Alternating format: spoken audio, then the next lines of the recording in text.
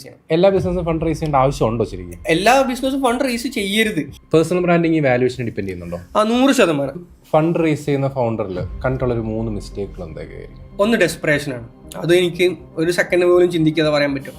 Creators ആയിട്ടുള്ള ആൾക്കാരോട് എന്തായിരിക്കും അഡ്വൈസ് കൊടുക്കാവുന്നത്? ഇവരെപ്പോഴും ഇവരുടെ ഓഡിയൻസിനെ മനസ്സിലാക്കാതെയാണ് ബിസിനസ്സുകൾ സ്റ്റാർട്ട് ചെയ്യുന്നത്. ഒരു ബിസിനസ് സ്റ്റാർട്ട് ചെയ്യുന്ന സമയത്ത് പ്രത്യേകിച്ച് സ്റ്റാർട്ടപ്പുകൾ എല്ലാവരും നോക്കുന്നത് ഫണ്ട് റേസ് ചെയ്യാനാണ്. പക്ഷെ പലർക്കും ഇത് എപ്പോഴാണ് റേസ് ചെയ്യേണ്ടതെന്നോ എങ്ങനെയാണ് റേസ് ചെയ്യേണ്ടതെന്നുള്ള കാര്യത്തിൽ ക്ലാരിറ്റി ഇല്ല. ശരിക്കും ഒരു ബിസിനസ് എപ്പോഴാണ് ഫണ്ട് റേസ് ചെയ്ത് തുടങ്ങേണ്ടത്? ഫണ്ട് റേസ് ചെയ്ത് കഴിഞ്ഞാൽ എല്ലാ ബിസിനസ്സും സക്സസ്ഫുൾ ആവില്ല. കേരളത്തിലുള്ള മോളിവുഡ് ആക്ടേഴ്സ് അങ്ങനെ എന്തെങ്കിലും ഫോക്കസ് ചെയ്യുന്നതായിട്ട് തോന്നുന്നുണ്ടോ? മോളിവുഡ് ആക്ടേഴ്സ് ഇപ്പൊ ഒബ്വിയസ്ലി നിവിൻ പോളി ഫോക്കസ് ചെയ്യുന്നുണ്ട്. അപ്പൊ അതുകൊണ്ടാണ് നമ്മൾ അത് മാത്രമാണോ പൊട്ടൻഷ്യൽ? ദുൽഖർ ചെയ്യുന്നുണ്ട്. ദുൽഖർ അൾട്രാ വയലറ്റിൽ ഒരു അടിപൊളി ഡീൽ ചെയ്തിട്ടുണ്ട്. അൾട്രാ വയലറ്റ് എന്ന് പറഞ്ഞ ഒരു ബ്രാൻഡിൽ. അവിടെ ഞാൻ പ്രഡിക്ട് ചെയ്യുന്നത് ദുൽഖറിന്റെ എൻറ്റയർ ഫിലിം കരിയറിൽ ക്രിയേറ്റ് ചെയ്ത വെൽത്തിനേക്കാളും കൂടുതലാണ് ആ ഒരൊറ്റ ഡീലിൽ ക്രിയേറ്റ് ചെയ്യാൻ പോകുന്നത്. ഇപ്പോൾ ക്രിയേറ്റീവ് സ്പേസിലാണെങ്കിൽ ഏറ്റവും കൂടുതൽ പൊട്ടൻഷ്യലായിട്ട് കാണുന്ന ഒരു 5 സെക്ടർ ഏതൊക്കെയായിരിക്കും? ഫാഷൻ ഒരു അടിപൊളി ഇൻഡസ്ട്രിയാണ്. ഫാഷനിൽ ഇപ്പോഴും കേരളത്തിന് നല്ല ബ്രാൻഡാണ്, ഒറ്റ ബ്രാൻഡിൽ. പിന്നെ ഒന്ന് ഫുഡ് ആൻഡ് ബിവറേജസ് ആണ്. ഏറ്റവും കൂടുതൽ അഫക്ട് ചെയ്യുന്ന ഫാക്ടർ എന്താണോ? പ്രൊഡക്റ്റ് ആണോ, അതിന്റെ മാർക്കറ്റിംഗ് ആണോ, ടൈമിംഗ് ആണോ? ഈ പറഞ്ഞ എല്ലാതും ഉണ്ട്. പക്ഷെ ലോങ് ടേമിലേക്ക് എപ്പോഴും പ്രൊഡക്റ്റ് ആണ്. പ്രൊഡക്റ്റ് അടിപൊളിയാണെങ്കിൽ ലോങ് ടേമിലേക്ക് വർക്ക് ചെയ്യും. സ്റ്റാർട്ടപ്പ് എന്ന് പറയുന്നത് ഭയങ്കര ദുർഘടം പിടിച്ചൊരു പാതയാണ്. കൈവഴി അതിലൂടെ പോവാതിരിക്കുന്ന ബെറ്റർ. എന്തിനാ എല്ലാവരും സ്റ്റാർട്ടപ്പ് ഫൗണ്ടർ ആവുന്നത്? വെറുതെ ഈ സ്ട്രെസ്സും പ്രഷറും മനോവിഷമവും നാട്ടുകാരുടെ വെറുപ്പും വീട്ടുകാരുടെ വെറുപ്പും എല്ലാവരുടെ വെറുപ്പും. ഇതൊക്കെ സക്സസ് ആണെങ്കിൽ എല്ലാവരും കൂടെ ഉണ്ടാവും.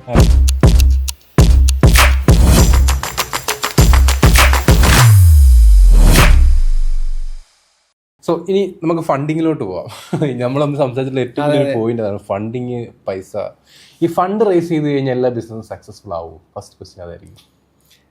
ഫണ്ട് റേസ് ചെയ്ത് കഴിഞ്ഞാൽ എല്ലാ ബിസിനസ്സും സക്സസ്ഫുൾ ആവില്ല. മെജോറിറ്റി ബിസിനസ്സുകളും ഫെയിൽ ആവും.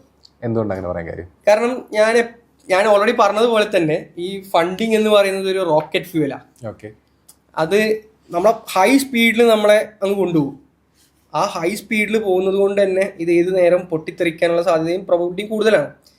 കാരണം ബേസിക്കലി എല്ലാ സ്റ്റാർട്ടപ്സും ഫണ്ട് റേസ് ചെയ്യേണ്ട ആവശ്യമില്ല. ഫണ്ട് റേസ് ചെയ്യേണ്ട സ്റ്റാർട്ടപ്സ് തന്നെ എന്തിനാണ് ഫണ്ട് റേസ് ചെയ്യണം എന്നുള്ള നല്ല ബോധ്യം വേണം.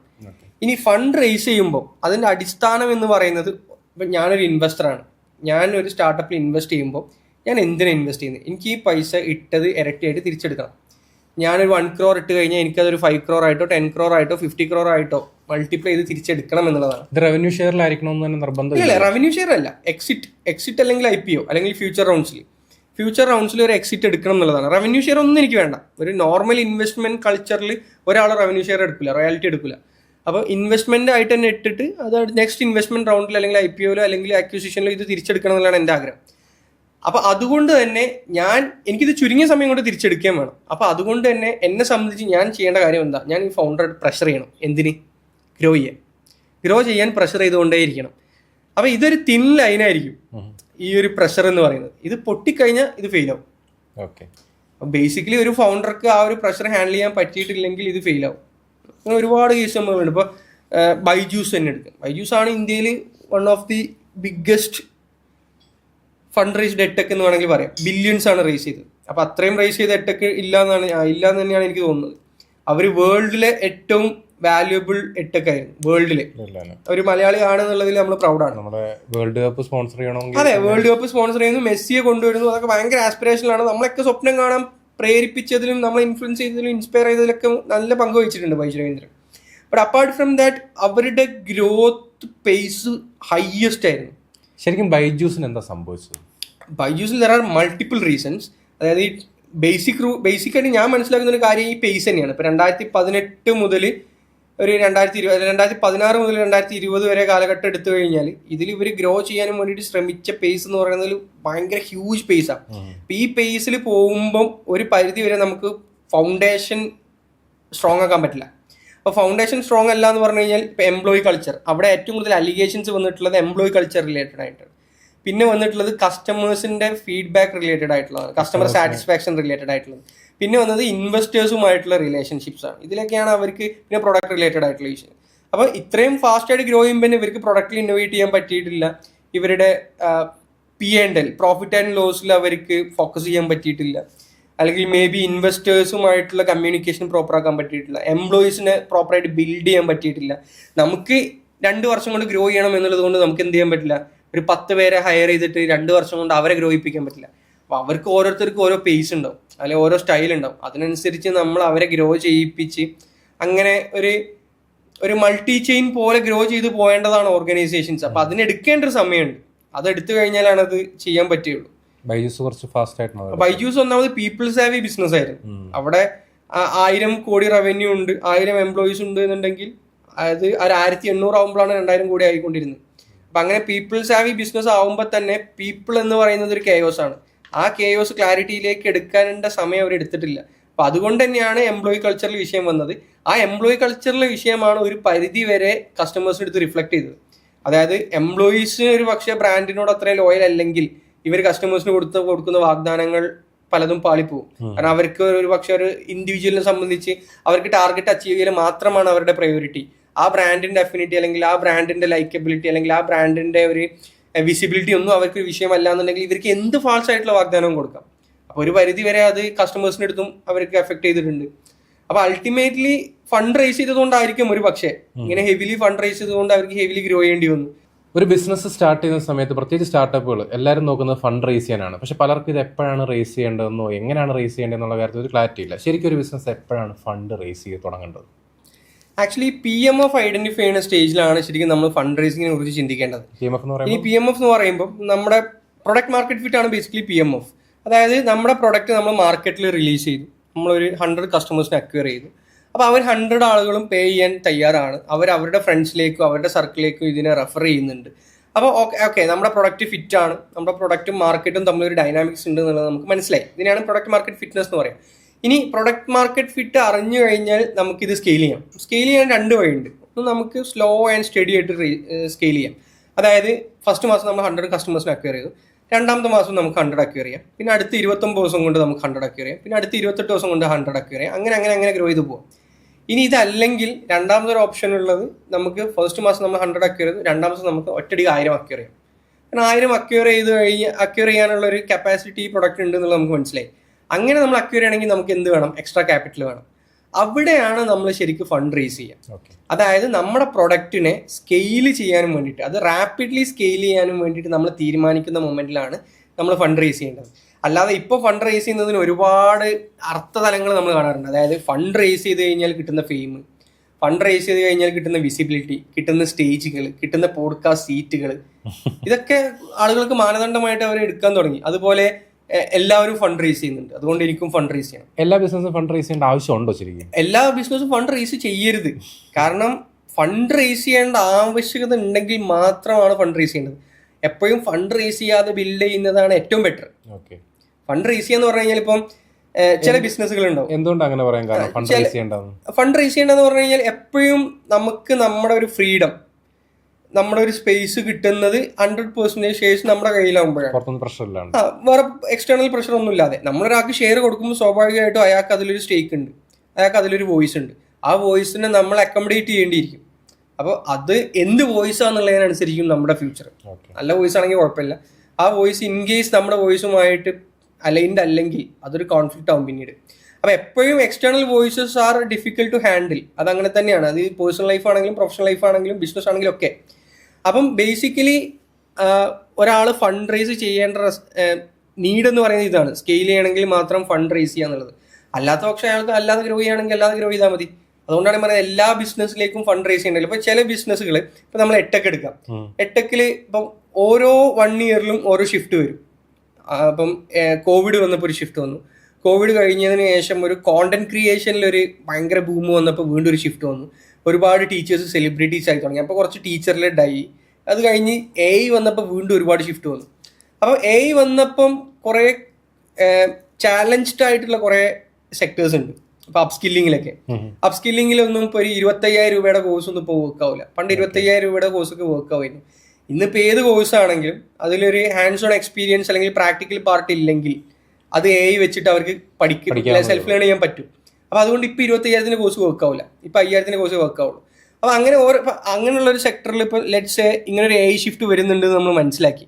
നമുക്കിനി AI ഷിഫ്റ്റ് വരാനൊരു 2 ഇയേഴ്സ് ആണുള്ളത്. അപ്പോൾ 2 ഇയേഴ്സിനുള്ളിൽ നമ്മൾ റാപ്പിഡ്ലി ഗ്രോ ചെയ്തിട്ട് ഈ കമ്പനീനെ സെൽ ഓഫ് ചെയ്യണം, അല്ലെങ്കിൽ ഈ കമ്പനീനെ മറ്റൊരു കമ്പനിക്ക് സെല് ചെയ്യണം എന്നൊക്കെ ആണെങ്കിൽ അപ്പോൾ നമുക്ക് ഫണ്ട് ആവശ്യം വരും. അങ്ങനെയാണെങ്കിൽ നമുക്ക് ഫണ്ട് റേസ് ചെയ്യാം. അപ്പോൾ എപ്പോഴും ഫണ്ട് റേസ് ചെയ്യാൻ ഒരു റീസൺ ഉണ്ടാവും. ആ റീസണിന്റെ അടിസ്ഥാനത്തിൽ മാത്രം റേസ് ചെയ്യുക എന്നുള്ളതാണ്. ഞാൻ നേരത്തെ പറഞ്ഞ റീസൺസ് അല്ല ഈ ഫെയിം അല്ലെങ്കിൽ സെലിബ്രേറ്റ് ചെയ്യപ്പെടുക എന്നുള്ളതല്ല. ഒരിക്കലും ഫണ്ട് റേസിങ് സെലിബ്രേറ്റ് ചെയ്യപ്പെടേണ്ടതില്ല. ശരിക്കും ഫണ്ട് റേസിംഗ് എന്ന് പറഞ്ഞാൽ എന്താ, എന്റെ കാശും എന്റെ ടാലന്റും എന്റെ സ്കില്ലും വെച്ച് എനിക്ക് കമ്പനി റേസ് ചെയ്യാൻ പറ്റില്ല, കമ്പനി ഗ്രോ ചെയ്യാൻ പറ്റില്ല. അതുകൊണ്ട് ഞാൻ ഒരു എക്സ്റ്റേണൽ ഹെൽപ്പ് എടുക്കുകയാണ് ഫണ്ട് റേസിംഗ്. അതിനെ ഗ്ലോറിഫൈ ചെയ്യേണ്ട ആവശ്യമില്ല.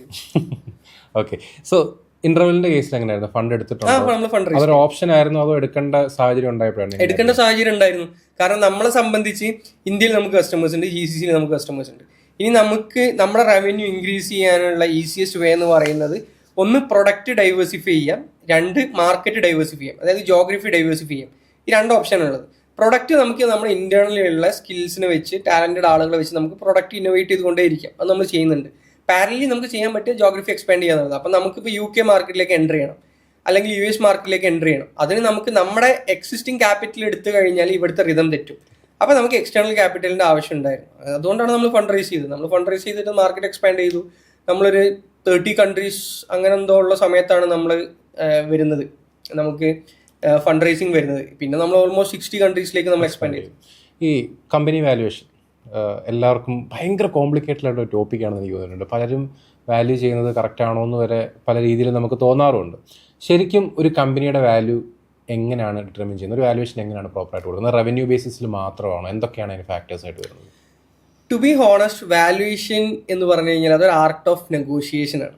ഓക്കെ, അതായത് നമ്മളൊരു അപ്ലിക്കേഷനിൽ കുറേ ഇൻപുട്ട് കൊടുക്കുന്നു, ഒരു ഈക്വൽ ടു ഇട്ടിട്ട് നമുക്ക് കിട്ടുന്നൊരു വാല്യൂ അല്ല വാല്യുവേഷൻ. അല്ലെങ്കിൽ ഒരു ചാർട്ടേഡ് അക്കൗണ്ടന്റിന് അല്ലെങ്കിൽ ഒരു കമ്പനി സെക്രട്ടറിക്ക് നമ്മൾ നമ്മുടെ റവന്യൂ ഷീറ്റ് ഒക്കെ കൊടുക്കുന്നു, അവർ നമുക്ക് കമ്പനി വാല്യൂ ഇത് തരുന്നു. ഇതൊരിക്കലും പോസിബിൾ അല്ല, ഇങ്ങനെ നടക്കുകയില്ല.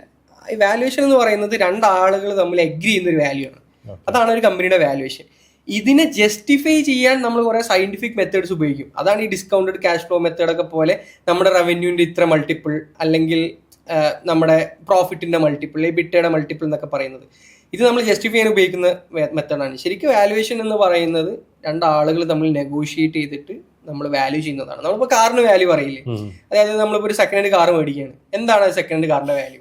ഒരു 2013 മോഡൽ ഒരു സെക്കൻഡ് ഹാൻഡ് സ്വിഫ്റ്റ് ഞാൻ എടുക്കുകയാണെങ്കിൽ ആ സ്വിഫ്റ്റിന്റെ വാല്യൂ എന്താണ് നമുക്ക് പറയാൻ പറ്റില്ല. അത് നമ്മൾ രണ്ടുപേര് കാറ് കാണുന്നു, കാറിന്റെ ക്വാളിറ്റിയെ കുറിച്ച് നമ്മൾ എത്ര കിലോമീറ്റർ ഓടി നോക്കുന്നു, ചിലപ്പോൾ സൈഡിൽ ഒരു പെയിന്റ് പോയിട്ടുണ്ടാവും, ചിലപ്പോൾ അത് നമ്മൾ യൂസ് ചെയ്തത് ഡോക്ടർ ആണെങ്കിലും ഒരു എഞ്ചിനീയർ ആണെങ്കിലും രണ്ട് വാല്യൂ അല്ലേ. അപ്പൊ അതൊക്കെ എന്താ, അത് നമ്മൾ സയന്റിഫിക്കലി പ്രൂവൺ അല്ലല്ലോ. നമ്മൾ ഡോക്ടേഴ്സ് നല്ല രീതിയിൽ വണ്ടി ഓടിക്കുന്നത് സയന്റിഫിക്കലി പ്രൂവ് ചെയ്യുന്നത് ഇല്ല. അത് മാർക്കറ്റിലുള്ള ഒരു ട്രെൻഡാണ്, അല്ലെങ്കിൽ മാർക്കറ്റിലുള്ള ഒരു നറേറ്റീവാണ്. അപ്പൊ അതുപോലത്തെ നറേറ്റീവ്സ് പോലും ഉപയോഗിച്ചിട്ട് നമ്മൾ എന്ത് ചെയ്യും, നമ്മൾ നെഗോഷിയേറ്റ് ചെയ്യും. ഡോക്ടറാണ് ഉപയോഗിച്ചത് ഫസ്റ്റ് എന്ന് പറഞ്ഞാൽ നമ്മൾ നെഗോഷിയേറ്റ് ചെയ്യുന്നത് പോലെ നമ്മുടെ കമ്പനിയിൽ ഇങ്ങനെ ബെനിഫിറ്റ് ഉണ്ട്, നമ്മുടെ ഫൗണ്ടേഴ്സിന് ഈ സ്കില്ലുണ്ട്, ഈ ബാക്ക്ഗ്രൗണ്ട് ഉണ്ട്, നമ്മുടെ എംപ്ലോയീസിന് ഇത്രയും സ്കിൽസ് ഉണ്ട്, അല്ലെങ്കിൽ നമ്മുടെ കസ്റ്റമേഴ്സ് ഇത്ര കൺട്രീസിലുണ്ട്, നമ്മുടെ ഡയസ്പോർ എങ്ങനെ അടിപൊളിയാണ്, ഈ ഫൗണ്ടർക്ക് ഇങ്ങനെ കഴിയണം. അങ്ങനെ നമ്മൾ എന്തൊക്കെ നമ്മൾ ടാബിളിലേക്ക് കൊണ്ടുവരാൻ പറ്റുമോ അതൊക്കെ ടാബിൾ കൊണ്ടുവന്ന് നമ്മൾ നെഗോഷിയേറ്റ് ചെയ്തിട്ട് ലാസ്റ്റ് നമ്മളൊരു ഫൈനൽ വാല്യുവേഷനിൽ എത്തും. ഇന്റർവെല്ലിന്റെ വാല്യുവേഷൻ എത്രയായിരുന്നു? നമ്മൾ ഫസ്റ്റ് ഫണ്ട് റേസ് ചെയ്യുന്നത് 28 crore 30 crore അറൗണ്ട് ആണ്. പിന്നെ നമ്മൾ 50 crore ചെയ്തു. ലാസ്റ്റ് നമ്മൾ 200 crore ഒരു ഫണ്ട് റേസ് റൗണ്ട് ചെയ്തു. ഈ 200 crore വാല്യുവേഷൻ എന്ന് പറയുന്നത് ഇന്റർവെൽ ഇപ്പോൾ 200 crore വാല്യുവേഷനിലോട്ട് പോയത് ലൈക്ക് എന്തൊക്കെയായിരുന്നു എൻ്റെ ഫാക്ടേഴ്സ്? ലൈക്ക് എല്ലാവർക്കും ഒന്ന് മനസ്സിലാക്കാൻ വേണ്ടിയിട്ട് നമ്മൾ ഇപ്പൊ 8 എടുക്കാം, ഇന്റർവെൽ എടുക്കല്ല. നോർമലി 8 എടുത്തു കഴിഞ്ഞാൽ 8 നമ്മൾ ഓരോ കാലഘട്ടത്തിലും ഓരോ ഫണ്ടമെന്റൽ റൂൾ ഉണ്ടായിരുന്നു. ഒരു സമയത്ത് നമ്മുടെ ഫ്യൂച്ചർ റവന്യൂവിന്റെ മൾട്ടിപ്പിൾ എടുത്തുകൊണ്ടിരുന്നു. ഒരു 2018-19 സമയത്തൊക്കെ ഇപ്പൊ എന്റെ ഈ മാസത്തെ റവന്യൂ 1 crore ആണെന്ന് വിചാരിക്കാം. അങ്ങനെയാണെങ്കിൽ എന്റെ ARR ആനുവൽ റിക്കറിംഗ് റവന്യൂ എന്ന് പറയുന്നത് 12 crore ആണ്. അത് ഈ മാസം 1 കോടി വന്നു, അടുത്ത 12 മാസം ഓരോ കോടി വരും എന്നുള്ളത് ഞാൻ പ്രെഡിക്റ്റ് ചെയ്യുന്നു. അങ്ങനെ 12 കോടി ARR എടുത്തു, അതിന്റെ 10x എടുക്കുന്നു, അപ്പൊ 120 കോടിയായി. അങ്ങനെ വാല്യുവേഷൻ ചെയ്തിരുന്നു. അത് കഴിഞ്ഞ് കോവിഡ് കഴിഞ്ഞ സമയത്ത് നമ്മൾ ബുക്ക് ചെയ്ത റവന്യൂവിന്റെ മൾട്ടിപ്ലൈ, അതായത് ബുക്ക് ചെയ്ത റവന്യൂ എന്ന് കഴിഞ്ഞാൽ കഴിഞ്ഞ 12 മാസത്തെ റവന്യൂവിന്റെ മൾട്ടിപ്പിൾ. അപ്പോൾ കഴിഞ്ഞ 12 മാസം കൊണ്ട് എനിക്ക് 15 കോടി റവന്യൂ ഉണ്ട്. അങ്ങനെയാണെങ്കിൽ അതിന്റെ 5x 75 crore അങ്ങനെയൊക്കെ ആയി. ഇനി അവിടുന്ന് കഴിഞ്ഞിട്ട് ഇപ്പോൾ ലാസ്റ്റ് ഒരു 3 yearsൽ പ്രോഫിറ്റിന്റെ മൾട്ടിപ്ലൈ, എത്ര പ്രോഫിറ്റ് ജനറേറ്റ് ചെയ്തു അതിന്റെ മൾട്ടിപ്പിൾ, അല്ലെങ്കിൽ എബിറ്റയുടെ മൾട്ടിപ്പിൾ.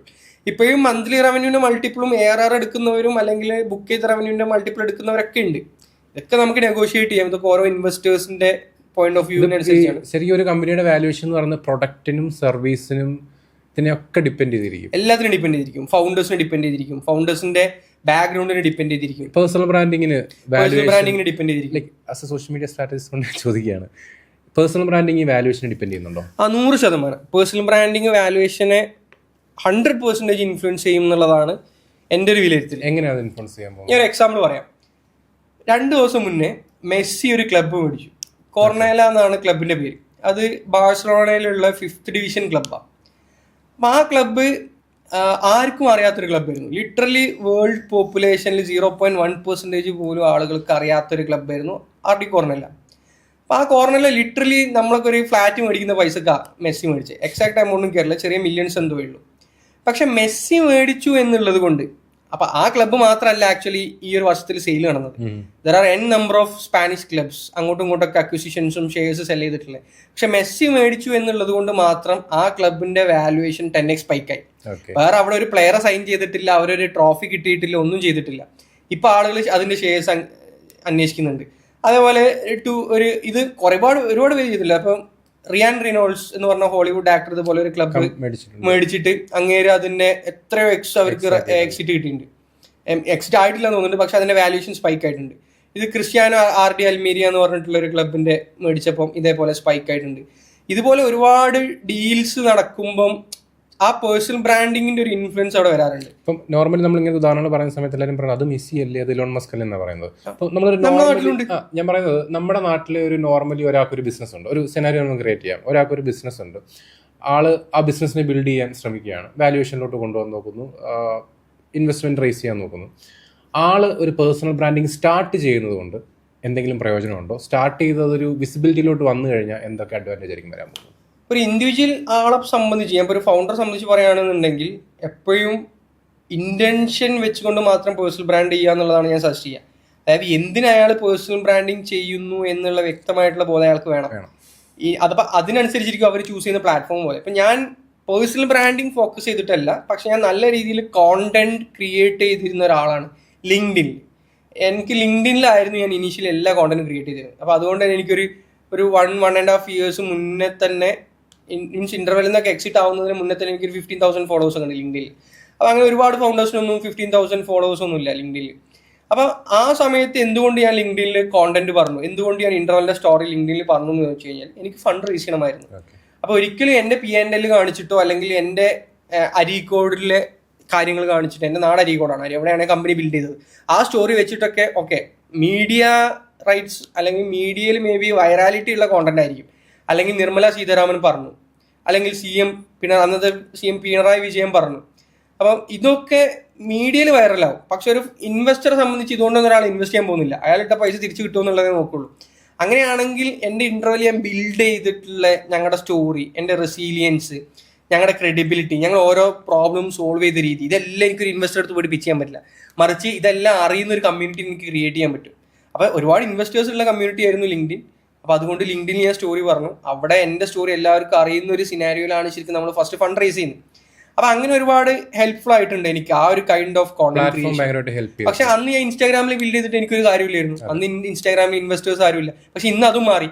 ഇന്നിപ്പോൾ ഒരുപാട് VCസും ഒരുപാട് ഏഞ്ചൽ ഇൻവെസ്റ്റേഴ്സ് ഒക്കെ വളരെ ആക്റ്റീവ്ലി ഇൻസ്റ്റാഗ്രാം യൂസ് ചെയ്യുകയും അതിൽ കോണ്ടന്റ് ക്രിയേറ്റ് ചെയ്യുകയും ചെയ്യുന്നുണ്ട്, നോക്കുന്നുണ്ട്. ഫൗണ്ടേഴ്സിന് ബിസിനസ്സുകൾ നോക്കുന്നുണ്ട്. എക്സാക്ട്ലി. കാരണം ഒരു ബിസിനസിന്റെ സക്സസിൽ ഏറ്റവും ഇമ്പോർട്ടന്റ് ആണ് ഡിസ്ട്രിബ്യൂഷൻ. ആ ഡിസ്ട്രിബ്യൂഷൻ ഇൻസ്റ്റാഗ്രാമിൽ ക്രിയേറ്റ് ചെയ്തിട്ടുള്ള ഒരുപാട് ആളുകൾ ഇൻസ്റ്റാഗ്രാം ത്രൂ തന്നെ റീച്ച് ഔട്ട് ചെയ്തിട്ട് ഇൻവെസ്റ്റ് ചെയ്ത സ്റ്റോറീസ് ഒക്കെ ഞാൻ കണ്ടിട്ടുണ്ട്. ഞാൻ എപ്പോഴും പറയാറുള്ളത്, ഒരു ഉദാഹരണം പറയാനുള്ള ടയർ ഗ്രൂവിന്റെ സ്റ്റോറി തന്നെയാണ്. കാരണം ടയർ എന്ന് പറയുന്ന ആളുടെ പ്രോഡക്റ്റ് അല്ല, ഒരു ബ്രാൻഡിനെ ബിൽഡ് ചെയ്തതിൻ്റെ ഗുണം ആക്ച്വലി ഇപ്പം 5 ഔട്ട്ലെറ്റ് ആയിട്ടുണ്ട്. ഫ്രാഞ്ചൈസി മോഡലാണ് ഇപ്പോൾ ബിൽഡ് ചെയ്തിട്ടുള്ളത്. അടുത്തത് മീൻസ് ആൾക്ക് കൊണ്ടുപോകാൻ പറ്റാത്ത അത്രയും രീതിയിൽ എൻക്വയറീസ് വരുന്നുണ്ട്. 5 ഒന്ന് സെറ്റാക്കിയിട്ട് മാത്രമേ എക്സ്പാൻഡ് ചെയ്യുന്നു എന്നുള്ളൊരു തോട്ടിലാണ് അവർ നിൽക്കുന്നത്. എപ്പോഴും പേഴ്സണൽ ബ്രാൻഡിങ്ങിൻ്റെ ഒരു ഗുണം അത് തന്നെയാണ്. ഡിസ്ട്രിബ്യൂഷൻ അഡ്വാൻറ്റേജ് എടുത്തു കഴിഞ്ഞ് കഴിഞ്ഞാൽ end of the day it's going to help for your business. പിന്നെ നേരത്തെ പറഞ്ഞുകൊണ്ട് VCs ആണെങ്കിലും എല്ലാവരും ഇങ്ങനെ തപ്പി നടക്കുക, എന്തുണ്ട്, എവിടെ ഉണ്ട്, ആരുടെ സ്റ്റോറിയാണ് ബെറ്റർ ആയിട്ടുള്ളത്. ഇത് കമ്മ്യൂണിക്കേറ്റ് ചെയ്യാനുള്ള ഡിസ്ട്രിബ്യൂഷൻ ഓൺ ചാനൽ ക്രിയേറ്റ് ചെയ്ത് കഴിഞ്ഞാൽ അത്രയും ബെറ്റർ. ഇന്റൻഷൻ പ്രോപ്പർ ആണെങ്കിൽ കോണ്ടന്റ് ക്രിയേറ്റ് ചെയ്യണം എന്നുള്ളത് വാലിഡ് ആയിട്ടുള്ള പോയിന്റ് ആണ്. നമ്മൾ കോണ്ടന്റ് ചെയ്യാൻ വേണ്ടിയിട്ട് സോഷ്യൽ മീഡിയനെ അപ്രോച്ച് ചെയ്തിട്ട് ഒരു കാര്യമില്ല, കിട്ടാനും വേണ്ടിയിട്ടും ചെയ്യരുത്. ഇനി ചെയ്തിട്ടും കാര്യമില്ല. കാരണം നമ്മൾ തന്നെ എത്ര പേജായി ഇപ്പോൾ ലാസ്റ്റ് ഫോളോ ചെയ്യുന്നത്, വളരെ ചുരുക്കം പേജിലേ ഫോളോ ചെയ്യാറുള്ളൂ. Why are doing it? ഞാൻ എൻ്റെ അടുത്ത് വരുന്ന എല്ലാവരോടും ചോദിക്കാനുള്ള ആദ്യത്തെ ചോദ്യമാണ്, എന്തിനാണ് ചെയ്യുന്നത്? വൈ ഭയങ്കര ഇമ്പോർട്ടന്റ്. റീച്ച് ഫോളോവേഴ്സ് അല്ല, അത് നിങ്ങൾക്ക് ബൈ പ്രോഡക്റ്റ് ആയിട്ടാണ്, നിങ്ങളുടെ ഈ ബൈക്ക് ഉള്ളൊരു ബൈ പ്രോഡക്റ്റ് ആയിട്ടാണ് വരേണ്ടത്. അങ്ങനെ ഒരു പ്ലേസ്മെന്റിൽ സോഷ്യൽ മീഡിയ അപ്രോച്ച് ചെയ്യുന്ന എല്ലാവരും, ഞാൻ അങ്ങനെ അപ്രോച്ച് ചെയ്യുന്ന ഒരാളെ പോലും സക്സസ്ഫുൾ ആവാതെ കണ്ടിട്ടില്ല. Not in terms of followers അല്ല views, but in terms of better distribution, better placement, positioning completely different ആയിരിക്കും. റൈറ്റ്. സോ വാലുവേഷൻ എന്ന് പറയുന്നത് ഈ പറഞ്ഞതിൻ്റെ തൊട്ട് അപ്പൊ നമ്മൾ പോയത് ഈ ഡിസ്ട്രിബ്യൂഷൻ വാലുവേഷനിൽ പെടുമെന്നുള്ളതാണ്. അത് പെടും എന്നുള്ളതാണ്. എനിക്ക് പേര് ഓർമ്മയില്ല, ഒരു ഓർണമെന്റ് ബ്രാൻഡ് ഉണ്ടായിരുന്നു, ഒരു നോർത്ത് ഇന്ത്യ ബേസ്ഡ് ആയിട്ടുള്ള. ഇവര് പേര് എനിക്ക് ഓർമ്മയുണ്ടായിരുന്നു, ഞാൻ മറന്നുപോയതാ. ബേസിക്കലി ഇവർക്ക് സെയിൽസ് ഭയങ്കര അടിപൊളിയാണ്. ഇവരെല്ലാം ഇൻസ്റ്റാഗ്രാമിലൂടെ മാത്രമാണ് സെയിൽസ് ചെയ്യുന്നുള്ളൂ, റീൽ കൂടെ മാത്രമാണ്. 100% സെയിൽസ് നടന്നിരുന്നത് അവരുടെ റീൽ ത്രൂ ആണ്. ഈ ഒരു കാരണം പറഞ്ഞുകൊണ്ട് മാത്രം എനിക്ക് തോന്നുന്നു അമാൻ ഗുപ്ത ആണോ അതോ ഇനി ഷുഗറിന്റെ ഫൗണ്ടർ ആണോ എന്നറിയില്ല, ഇവരാരോ ഇൻവെസ്റ്റ് ചെയ്തിട്ടുള്ള ഒരു സ്റ്റാർട്ടപ്പ് ഉണ്ട്. അപ്പോൾ ബേസിക്കലി ഡിസ്ട്രിബ്യൂഷൻ ഫസ്റ്റ് ആയിട്ടുള്ള ഒരുപാട് സ്റ്റാർട്ടപ്സ് എന്ന് പറയാൻ പറ്റില്ല, മേ ബി ബ്രാൻഡ്സ് ഒരുപാട് ഇൻസ്റ്റാഗ്രാമിലൊക്കെ ഉണ്ട്, അല്ലെങ്കിൽ വ്യക്തികൾ ഒരുപാട് പേരുണ്ട്. അപ്പോൾ ആ വ്യക്തികളിൽ ഇൻവെസ്റ്റ് ചെയ്യുന്ന ഒരുപാട് പേരുണ്ട്. ഇപ്പോൾ എനിക്ക് പേഴ്സണലി ഞങ്ങളുടെ ഇടയിലൊക്കെ ഞങ്ങൾ ഡിസ്കസ് ചെയ്യാറുണ്ട്, ഇന്ന ആളൊരു ബ്രാൻഡ് തുടങ്ങുകയാണെന്നുണ്ടെങ്കിൽ ഞാൻ എന്തായാലും ഇൻവെസ്റ്റ് ചെയ്യും, ഇന്ന ആൾ ഇങ്ങനെ ഒരു ബ്രാൻഡ് തുടങ്ങുകയാണെന്നുണ്ടെങ്കിൽ ആരെയും പേര് പറഞ്ഞിട്ട് അയാളെ വലുതാക്കുകയോ ചെറുതാക്കുകയോ ചെയ്യുന്നില്ല. ഇപ്പോൾ ഒരു എക്സ് എന്ന് പറയുന്ന ഇൻഫ്ലുവൻസർ എന്ന് പറയുന്ന ഒരു പ്രൊഡക്റ്റ് തുടങ്ങുകയാണെങ്കിൽ ഞാൻ ഇൻവെസ്റ്റ് ചെയ്യും. അങ്ങനെ പറയുന്ന ഒരുപാട് ഇൻവെസ്റ്റേഴ്സിന് എനിക്കറിയാം പേഴ്സണലി. അത് അവർ തുടങ്ങുകയാണെങ്കിൽ അവർ ചെയ്യും, പക്ഷെ അവർ പറഞ്ഞു കൊടുക്കൊന്നുമില്ല. ഇൻവെസ്റ്റേഴ്സിന്റെ ഒരു കൈൻഡ് ഓഫ് സ്റ്റഫ് അല്ല. അതെ, പിന്നെ ഇൻഫ്ലുവൻസേഴ്സിനെ ഹാൻഡിൽ ചെയ്യാൻ കുറച്ച് പാടാണ്. നമ്മൾ പറഞ്ഞു വെക്കുന്നത് വാല്യൂഷൻ എന്ന് പറയുന്നത് അതൊക്കെ വാല്യൂഷനിലേക്ക് കോൺട്രിബ്യൂട്ട് ചെയ്യുന്ന ഒരു കാര്യം തന്നെയാണ്. നമുക്ക് ഫണ്ടിങ് പ്രോസസ്സിലോട്ട് കുറച്ചൊന്ന് ഡീറ്റെയിൽ ആയിട്ട് പോകാം. ശരിക്കും എന്താണ് ഫണ്ടിങ് പ്രോസസ്സ്, എന്തൊക്കെയാണ് ടൈപ്പ് ഓഫ് ഫണ്ടിങ്സ് ഉള്ളത് for a startup or business to get? Basically നമ്മൾ പ്രൈവറ്റ് ലിമിറ്റഡ് കമ്പനീസിലാണ് നമ്മൾ ഫണ്ട് റേസ് ചെയ്യാറുള്ളത്. അപ്പോൾ എന്തുകൊണ്ട് പ്രൈവറ്റ് ലിമിറ്റഡ് എന്ന് ചോദിച്ചു കഴിഞ്ഞാൽ ഇപ്പോൾ LLP ഉണ്ട്, സോൾ പ്രൊപ്പറേറ്റർഷിപ്പ് ഉണ്ട്, പാർട്ണർഷിപ്പ് ഉണ്ട്, ഇങ്ങനെ ഒരുപാട് ലീഗൽ സ്ട്രക്ചറുകൾ ഉണ്ട് കമ്പനികൾക്ക്. പക്ഷേ ഒരു ഇൻവെസ്റ്ററെ സംബന്ധിച്ച് അവർക്ക് കുറച്ചും കൂടെ ഫ്ലെക്സിബിൾ ആയിട്ടുള്ള, കുറച്ചും കൂടെ ട്രാൻസ്പെറൻ്റ് ആയിട്ടുള്ള ഒരു ലീഗൽ സ്ട്രക്ചർ എന്ന് പറയുന്നത് പ്രൈവറ്റ് ലിമിറ്റഡ് ആണ്. കാരണം പ്രൈവറ്റ് ലിമിറ്റഡിൽ നമുക്ക് എല്ലാ ഡാറ്റയും ഈസിലി ആക്സസിബിൾ ആണ്. ഇതിൻ്റെ ഏറ്റവും ഫസ്റ്റ് ഗുണം അതാണ്. അപ്പം ഇൻ്റർവെൽ എന്ന് പറയുന്ന ഒരു പ്രൈവറ്റ് ലിമിറ്റഡ് കമ്പനിയാണ്. അതിൻ്റെ റവന്യൂ എത്രയാണ്, അതിൽ എത്ര എംപ്ലോയീസ് ഉണ്ട്, അവരുടെ പ്രോഫിറ്റ് എത്രയാണ്, അവർക്ക് എത്ര അസറ്റ് ഉണ്ട്, ഇങ്ങനത്തെ എല്ലാ ഡീറ്റെയിൽസും എനിക്ക് വിരൽത്തുമ്പിൽ കിട്ടും. MCAയിൽ കയറി കഴിഞ്ഞാൽ എനിക്ക് കിട്ടും. അതാണ് അതിൻ്റെ ഒരു ട്രാൻസ്പെറൻസി പറയുന്നത്. What ever I am doing it in public. അല്ലാതെ എനിക്കൊന്നും ഹൈഡ് ചെയ്യാനില്ല. LLP ഒക്കെ ആകുമ്പോൾ അതിൽ കുറേ റെസ്ട്രിക്ഷൻസ് ഉണ്ട്. പിന്നെ പുതിയ ഷെയർസ് ഇഷ്യൂ ചെയ്യാനും ഷെയർസിൻ്റെ എണ്ണം കൂട്ടാനൊക്കെ, അതായത് നമ്മുടെ പെയ്ഡ് അപ്പ് ക്യാപിറ്റൽ ഇൻക്രീസ് ചെയ്യാനൊക്കെ ഈസി പ്രൈവറ്റ് ലിമിറ്റഡ് ആണ്. ജെന്യൂനായിട്ടൊരു ചോദ്യം ചോദിച്ചോട്ടെ, ഈ ഷെയർ ഒക്കെ എങ്ങനെയാണ് ഡിറ്റർമിൻ ചെയ്യുന്നത്, എത്രയാണ് നമ്പേഴ്സ്, അങ്ങനെയൊക്കെ? നമ്പർ ഓഫ് ഷെയർസാ? അതിലൊന്നും ഇനീഷ്യലി നമ്മൾ അധികം കൂടുതൽ ചിന്തിക്കേണ്ട ആവശ്യമില്ല. നമ്പർ ഓഫ് ഷെയർസ് നമ്മൾ മിനിമം ആയിട്ട് തന്നെ കീപ്പ് ചെയ്താൽ മതി. നമ്മൾ ഫണ്ട് റേസ് ചെയ്യുമ്പം അത് എത്ര ഷെയർസ് നമ്മൾ ലിക്വിഡേറ്റ് ചെയ്യുന്നു എന്നുള്ള, എത്ര % നമ്മൾ ലിക്വിഡേറ്റ് ചെയ്യുന്നു എന്നുള്ള അടിസ്ഥാനത്തിലാണ്. പിന്നെ അതെല്ലാം ഒരു കമ്പനി സെക്രട്ടറി അല്ലെങ്കിൽ ഒരു CA ത്രൂ പോകേണ്ട കാര്യങ്ങളാണ്. എല്ലാ കാര്യങ്ങളും ഫൗണ്ടർ അറിഞ്ഞിരിക്കേണ്ടതൊന്നുമില്ല. പക്ഷേ ബേസിക്കലി ഈ പ്രൈവറ്റ് ലിമിറ്റഡ് ആണ് ഫണ്ട് റേസ് ചെയ്യാനുള്ള ഒരു 99% പ്രിഫർ ചെയ്യുന്ന ഒരു ലീഗൽ സ്ട്രക്ചർ എന്നുള്ളത് ഇമ്പോർട്ടൻ്റ് ആയതുകൊണ്ടാണ്. അതാണ്. അപ്പോൾ പ്രൈവറ്റ് ലിമിറ്റഡ് കമ്പനിയിൽ നമുക്ക് ലെറ്റ്സ് സേ ഒരു 10,000 ഷെയർസ് ഉണ്ട്. അപ്പോൾ 10,000 ഷെയർസ് ആണ് ശരിക്കും 100% എന്ന് പറയുന്നത്. അപ്പോൾ നമ്മൾ ഒരു ഫണ്ട് റേസിങ്ങിന്റെ ഫണ്ടമെന്റൽ എന്ന് പറയുന്നത് ഇതിൽ 10% നമ്മൾ ഒരാൾക്ക് കൊടുക്കുന്നു, അതിന് അയാളെടുത്ത് നമ്മളൊരു ഫണ്ട് മേടിക്കുന്നു. ഈ ഫണ്ട് മേടിക്കുന്നത് കമ്പനി ഗ്രോ ചെയ്യാൻ വേണ്ടിയിട്ടാണ്. നമ്മൾ ഒരിക്കലും ഫൗണ്ടേഴ്സിനെ എടുക്കാൻ പറ്റില്ല, കാരണം കമ്പനിയിലേക്കാണ് എടുക്കുന്നത്. അതിന് പ്രൈമറി സെയിൽസ് എന്ന് പറയാം. അപ്പോൾ പ്രൈമറി സെയിൽസ് ത്രൂ കമ്പനിയിലേക്ക് എടുക്കുന്നു. അപ്പോൾ ലെറ്റ്സ് സേ 1 കോടിയാണ് ഞാൻ ഇൻവെസ്റ്റ്മെന്റ് ആയിട്ട് ഈ കമ്പനിയിലേക്ക് എടുത്തത്. അതിന് 10% കൊടുത്തു. അപ്പോൾ കമ്പനിയുടെ വാല്യുവേഷൻ എന്ന് പറയുന്നത് 10 കോടിയാണ്. 100%ന്റെ വാല്യൂ 10 കോടിയാണ്. അപ്പോൾ 1 കോടി നമ്മൾ എടുക്കുന്നു, കമ്പനി നമ്മൾ ഗ്രോ ചെയ്യിപ്പിക്കുന്നു. കമ്പനി നമ്മൾ ഗ്രോ ചെയ്തിട്ട് നമ്മുടെ റവന്യൂ ഇൻക്രീസ് ആയി, ഒരു 3x 4x ഇൻക്രീസ് ആയി. അപ്പം വീണ്ടും നമ്മുടെ ഇപ്പോൾ 1 crore റവന്യൂ ഉള്ള സമയത്താണ് ഞാൻ 1 crore റേസ് ചെയ്തത്. നമ്മുടെ റവന്യൂ കയറിയിട്ട് 5 crore ആയി. അങ്ങനെ ഒരു 5 crore പിന്നെ ഒരു പ്ലാറ്റ്യൂലാണുള്ളത്. 5 crore 5.2 crore 5.3 crore അങ്ങനെ ഗ്രോ ചെയ്യുന്നുള്ളൂ. അവിടുന്ന് പെട്ടെന്ന് എനിക്ക് 10 crore ഗ്രോ ചെയ്യണമെങ്കിൽ പെട്ടെന്ന് ഒരു 2 crore കൂടെ വേണം. അപ്പം ഞാൻ അഡീഷണലി എന്ത് ചെയ്തു, വീണ്ടും ഒരു 2 crore റേസ് ചെയ്തു. അതിനും ഞാനൊരു 10% കൊടുത്തു. അപ്പൊ കമ്പനിയുടെ വാല്യൂഷൻ 20 crore ആയി. അപ്പം നേരത്തെ 10% എടുത്ത ആൾക്കാർക്ക് ആളുടെ വാല്യൂഷൻ ഇപ്പം 2 crore ആയി. അയാൾ 1 crore ആയിരുന്നു ഇൻവെസ്റ്റ് ചെയ്തിട്ടുണ്ടായിരുന്നത്. പക്ഷെ രണ്ടാമത്തെ റൗണ്ട് ഫണ്ട് റേസിംഗ് നടന്നപ്പോൾ അയാളുടെ 10%ന്റെ വാല്യൂ 2 crore ആയി. പക്ഷെ അയാളുടെ അടുത്ത് 10% ഉണ്ടാവില്ല, ഇപ്പം 9% ഉണ്ടാവുള്ളൂ. 1% ഡൈല്യൂട്ട് ആയിട്ടുണ്ടാവും. പുതിയ ഇൻവെസ്റ്റർ വന്നപ്പം ഡൈല്യൂട്ട് ആയിട്ടുണ്ടാവും. അപ്പൊ അങ്ങനെയാണ് ഫണ്ട് റേസിംഗ് റൗണ്ട്സ് നടക്കുക. ഇങ്ങനെ മൾട്ടിപ്പിൾ റൗണ്ട്സ് നടക്കുമ്പോൾ ഇനിഷ്യൽ എന്തൊക്കെയാണ് ഈ റൗണ്ടിന്റെ സ്റ്റേജ്? സീഡ് റൗണ്ട്സ്, ഏഞ്ചൽ എന്നൊക്കെ കേട്ടിട്ടുണ്ട്. നമ്മൾ ഫസ്റ്റ് ചെയ്യല് pre seed round or seed round ആണ്. അപ്പം പ്രീ സീഡ് റൗണ്ട് എന്ന് പറഞ്ഞു കഴിഞ്ഞാൽ നമ്മുടെ ഒരു ഐഡിയ ഉണ്ട്. വെറും ഐഡിയ ഉള്ള ഒരു സമയത്ത് നമുക്കൊരു പ്രോട്ടോടൈപ്പ് ബിൽഡ് ചെയ്യണം, ഒരു MVP ബിൽഡ് ചെയ്യണം, ഒരു മിനിമം വയബിൾ പ്രൊഡക്റ്റ് നമുക്ക് ഷോക്കേസ് ചെയ്യാൻ വേണ്ടിയിട്ട്. ചിലപ്പോൾ ഒരു ആപ്പ് ആവാം, അല്ലെങ്കിൽ മേ ബി ഇപ്പോൾ ഒരു ടീഷർട്ട് ബ്രാൻഡ് ആണെങ്കിൽ ആദ്യത്തെ ഒരു 100 പ്രൊഡക്റ്റ് ബിൽഡ് ചെയ്യാൻ നമുക്ക് ഫണ്ട് വേണം. നമുക്ക് ഒരു രീതിയിലും ഇത് നമുക്ക് ബൂട്ട് സ്ട്രാപ്പ് ചെയ്യാൻ പറ്റില്ല. ബൂട്ട് സ്ട്രാപ്പിംഗ് എന്ന് പറഞ്ഞു കഴിഞ്ഞാൽ നമുക്ക് സ്വയം ഫണ്ട് എടുത്തിട്ട് നമ്മൾ ബിസിനസ് ചെയ്യുന്നതിനെയാണ് ബൂട്ട് സ്ട്രാപ്പിംഗ് എന്ന് പറയുക. അപ്പോൾ ബൂട്ട് സ്ട്രാപ്പ് ചെയ്യാൻ ഒരു വഴിയില്ല. അങ്ങനെയാണെങ്കിൽ നമുക്ക് ഫണ്ട് റൈസ് ചെയ്യാം. ഇതാണ് പ്രീ സീഡ് റൗണ്ട്. അപ്പോൾ പ്രീ സീഡ് പ്രൊഡക്റ്റ് ഇല്ലാത്ത ആൾക്കാർക്കേ പ്രീ സീഡിലോട്ട് പോകാൻ പറ്റത്തുള്ളൂ? അങ്ങനെയില്ല. ബേസിക്കലി ചിലപ്പോൾ പ്രൊഡക്റ്റ് ഉണ്ടാവും, അതിനൊന്ന് പ്രൊഡക്റ്റ് ഒന്നും കൂടെ ഒന്ന് ഉഷാറാക്കാൻ വേണ്ടിയിട്ടായിരിക്കും ഈ രണ്ട് സ്റ്റേജ്. ഒന്നുകിൽ പ്രൊഡക്റ്റ് ഉണ്ടാക്കാൻ, അല്ലെങ്കിൽ പ്രൊഡക്റ്റിന് ഒന്ന് മിനുക്ക് കൂട്ടിയിട്ട് നല്ലൊരു പ്രൊഡക്റ്റ് ആക്കാൻ. അവർ ബേസിക്കലി ഒരു MVP, ഒരു മിനിമം വയബിൾ പ്രൊഡക്റ്റ് ബിൽഡ് ചെയ്യാനാണ് പ്രീ സീഡ് റൗണ്ട് റേസ്. അവർക്ക് ഇത്ര വാല്യുവേഷൻ കാണുമെന്നോ അങ്ങനൊന്നും ഇല്ല? വാല്യുവേഷൻ നിർബന്ധമാണ്. വാല്യുവേഷൻ ഇല്ലാതെ നമുക്ക് ഫണ്ട് റേസ് ചെയ്യാൻ പറ്റില്ല. ഒരു പ്രൊഡക്റ്റ് റവന്യൂ ഇല്ലാത്ത സ്റ്റേജിൽ വരെ നിങ്ങൾക്ക് വേണമെങ്കിൽ ചെയ്യാൻ പറ്റും. റവന്യൂ ഇല്ലാത്ത സ്റ്റേജിലും വാല്യുവേഷൻ ക്രിയേറ്റ് ചെയ്യാൻ പറ്റും. പക്ഷെ അവിടെ വാല്യൂയിലേക്ക് കോൺട്രിബ്യൂട്ട് ചെയ്യുന്നത് നമ്മൾ നേരത്തെ പറഞ്ഞ പോലത്തെ പേഴ്സണൽ ബ്രാൻഡിങ് ആവാം, ഡിസ്ട്രിബ്യൂഷൻ ആവാം. ഫോർ എക്സാമ്പിൾ, ബ്രോക്ക് ഒരു 100K ഫോളോവേഴ്സ് ഉണ്ട്. ബ്രോ നാളെ വന്നിട്ട് പറയാണ് ഞാനൊരു personal branding AI tool build ചെയ്യണം. അപ്പം എനിക്കറിയാം ബ്രോക്ക് ടെക് ടീമില്ല. അപ്പോൾ ടെക് ടീമിനെ ഹയർ ചെയ്യാനും ബ്രോക്ക് ഒരു 25 lakhs വേണം. അപ്പോൾ 25 lakhs ഇൻവെസ്റ്റ് ചെയ്യാൻ ബ്രോക്ക് ഒരു റവന്യൂ ഇല്ല. പുതിയ കമ്പനിയാണ് AI ടൂൾ. പക്ഷേ സ്റ്റിൽ ഞാൻ ഇൻവെസ്റ്റ് ചെയ്യുകയാണെന്ന് വിചാരിക്കാം. ഞാൻ എന്തിനായിരിക്കും ഇൻവെസ്റ്റ് ചെയ്യുന്നുണ്ട്? എനിക്കറിയാം ഒരു AI ടൂൾ ബിൽഡ് ചെയ്യാൻ ആളെ വെച്ച് ചെയ്യാൻ പറ്റും. പക്ഷേ പേഴ്സണൽ ബ്രാൻഡിങ്ങിൽ ഒരാളുടെ ബ്രാൻഡിങ് ഇൻക്രീസ് ചെയ്യാൻ എന്ത് ക്രെഡിബിലിറ്റിയാണ് ബ്രോക്കുള്ളത്? അല്ലെങ്കിൽ അതാണ് നിങ്ങളുടെ വാല്യുവേഷൻ. അത് ഓൾറെഡി ഇത്ര ആളുടെ പേഴ്സണൽ ബ്രാൻഡിങ്ങിൽ ഇത്ര % ഇൻക്രീസ് ചെയ്തിട്ടുണ്ട്, അല്ലെങ്കിൽ ഇത്ര പേഴ്സണൽ ബ്രാൻഡ് ക്രിയേറ്റ് ചെയ്തിട്ടുണ്ട്. ആ ഒരു പോർട്ട്ഫോളിയോ ആയിരിക്കും ചിലപ്പോൾ അവിടെ വാല്യുവേഷനിലേക്ക് കോൺട്രിബ്യൂട്ട്. ആ സമയത്ത് നമ്മൾ ആ റേസ് ചെയ്യുന്ന പ്രൊഡക്റ്റ് ആണെങ്കിലും സർവീസ് ആണെങ്കിലും അത് പ്രൈവറ്റ് ലിമിറ്റഡ് ആയിരിക്കണം. അപ്പം ബേസിക്കലി ഇതാണ് പ്രീ സീഡ് റൗണ്ട്. ഇനി സീഡ് റൗണ്ട് എന്ന് പറയുന്നത് നമ്മൾ ഒരു ഇനീഷ്യൽ പ്രൊഡക്റ്റ് മാർക്കറ്റ് ഫിറ്റ് നോക്കാനാണ് നമ്മൾ സീഡ് റൗണ്ട് യൂസ് ചെയ്യുക. അതായത് നമുക്ക് പ്രൊഡക്റ്റ് ഒക്കെ നമ്മുടെ റെഡി ആയി, പക്ഷെ നമുക്കൊരു 10 കസ്റ്റമേഴ്സ് വേണം, അല്ലെങ്കിൽ ഒരു 100 കസ്റ്റമേഴ്സ് വേണം. അപ്പോൾ ഒരു D2C ബ്രാൻഡൊക്കെയാണ്, ഞാനൊരു സാരീൻ്റെ ബ്രാൻഡാണെന്ന് വിചാരിക്കുക. നമുക്ക് ആദ്യത്തെ ഒരു 1000 കസ്റ്റമേഴ്സിന് അക്വയർ ചെയ്യണം. ബേസിക്കലി ഇൻഫ്ലുവൻസർ മാർക്കറ്റിംഗ് ചെയ്യേണ്ടി വരും, മെറ്റാ മാർക്കറ്റിംഗ് ചെയ്യേണ്ടി വരും, പെർഫോമൻസ് ഒക്കെ ചെയ്യേണ്ടി വരും. അപ്പോൾ ഇത് ചെയ്യണമെങ്കിൽ നമുക്കടുത്ത് ഒരു പൈസയില്ല. ഉള്ള പൈസയ്ക്ക് നമ്മൾ പ്രൊഡക്റ്റിൽ ഇറക്കി. പ്രീ സീഡൊന്നും നമ്മൾ റേസ് ചെയ്തിട്ടില്ല, പ്രൊഡക്റ്റിൽ ഇറക്കി. അപ്പോൾ നമുക്ക് മാർക്കറ്റ് ചെയ്യാനും വേണ്ടിയിട്ട് നമുക്കൊരു 25 lakhs വേണം. അതിനെയാണ് നമ്മൾ സീഡ് റൗണ്ട് എന്ന് പറയാം. സീഡ് എന്ന് പറയുന്നതിന്റെ ഡെഫിനിഷൻ തന്നെയാണ് ഒരു സീഡിനെ പ്ലാൻ ആക്കാനും വേണ്ടിയിട്ടുള്ള പൈസ. അത് ഒരാളായിരിക്കും ചെയ്യുന്നത്? ഒരാളാവാം, ഒരു ഗ്രൂപ്പ് ആവാം. ക്രൗഡ് ഫണ്ടിങ്, അതായത് 2 കൈൻഡ് ഓഫ് ഫണ്ടിങ് ഉണ്ട്. ഒന്നൊരു ഏഞ്ചൽക്ക് ഡയറക്റ്റ്ലി ഇൻവെസ്റ്റ് ചെയ്യാം. 25 ലക്ഷം എനിക്ക് ഇൻവെസ്റ്റ് ചെയ്യാം, 5 ലക്ഷം വെച്ചിട്ട് 5 ആൾക്ക് ഇൻവെസ്റ്റ് ചെയ്യാം.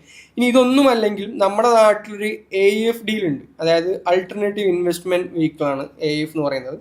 ബേസിക്കലി ഏഞ്ചൽ ഗ്രൂപ്പുകളുണ്ട്. ഇപ്പൊ കേരളത്തിലാണെങ്കിൽ Malabar angel group, Kerala angel network, അതുപോലെ ഫോർട്ട് ഏഞ്ചൽസ്, ഫിനിക്സ് ഏഞ്ചൽസ് എന്നൊക്കെ പറഞ്ഞിട്ട് സ്പാർക്ക് ഏഞ്ചൽസ് കോഴിക്കോടാണ്, ഫോർട്ട് ഏഞ്ചൽസ് കാസർഗോഡാണ്, ഫിനിക്സ് ഏഞ്ചൽസ് തൃശ്ശൂരാണ്, കേരള ഏഞ്ചൽ നെറ്റ്വർക്ക് കൊച്ചിയിലാണ്, മലബാർ ഏഞ്ചൽ നെറ്റ്വർക്ക് കണ്ണൂരാണ്.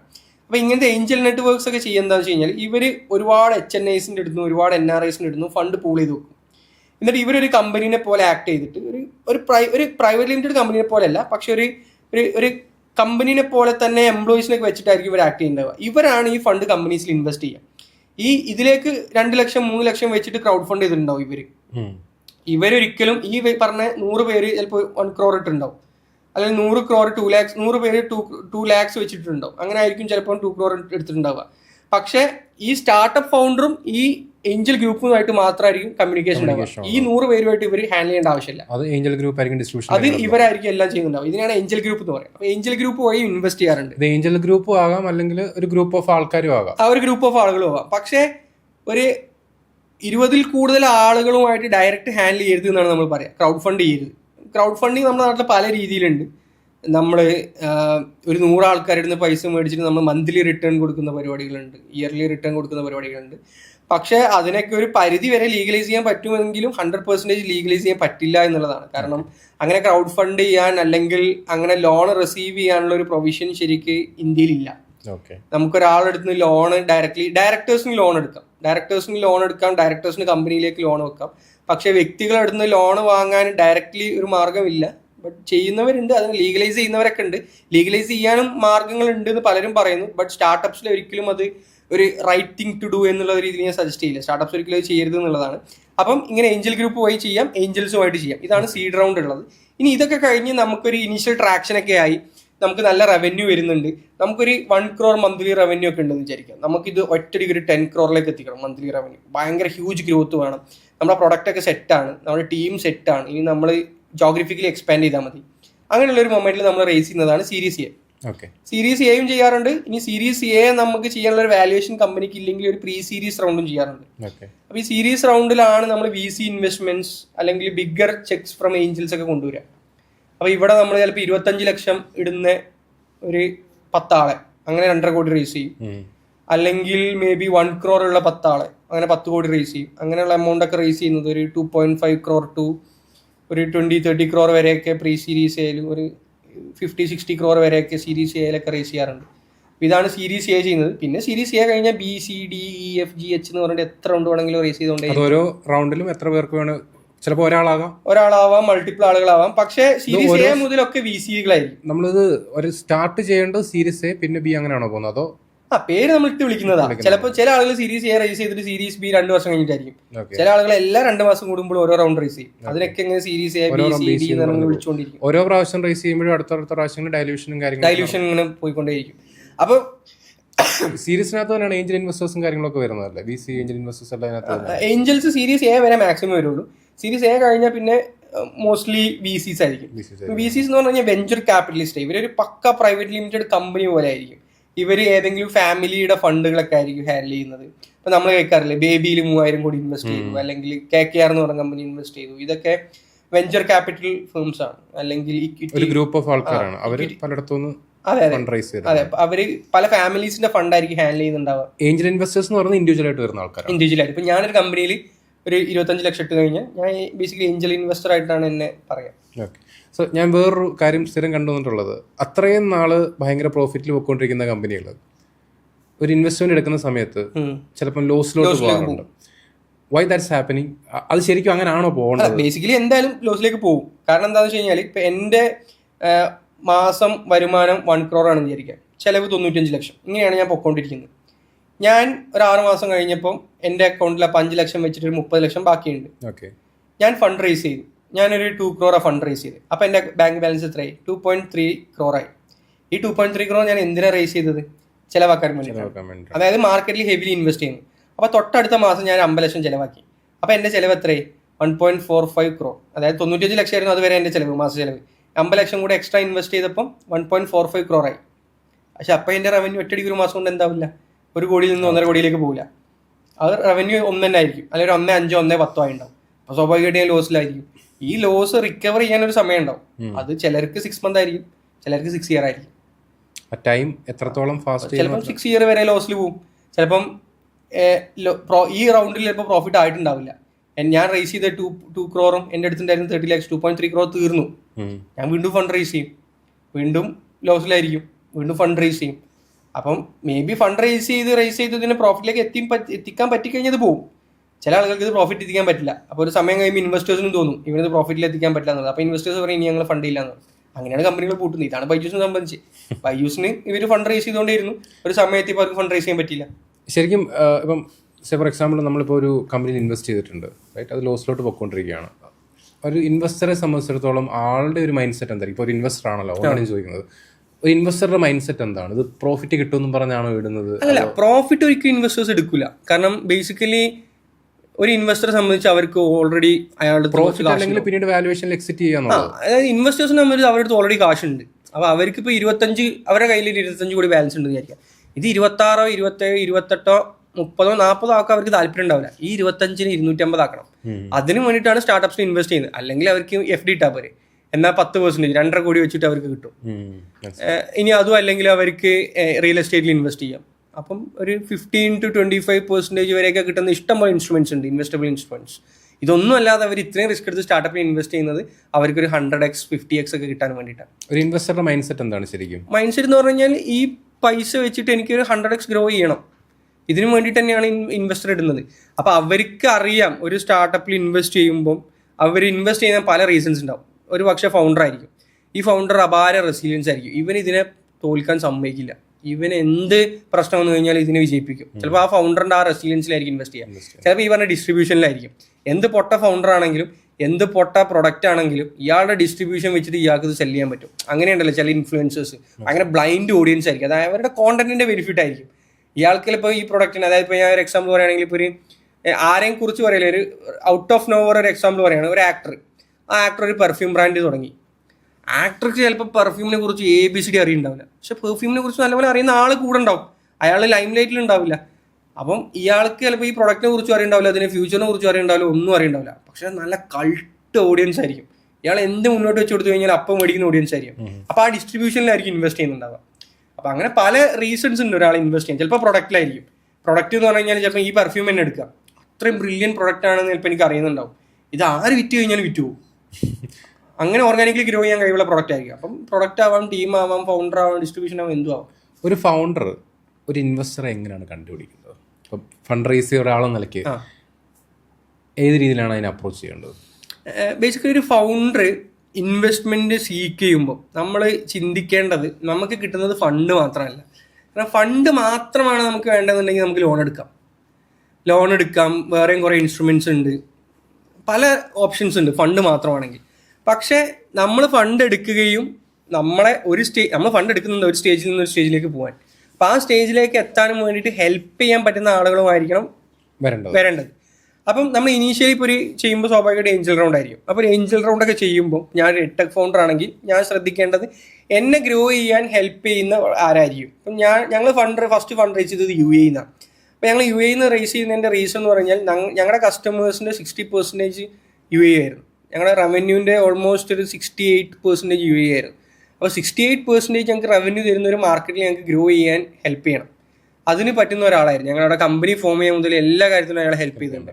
അപ്പോൾ അങ്ങനെ വാല്യൂ അഡീഷൻ ഉണ്ട്. ഇനിയിപ്പോൾ ഞാനിപ്പോൾ ആലോചിക്കുമ്പോൾ ഇപ്പം എൻ്റെ അടുത്തേക്ക് വരുന്ന ഒരാൾ സ്വാഭാവികമായിട്ട് എന്തിന് വരണം എന്ന് ചോദിച്ചു കഴിഞ്ഞാൽ ഞാൻ പറയും ഞാൻ ടെക് ഓൾറെഡി ക്രാക്ക് ചെയ്തതാണ്, എൻ്റെ മാർക്കറ്റിംഗ് ആണ് എൻ്റെ കോർ, എനിക്ക് മാർക്കറ്റിംഗ് ചെയ്യാൻ പറ്റും, GTM ക്രാക്ക് ചെയ്യാൻ പറ്റും. ഒരു പ്രൊഡക്റ്റ് കണ്ടു കഴിഞ്ഞാൽ ഇനീഷ്യലി ഇത് വർക്ക് ആവും അല്ലെങ്കിൽ ഏത് മാർക്കറ്റിൽ എങ്ങനെ വർക്ക് ആവും എന്നുള്ളതൊക്കെ എനിക്ക് പ്രെഡിക്റ്റ് ചെയ്യാൻ പറ്റും. അപ്പോൾ ഒരു ഫൗണ്ടർക്ക് നല്ല പ്രൊഡക്റ്റ് നോളജ് ഉണ്ട്, നല്ല പ്രൊഡക്റ്റ് ബിൽഡ് ചെയ്യാൻ പറ്റും, ഇത് മാർക്കറ്റ് ചെയ്യാൻ ഹെൽപ്പ് ചെയ്യാൻ പറ്റുന്ന ഒരാളും കുറച്ച് കാശുമാണ് വേണ്ടത് എന്നുണ്ടെങ്കിൽ എൻ്റെ അടുത്ത് വരുന്നത് സെൻസിബിളാണ്.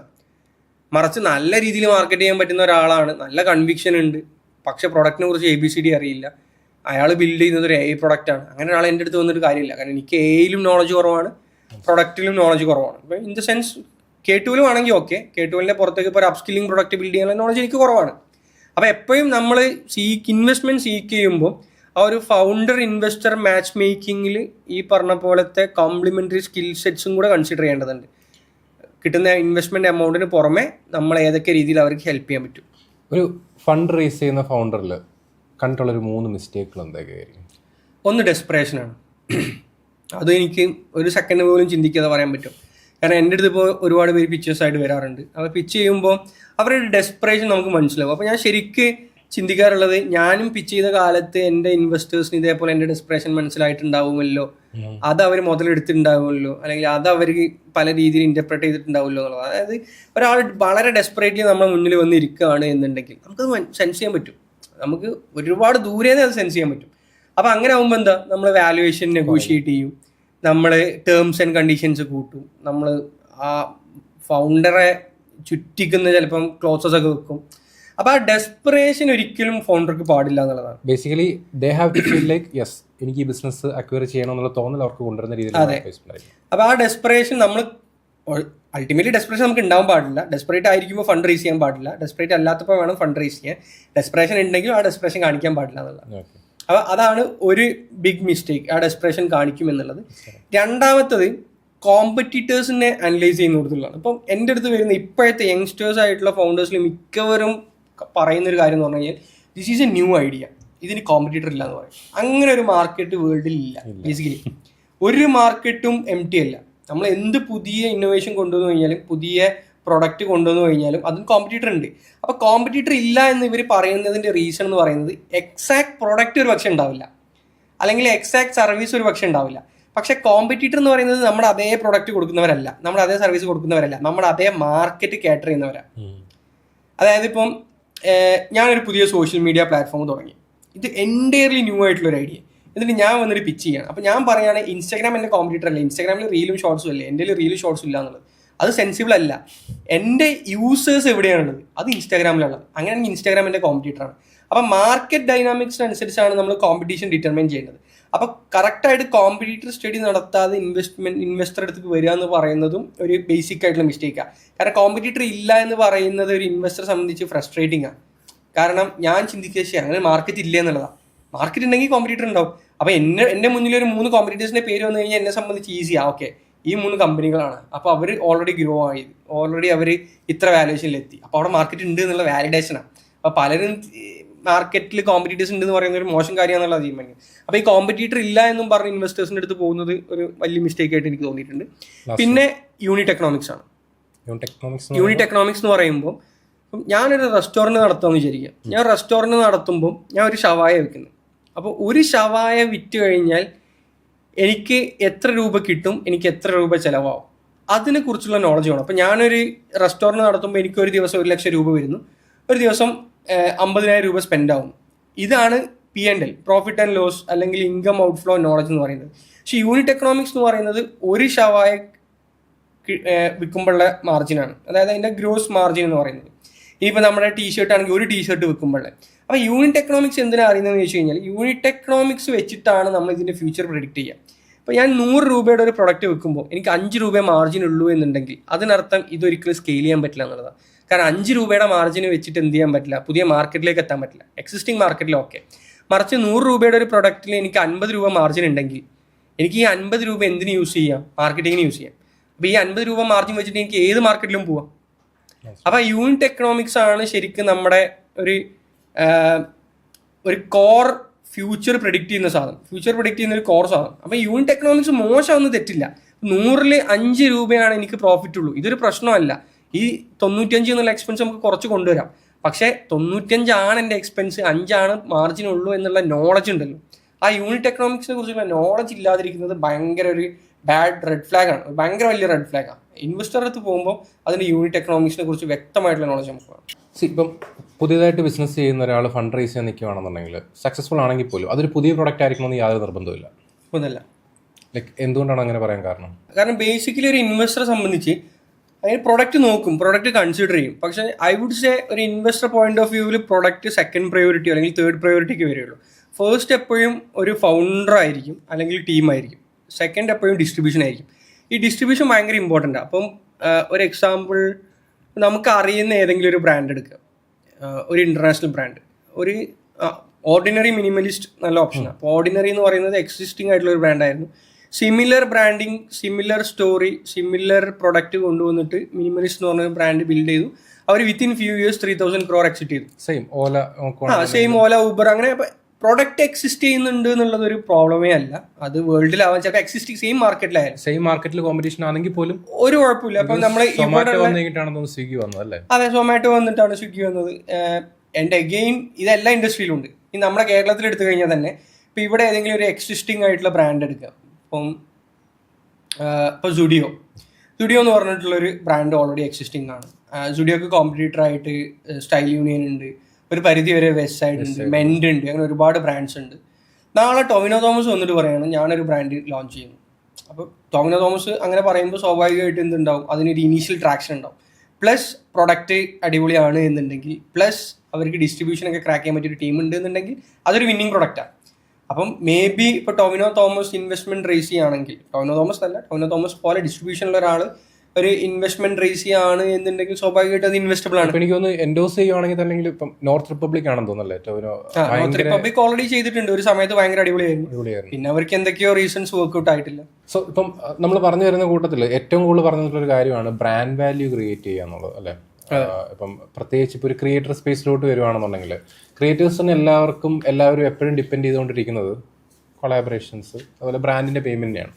പലർക്കും സ്വന്തമായിട്ട് ബിസിനസ് സ്റ്റാർട്ട് ചെയ്യാൻ പേടിയാണ്. അതേപോലെ ഞാൻ കണ്ടുള്ള ഏറ്റവും വലിയൊരു മിസ്റ്റേക്ക്, സ്വന്തമായിട്ട് ബിസിനസ് സ്റ്റാർട്ട് ചെയ്യുകയാണെങ്കിലും ബ്രാൻഡ് നെയിമിൽ കൂടുതലായിട്ട് ഫോക്കസ് ചെയ്യത്തില്ല. ഇപ്പം ഫോർ എക്സാമ്പിൾ എക്സ് എന്ന് പേരുള്ള ഒരാളുണ്ടെങ്കിൽ എക്സ് ബൈ സ്റ്റൈൽ, ചുമ്മാ ജനറിക് ആയിട്ട് അങ്ങ് പോവാറാണ്. അവരോട് എന്ത് അഡ്വൈസാണ് കൊടുക്കാറുള്ളത്? If they are starting A brand, what should they focus on and future കണ്ടിട്ട് എങ്ങനെയായിരിക്കണം മുന്നോട്ട് കൊണ്ടുപോകേണ്ടത്? അൾട്ടിമേറ്റ്ലി വൈ ഇതിൽ ഭയങ്കര ഇമ്പോർട്ടൻ്റ് ആണ്. എന്തിനൊരു ബ്രാൻഡ് സ്റ്റാർട്ട് ചെയ്യുന്നു? ഞാൻ മനസ്സിലാക്കുന്നത് 90% ക്രിയേറ്റേഴ്സും ബ്രാൻഡ് സ്റ്റാർട്ട് ചെയ്യുന്നത് വെൽത്ത് ക്രിയേറ്റ് ചെയ്യാനാണ്, അല്ലെങ്കിൽ അവർക്കൊരു additional source of income create ചെയ്യാനാണ്. ഇനിയും അതും അല്ലെങ്കിൽ ഒരു എനിക്ക് തോന്നുന്നു വെൽത്ത് ക്രിയേഷനെ പറ്റി ആരും ചിന്തിക്കുന്നില്ല. മേ ബി ഒരു സ്റ്റഡി റവന്യൂ ക്രിയേറ്റ് ചെയ്യാനായിരിക്കും. അപ്പം ഞാൻ സജസ്റ്റ് ചെയ്യുക, ഇനി സ്റ്റഡി റവന്യൂ ആണ് ക്രിയേറ്റ് ചെയ്യുന്നത് പ്രയോറിറ്റി എന്നുണ്ടെങ്കിൽ അതിനെ വെൽത്ത് ക്രിയേറ്റ് ചെയ്യുന്നതിലേക്ക് മാറ്റണം എന്നുള്ളതാണ്. കാരണം കോണ്ടന്റ് ക്രിയേഷനിൽ വെൽത്ത് ക്രിയേറ്റ് ചെയ്യാൻ പറ്റില്ല. അതിൽ നമുക്ക് ഡിസ്ട്രിബ്യൂഷൻ ക്രിയേറ്റ് ചെയ്യാൻ പറ്റും. പക്ഷെ ഒരു ബ്രാൻഡ് വെച്ചിട്ടാണ് നമുക്ക് വെൽത്ത് ക്രിയേറ്റ് ചെയ്യാൻ പറ്റുള്ളൂ. അപ്പോൾ ഒരു ബ്രാൻഡ് വെച്ചിട്ട് എങ്ങനെയാണ് വെൽത്ത് ക്രിയേറ്റ് ചെയ്യുക? ഈ ബ്രാൻഡിനെ നമ്മൾ സ്കെയിൽ ചെയ്യുന്നു, വലുതാക്കുന്നു, ഇതിനൊരു ബിഗർ കമ്പനിയെ അക്വയർ ചെയ്യുന്നു, അല്ലെങ്കിൽ IPO പോകുന്നു. അപ്പോൾ X/ABC എന്ന് പറയുമ്പോൾ ഈ കമ്പനിനെ നമുക്ക് എങ്ങനെ സെല് ചെയ്യാൻ പറ്റുക? ഒരിക്കലും സെല് ചെയ്യാൻ പറ്റില്ല. ഇത് നല്ല ക്രിയേറ്റേഴ്സ് ആരും അങ്ങനെ ചെയ്യുന്നതായിട്ട് എനിക്ക് തോന്നിയിട്ടില്ല. അപ്പം ഫോറിനിൽ ഒരുപാട് ബ്രാൻഡ്സ് ഉണ്ട്. ഇപ്പോൾ റിഹാന ബ്രാൻഡ് റൺ ചെയ്യുന്നുണ്ട്, പിന്നെ കൈലി ജെന്നർ, കെൻഡൽ, ഇവരൊക്കെ ബ്രാൻഡ് റൺ ചെയ്യുന്നുണ്ട്. ഇവരാരും അങ്ങനെ ചെയ്യുന്നില്ല. ഇന്ത്യൻ ക്രിയേറ്റർ എക്കോണമിയിലാണ് ഭയങ്കരമായിട്ട്. ഇന്ത്യയിൽ തന്നെ എനിക്ക് തോന്നുകയാണെങ്കിൽ ഇപ്പം പൽമനാസ് എനിക്ക് തോന്നുന്നില്ല പൽമനാസ് ബൈ എന്ന് പറഞ്ഞിട്ട് അവർ കൊടുത്തിട്ടുണ്ടില്ല. പൽമനാസ് മാത്രമേ ഉള്ളൂ. പിന്നെ വേറെ ഏതാളുള്ളത്? അല്ല, ഞാൻ മെയിനായിട്ട് ഫോക്കസ് ചെയ്യുന്നത് കോഹ്ലിന്റെ 1.8 ഉള്ളൂ. കേരളത്തിൽ വളരെ ഇന്ത്യൻ മാർക്കറ്റാണ് ഉദ്ദേശിച്ചത്. കേരള മാർക്കറ്റാണ്. കേരള മാർക്കറ്റിൽ ഒരു ക്രിയേറ്റർ ഒരു ബിസിനസ് സ്റ്റാർട്ട് ചെയ്ത് കഴിഞ്ഞാൽ ബൈ ഉണ്ട്. അത് ഭയങ്കര റെഡ് ഫ്ലാഗ് ആണെന്ന് ഞാൻ പറയുള്ളൂ. കാരണം ഒരിക്കലും അവർക്ക് അത് റിമൂവ് ചെയ്യാൻ പറ്റില്ല. അതൊരു ലയബിലിറ്റി ആയി മാറും നാളെ. കാരണം ബൈ എന്നുള്ള കാരണമാണ് ആ കമ്പനി നിലനിൽക്കുന്നത് തോന്നി കഴിഞ്ഞാൽ എന്നും ആ ബൈ അവിടെ വേണം. കാരണം എനിക്ക് തോന്നിയിട്ടുള്ളത് അവർ ബൈ കൊടുക്കേണ്ട ആവശ്യമില്ല. മേ ബി എന്തായാലും അവർ അതിലൂടെയും ഡിസ്ട്രിബ്യൂഷൻ ക്രിയേറ്റ് ചെയ്യാൻ നോക്കുന്നുണ്ടാവും, ഫെയിം ക്രിയേറ്റ് ചെയ്യാൻ നോക്കും. അവരുടെ ഫേസ് വാല്യൂ ഉണ്ടെങ്കിൽ തന്നെ ഓൾറെഡി ഡിസ്ട്രിബ്യൂഷൻ കിട്ടും. പിന്നെ ബൈ കൊടുക്കേണ്ട ആവശ്യമില്ല. ഈ ബൈ കൊടുക്കുന്നത് ശരിക്കും വാല്യുവേഷനെ അല്ലെങ്കിൽ പിന്നീട് ഫണ്ട് റൈസ് ചെയ്യുന്ന സമയത്തും ബ്രാൻഡ് വാല്യൂലും ഭയങ്കരമായിട്ട് എഫക്ട് ചെയ്തില്ലേ? ഇത് ഇനീഷ്യലി ഒരു പക്ഷെ അവരെ ഹെൽപ്പ് ചെയ്യുമായിരിക്കും. ബൈ ഇന്നാണെന്ന് പറയുമ്പോൾ ക്രെഡിബിലിറ്റി ഇൻക്രീസ് ചെയ്യായിരിക്കും. പക്ഷെ അങ്ങനെ ബൈ കൊടുക്കേണ്ട ആവശ്യമില്ല. അത് സ്വാഭാവികമായിട്ട് അയാൾ തന്നെ പറയുമ്പോൾ അത് ബൈ ആണ്. പക്ഷെ ഫ്യൂച്ചറിൽ അത് അവർക്ക് ലയബിലിറ്റി ആവും എന്നുള്ളതാണ്. കാരണം ആ ബൈ എന്ന് അവിടുന്ന് പോകുന്നോ അന്നൊരു പക്ഷേ ചിലപ്പോൾ ആ ബ്രാൻഡിന് ആ പെർഫോമൻസ് കിട്ടൂല. അപ്പം നാളെ ഒരു കമ്പനി ഒന്ന് ഇത് അക്വയർ ചെയ്യുമ്പം അവർ ഈ ബ്രാൻഡ് അക്വയർ ചെയ്യുമ്പോൾ ആ ബ്രാൻഡിന്റെ പാർട്ടാണ് ഈ വ്യക്തിയുടെ പേരും. അപ്പോൾ എത്ര കാലം ആ ബ്രാൻഡ് ഉണ്ടോ അത്ര കാലം മേ ബി ആ വ്യക്തി അവിടെ നിൽക്കേണ്ടി വരും. ക്രിയേറ്റേഴ്സ് ആയിട്ടുള്ള ആൾക്കാരോട് എന്തായിരിക്കും അഡ്വൈസ് കൊടുക്കാനുള്ളത്? ലൈക്ക് എന്താണ് അവർ ചെയ്യുന്നില്ല എന്ന് തോന്നിയിട്ടുള്ളത്? ഞാൻ ഒരുപാട് ക്രിയേറ്റേഴ്സ് ബിസിനസ് തുടങ്ങുന്നതിനെ കുറിച്ച് ഞാൻ ഈ അടുത്തായിട്ട് ഇപ്പോൾ കൊച്ചിയിൽ വന്നതിന് ശേഷം ലാസ്റ്റ് ഒരു ഫ്യൂ മന്ത്സ് ആയിട്ട് ഒരുപാട് പേരുമായിട്ട് ഡിസ്കസ് ചെയ്തിട്ടുള്ള കാര്യമാണ്. പ്രത്യേകിച്ച് അഗെയിൻ കുറച്ച് ക്രിയേറ്റേഴ്സുമായിട്ട് അസോസിയേറ്റ് ചെയ്തതിന് ശേഷം ഇവരെപ്പോഴും ഇവരുടെ ഓഡിയൻസിനെ മനസ്സിലാക്കാതെയാണ് ബിസിനസ്സുകൾ സ്റ്റാർട്ട് ചെയ്യുന്നത്. ഇപ്പോൾ ഇവർ സ്വാഭാവികമായിട്ട് ക്രിയേറ്റേഴ്സ് ആകുമ്പോൾ ഇവർക്ക് ഇതിന് അനലിറ്റിക്സ് നോക്കാൻ അറിയാം. മെയിലാണോ ഫീമെയിലാണോ എന്ന് അറിയാം, ഏത് ഏജ് കാറ്റഗറി ആണെന്നുള്ളത് അറിയാം. ഞാൻ ലിറ്ററലി കണ്ടിട്ടുണ്ട്, അതായത് മില്യൺസ് ഫോളോവേഴ്സ് ഉള്ള കേരളത്തിലുള്ള ഒരു ക്രിയേറ്റർ അവരുടെ പ്രൈമറി ഓഡിയൻസ് എന്ന് പറയുന്നത് ഫാമിലിയാണ്. പ്രൈമറി ഓഡിയൻസ് എന്ന് പറയുന്നത് ഒരു സെർട്ടൈൻ ഏജ് കാറ്റഗറിയിലുള്ളവരാണ്. ബട്ട് സ്റ്റിൽ അതുമായിട്ട് ഒട്ടും റെസണേറ്റ് ചെയ്യാത്ത ഒരു പ്രീമിയം പ്രൊഡക്റ്റ് ഇൻട്രൊഡ്യൂസ് ചെയ്തു. ഒരു പ്രീമിയം ഷോപ്പ് ഇൻട്രൊഡ്യൂസ് ചെയ്തത് എനിക്ക് എങ്ങനെ പോയിട്ടും അതിലെ സെൻസ് എന്താണെന്ന് മനസ്സിലാവില്ല. കാരണം ഫാമിലി ഓഡിയൻസ് യൂട്യൂബ് ഇൻഫ്ലുവൻസറാണ്, ഫാമിലി ഓഡിയൻസ് ആണ്. അപ്പോൾ ഫാമിലി ഓഡിയൻസ് ആകുമ്പോൾ സ്വാഭാവികമായിട്ടും യൂട്യൂബിൽ ഇത്ര ടൈം സ്പെൻഡ് ചെയ്യുന്നവരാണ്, ഇന്ന ലൊക്കേഷനിലുള്ളവരാണ്. അവർ Tier 1 Tier 2 മെട്രോ സിറ്റിയിലുള്ളവരല്ല ഓഡിയൻസ്. അത് ജോഗ്രഫിക്കലി നമുക്ക് ട്രാക്ക് ചെയ്യാൻ പറ്റുമല്ലോ. ഒരു north Kerala kind of audience കൂടുതലുള്ള വ്യക്തിയാണ്. അപ്പോൾ അങ്ങനത്തെ വ്യക്തി തുടങ്ങുമ്പോൾ അവർക്ക് റെസൊണേറ്റ് ചെയ്യാൻ പറ്റുന്ന, അവർക്ക് ബൈ ചെയ്യാൻ പറ്റുന്ന ഒരു ബ്രാൻഡായിരിക്കണം. നമ്മൾ അത് കണ്ടിട്ട് ഒരു കൊച്ചിയിൽ വന്നിട്ട് ഒരു 1 പ്രീമിയം ഔട്ട്ലെറ്റ് ഇട്ടിട്ട് കാര്യമില്ലല്ലോ. ഇവിടെയുള്ള കൊച്ചിയിലുള്ള ഇവിടുത്തെ ക്രീമി ലെയർ ക്രൗഡിനെ സെർവ് ചെയ്യുന്ന ഒരു ഷോപ്പ് തുടങ്ങുമ്പോൾ അതിന്റെ ഓഡിയൻസിന് ആർക്കും ഈ ആൾ റെലവെന്റ് അല്ല. പ്രത്യേകിച്ച് കൊച്ചി പോലുള്ള സിറ്റിയിൽ ക്രിയേറ്റേഴ്സ് തുടങ്ങുമ്പോൾ പ്രശ്നം എന്ന് വെച്ച് കഴിഞ്ഞാൽ ഇത് ലാൻഡ് ഓഫ് ക്രിയേറ്റേഴ്സ് ആണ്. ഇവിടെ നല്ലൊരു കേരളത്തിലുള്ള ക്രിയേറ്റേഴ്സിന്റെ ഒരു 80% ക്രിയേറ്റേഴ്സ് ഉള്ളത് ആക്ച്വലി ഇവിടെയാണ്. അതിന്റെ പുറമെ മോളിവുഡും ഉണ്ട്. അപ്പം മലയാള സിനിമ ഇൻഡസ്ട്രി ഉള്ളത് കൊണ്ട് തന്നെ ക്രിയേറ്റേഴ്സ് എത്ര ഫെയിം എടുത്തു കഴിഞ്ഞാലും ആക്ടേഴ്സിന്റെ അല്ലെങ്കിൽ ആക്ട്രസ്മാരുടെ ഒരു പടി താഴെയാണ് ഇപ്പോഴും ക്രിയേറ്റേഴ്സ് ഉള്ളത്. ചില ക്രിയേറ്റേഴ്സ് ഒക്കെ ഗ്രോ ചെയ്തു. ഇപ്പൊ പേരെടുത്ത് പറയുകയാണെങ്കിൽ പേളിമണി അല്ലെങ്കിൽ അതുപോലത്തെ കുറച്ച് ക്രിയേറ്റേഴ്സ് ഒക്കെ ആണെങ്കിൽ പല ആക്ടേഴ്സിനേക്കാളും അല്ലെങ്കിൽ ആക്ട്രസിനേക്കാളും അവർക്ക് ക്രെഡിബിലിറ്റി ഉണ്ട്. പക്ഷെ അതൊരു 1% ക്രിയേറ്റേഴ്സാണ്, അല്ലാത്തവർ ഇപ്പോഴും ആക്ടേഴ്സിന്റെ താഴെയാണ്. അപ്പൊ അങ്ങനെയുള്ളവർ ഇവിടെ ബ്രാൻഡ്സ് ബിൽഡ് ചെയ്യുമ്പോൾ അത് ഇവിടുത്തെ ഒരു പ്രീമിയം ബ്രാൻഡായി ഇൻട്രൊഡ്യൂസ് ചെയ്യുമ്പോൾ തന്നെ അത് റെസൊണേറ്റ് ചെയ്യൂല ഓഡിയൻസിന്. What will be your advice for a creator? ഒരു ക്രിയേറ്ററിന് ഒരു ബ്രാൻഡ് ബിൽഡ് ചെയ്യണമെന്നുണ്ടെങ്കിൽ ആൾക്ക് കൊടുക്കുന്ന 3 അഡ്വൈസ് എന്തായിരിക്കും? ഫസ്റ്റ് അഡ്വൈസ് ഇത് തന്നെയായിരിക്കും, ഓഡിയൻസിനനുസരിച്ച് തുടങ്ങുക. അതിനി എന്ത് ലോ ക്ലാസ് പ്രൊഡക്റ്റ് ആണെങ്കിൽ, അതായത് ചിലപ്പോൾ 5 രൂപയുടെ തീപ്പെട്ടി ആയിരിക്കും. പക്ഷേ ആ തീപ്പെട്ടി ഇന്ന ആളാണ് തീപ്പെട്ടി എന്ന് പറയുമ്പോൾ, അല്ലെങ്കിൽ ഇന്ന ആളൊരു മെഴുകുതിരി ഇൻട്രൊഡ്യൂസ് ചെയ്യുമ്പോൾ ഒരു ക്രെഡിബിലിറ്റി ഉണ്ട്. അപ്പം തീപ്പെട്ടി ഒരു മോശം ബിസിനസ് അല്ല. അപ്പം ആ തീപ്പെട്ടി ബിസിനസ് തുടങ്ങേണ്ട, അല്ലെങ്കിൽ ഒരു മെഴുകുതിരി ബിസിനസ് തുടങ്ങേണ്ട ഒരാൾ ഒരു പ്രീമിയം ബുട്ടീക്ക് തുടങ്ങി കഴിഞ്ഞാൽ, അല്ലെങ്കിൽ ഒരു പ്രീമിയം ബ്യൂട്ടി പാർലർ തുടങ്ങി കഴിഞ്ഞാൽ കാര്യമില്ല. അപ്പോൾ ഓഡിയൻസിനനുസരിച്ച് എന്ത് ചെയ്യുക, തുടങ്ങുക എന്നുള്ളതാണ്. അതിൽ ബിസിനസ്സിൽ മോശം ബിസിനസ് നല്ല ബിസിനസ് ഒന്നുമില്ല, മോശം ബ്രാൻഡ് നല്ല ബ്രാൻഡ് ഒന്നുമില്ല. ഈ തീപ്പെട്ടി വിറ്റിട്ട് കോടികൾ ഉണ്ടാക്കണം, അല്ലെങ്കിൽ ചന്ദനത്തിരി വിറ്റിട്ട് കോടികൾ ഉണ്ടാക്കിയിട്ടുള്ള ബ്രാൻഡ്സ് ഒക്കെ കേരളത്തിലുണ്ട്. അപ്പോൾ വെൽത്ത് ആണ് അൾട്ടിമേറ്റ്ലി പ്രയോറിറ്റൈസ് ചെയ്യേണ്ടത്. അതാണ് ഫസ്റ്റ് അഡ്വൈസ്. രണ്ടാമത്തെ അഡ്വൈസ്, അങ്ങനെയാണെങ്കിൽ വെൽത്തിൽ എപ്പോഴും നിങ്ങൾ എന്ത് ചെയ്യണം, ഒരു എക്സിറ്റ് അല്ലെങ്കിൽ അക്വിസിഷൻ പ്ലാൻ ചെയ്യണം. അപ്പം ഒരു പരിധി വിട്ടിട്ട് ഇവർ ബ്രാൻഡുമായിട്ട് ലിങ്ക് ചെയ്യരുത്. ബ്രാൻഡിനെ ഇവരുടെ ഡിസ്ട്രിബ്യൂഷൻ ബ്രാൻഡിന് കൊടുക്കുക, എന്നിട്ട് ഇവരെക്കാളും വലിയ ഡിസ്ട്രിബ്യൂഷൻ ബ്രാൻഡിന് ക്രിയേറ്റ് ചെയ്യുക. അപ്പോൾ ഇവരെക്കാളും വലിയ ഡിസ്ട്രിബ്യൂഷൻ എന്ന് പറഞ്ഞു കഴിഞ്ഞാൽ ഇനീഷ്യൽ ട്രാക്ഷൻ ക്രിയേറ്റ് ചെയ്യാൻ ഇവരുടെ ഡിസ്ട്രിബ്യൂഷൻ ഹെൽപ്പ് ചെയ്യും. അവിടുന്ന് ഡിസ്ട്രിബ്യൂഷൻ ഇൻക്രീസ് ചെയ്യണമെങ്കിൽ പ്രൊഡക്റ്റ് അടിപൊളിയാണ്. അപ്പം ഡിസ്ട്രിബ്യൂഷൻ അടിപൊളി ആയതുകൊണ്ട് മാത്രം കാര്യമല്ല, പ്രൊഡക്റ്റ് അടിപൊളിയായി കഴിഞ്ഞാലാണ് അത് ഓർഗാനിക്കലി ഡിസ്ട്രിബ്യൂഷൻ ഗ്രോ ചെയ്യുള്ളൂ. അപ്പം അങ്ങനെ ഒരു കോമ്പിനേഷൻ വർക്ക്ഔട്ട് ചെയ്തിട്ട് എന്ത് ചെയ്യുക, ഇവർ കുറച്ച് കഴിഞ്ഞിട്ട് ഇതിൽ നിന്ന് ഡിറ്റാച്ച് ചെയ്യണം. അങ്ങനെ ആകുമ്പോഴാണ് ആ ബ്രാൻഡിന് ഇൻഡിപെൻഡൻ്റ് ആയിട്ട് നിൽക്കുക ചെയ്ത് അക്യൂർ ചെയ്യുമ്പോൾ. അപ്പോൾ അക്വിസിഷൻ നടക്കുമ്പോൾ അവിടെ അൾട്ടിമേറ്റ് വെൽത്ത് വരും. അപ്പോൾ അക്വിസിഷൻ പ്ലാൻ ചെയ്തുകൊണ്ട് തന്നെ, എസ്പെഷ്യലി ക്രിയേറ്റേഴ്സ് ആകുമ്പോൾ D2C ആയിരിക്കും. D2C എന്ന് പറഞ്ഞാൽ ഡയറക്റ്റ് ടു കസ്റ്റമർ അല്ലെങ്കിൽ ഡയറക്റ്റ് ടു കൺസ്യൂമർ. അപ്പോൾ ഡയറക്റ്റ് ടു കൺസ്യൂമർ എന്ന് പറഞ്ഞു കഴിഞ്ഞാൽ ഒരു വെബ്സൈറ്റ് ത്രൂ അല്ലെങ്കിൽ ഇൻസ്റ്റാഗ്രാം പേജ് ത്രൂ വിൽക്കാൻ പറ്റുന്ന പ്രൊഡക്ട്സ് ആയിരിക്കും. ഫാഷൻ ആയിരിക്കാം, അല്ലെങ്കിൽ may be food and beverages related ആയിരിക്കാം, അല്ലെങ്കിൽ ആക്സസറീസ് ആവാം, എന്തും ആവാം, അപ്പാരൽസ് അല്ലെങ്കിൽ ഫുഡ് വെയർ. അപ്പോൾ ഇത്തരം ബിസിനസ്സുകളൊക്കെ അത് ഇൻഡിപെൻഡൻ്റ് ആയിട്ട് നിൽക്കുകയും അതിനെ അക്വയർ ചെയ്യാൻ പറ്റുന്ന രീതിയിൽ അതിനെ ലീഗലി സ്ട്രക്ചർ ചെയ്യുകയും ചെയ്യണം. ലീഗലിയും സ്ട്രക്ചർ ചെയ്യണം, മാർക്കറ്റും സ്ട്രക്ചർ ചെയ്യണം, ബ്രാൻഡിങ് ഒക്കെ സ്ട്രക്ചർ ചെയ്യേണ്ടതുണ്ട്. അപ്പോൾ ആ പ്ലാനോട് കൂടി തന്നെ പോവുക, വെൽത്ത് ക്രിയേറ്റ് ചെയ്യണം എന്നുള്ളത്. ഇനി ഒരു എക്സാമ്പിൾ ഞാൻ പറഞ്ഞുതരാം. ആലിയ ഭട്ട് ഇതിൽ ബ്രില്യൻ്റ് എക്സാമ്പിളാണ്. ഇതിനൊരു ക്രിയേറ്റർ ലെഡ് ബ്രാൻഡ് ബിൽഡ് ചെയ്യുന്നതിന്. എടാമാമ എന്ന് പറഞ്ഞൊരു ബ്രാൻഡ് ബിൽഡ് ചെയ്തു. അപ്പോൾ ആലിയ ഭട്ടിനെ സംബന്ധിച്ച് എനിക്ക് ആലിയ ഭട്ട് ഒരു മൂവിക്ക് എത്ര വാങ്ങാമെന്ന് അറിയില്ല. ലെറ്റ്സ് സേ ഒരു 25 crore വാങ്ങുമെന്ന് വിചാരിക്കാം. അപ്പം 25 crore ഒരു സിനിമയിൽ അഭിനയിച്ച് കഴിഞ്ഞാൽ 25 കോടി കിട്ടി. ഒരു വർഷം അവർ എത്ര സിനിമയിൽ അഭിനയിക്കും? Maximum 2 or 3. അപ്പം 2 സിനിമയിൽ അഭിനയിച്ച് കഴിഞ്ഞാൽ അവർക്ക് 50 കോടി കിട്ടുക. അപ്പോൾ അവർക്ക് ഈ 10 സിനിമ അഭിനയിക്കണമെങ്കിൽ 5 വർഷം എടുക്കും. അപ്പോൾ 5 വർഷം അഭിനയിച്ച് കഴിഞ്ഞാൽ 10 സിനിമയിലൂടെ അവർക്ക് 250 കോടി കിട്ടി. 10 വർഷം അഭിനയിച്ച് കഴിഞ്ഞാലായിരിക്കും, അല്ലെ 10 വർഷം വേണ്ട, നമ്മൾ ഇത് ഇൻക്രീസ് ആവുമെന്ന് വിചാരിക്കുക ബ്രാൻഡിങ്. ഒരു 7 to 8 വർഷം അഭിനയിച്ച് കഴിഞ്ഞാലായിരിക്കും സിനിമയിലൂടെ അവർക്ക് ഒരു 500 കോടി കിട്ടുക. പക്ഷേ എടാമാമ എന്ന് പറഞ്ഞൊരു ബ്രാൻഡ് തുടങ്ങി വിത്തിൻ ഫ്യൂ ഇയേഴ്സ്, എനിക്ക് തോന്നുന്നു ഒരു 2 or 3 years ആയിട്ടേ ഉള്ളൂ, റിലയൻസ് അക്വയർ ചെയ്തു മോർ ദാൻ 500 crore വാല്യൂഷനിൽ. അപ്പോൾ അതിൻ്റെ മെജോറിറ്റി സ്റ്റേക്ക് അവർ അക്വയർ ചെയ്തു. അപ്പോൾ അവർക്ക് ആ ബിസിനസ്സിലൂടെ അവർ 7-8 വർഷം അഭിനയിച്ച് കഴിഞ്ഞാൽ കിട്ടുന്ന റെമ്യൂണറേഷനാണ് അവർക്ക് ആ ഒരു സിംഗിൾ ഡീലിലൂടെ കിട്ടിയത്. അങ്ങനെ മൾട്ടിപ്പിൾ ബ്രാൻഡ്സ് ഇപ്പോൾ ഒരുപാട് പേര് ബിൽഡ് ചെയ്യുന്നുണ്ട്. നയൻതാര ബിൽഡ് ചെയ്യുന്നുണ്ട്, പിന്നെ സാമന്ത് ഒരുപാട് ബ്രാൻഡ്സ് ബിൽഡ് ചെയ്യുന്നുണ്ട്, പിന്നെ ശ്രദ്ധ കപൂർ ആണ് പാൽമനാസ് ചെയ്യുന്നത്. പാൽമനാസ് ബ്രില്യൻ പ്രൊഡക്റ്റ്. കൃതി സാനോന്റെ ഹൈഫൺ ബ്രില്യൻ പ്രൊഡക്റ്റ്. അവരുടെ എൻറ്റയർ ഫിലിം കരിയറിൽ ക്രിയേറ്റ് ചെയ്തിട്ടുള്ള സിനിമയുടെയും ആഡിന്റെയും മൊത്തം വെൽത്തിന്റെ 10x വെൽത്താണ് അവർ നെക്സ്റ്റ് 2 years ക്രിയേറ്റ് ചെയ്യാൻ പോകുന്നത് ഹൈഫണിലൂടെ. അപ്പൊ അങ്ങനത്തെ ബ്രാൻഡ്സ് നമ്മളവിടെ ഉള്ളവർക്കും ബിൽഡ് ചെയ്യാൻ പറ്റും. കേരളത്തിലുള്ള മോളിവുഡ് ആക്ടേഴ്സ് അങ്ങനെ എന്തെങ്കിലും ഫോക്കസ് ചെയ്യുന്നതായിട്ട് തോന്നുന്നുണ്ടോ? മോളിവുഡ് ആക്ടേഴ്സ് ഇപ്പൊ ഒബ്വിയസ്ലി നിവിൻ പോളി ഫോക്കസ് ചെയ്യുന്നുണ്ട്. അപ്പൊ അതുകൊണ്ടാണ് നമ്മൾ നിവിനുമായിട്ട് അത് മാത്രമാണ് പൊട്ടൻഷ്യൽ. ദുൽഖർ ചെയ്യുന്നുണ്ട്. ദുൽഖർ 1-2 ബ്രാൻഡ്സുമായിട്ട് അസോസിയേറ്റഡ് ആണ്. അഗെയിൻ ദുൽഖർ അൾട്രാ വയലറ്റിൽ ഒരു അടിപൊളി ഡീൽ ചെയ്തിട്ടുണ്ട്. അൾട്രാ വയലറ്റ് എന്ന് പറഞ്ഞ ഒരു ബ്രാൻഡിൽ ഒരു EV റേസിംഗ് ബൈക്കിന്റെ ബ്രാൻഡാണ്. മേ ബി അവിടെ ഞാൻ പ്രെഡിക്റ്റ് ചെയ്യുന്നത് ദുൽഖറിന്റെ എൻറ്റയർ ഫിലിം കരിയറിൽ ക്രിയേറ്റ് ചെയ്ത വെൽത്തിനേക്കാളും കൂടുതലാണ് ആ ഒരൊറ്റ ഡീലിൽ ക്രിയേറ്റ് ചെയ്യാൻ പോകുന്നത്.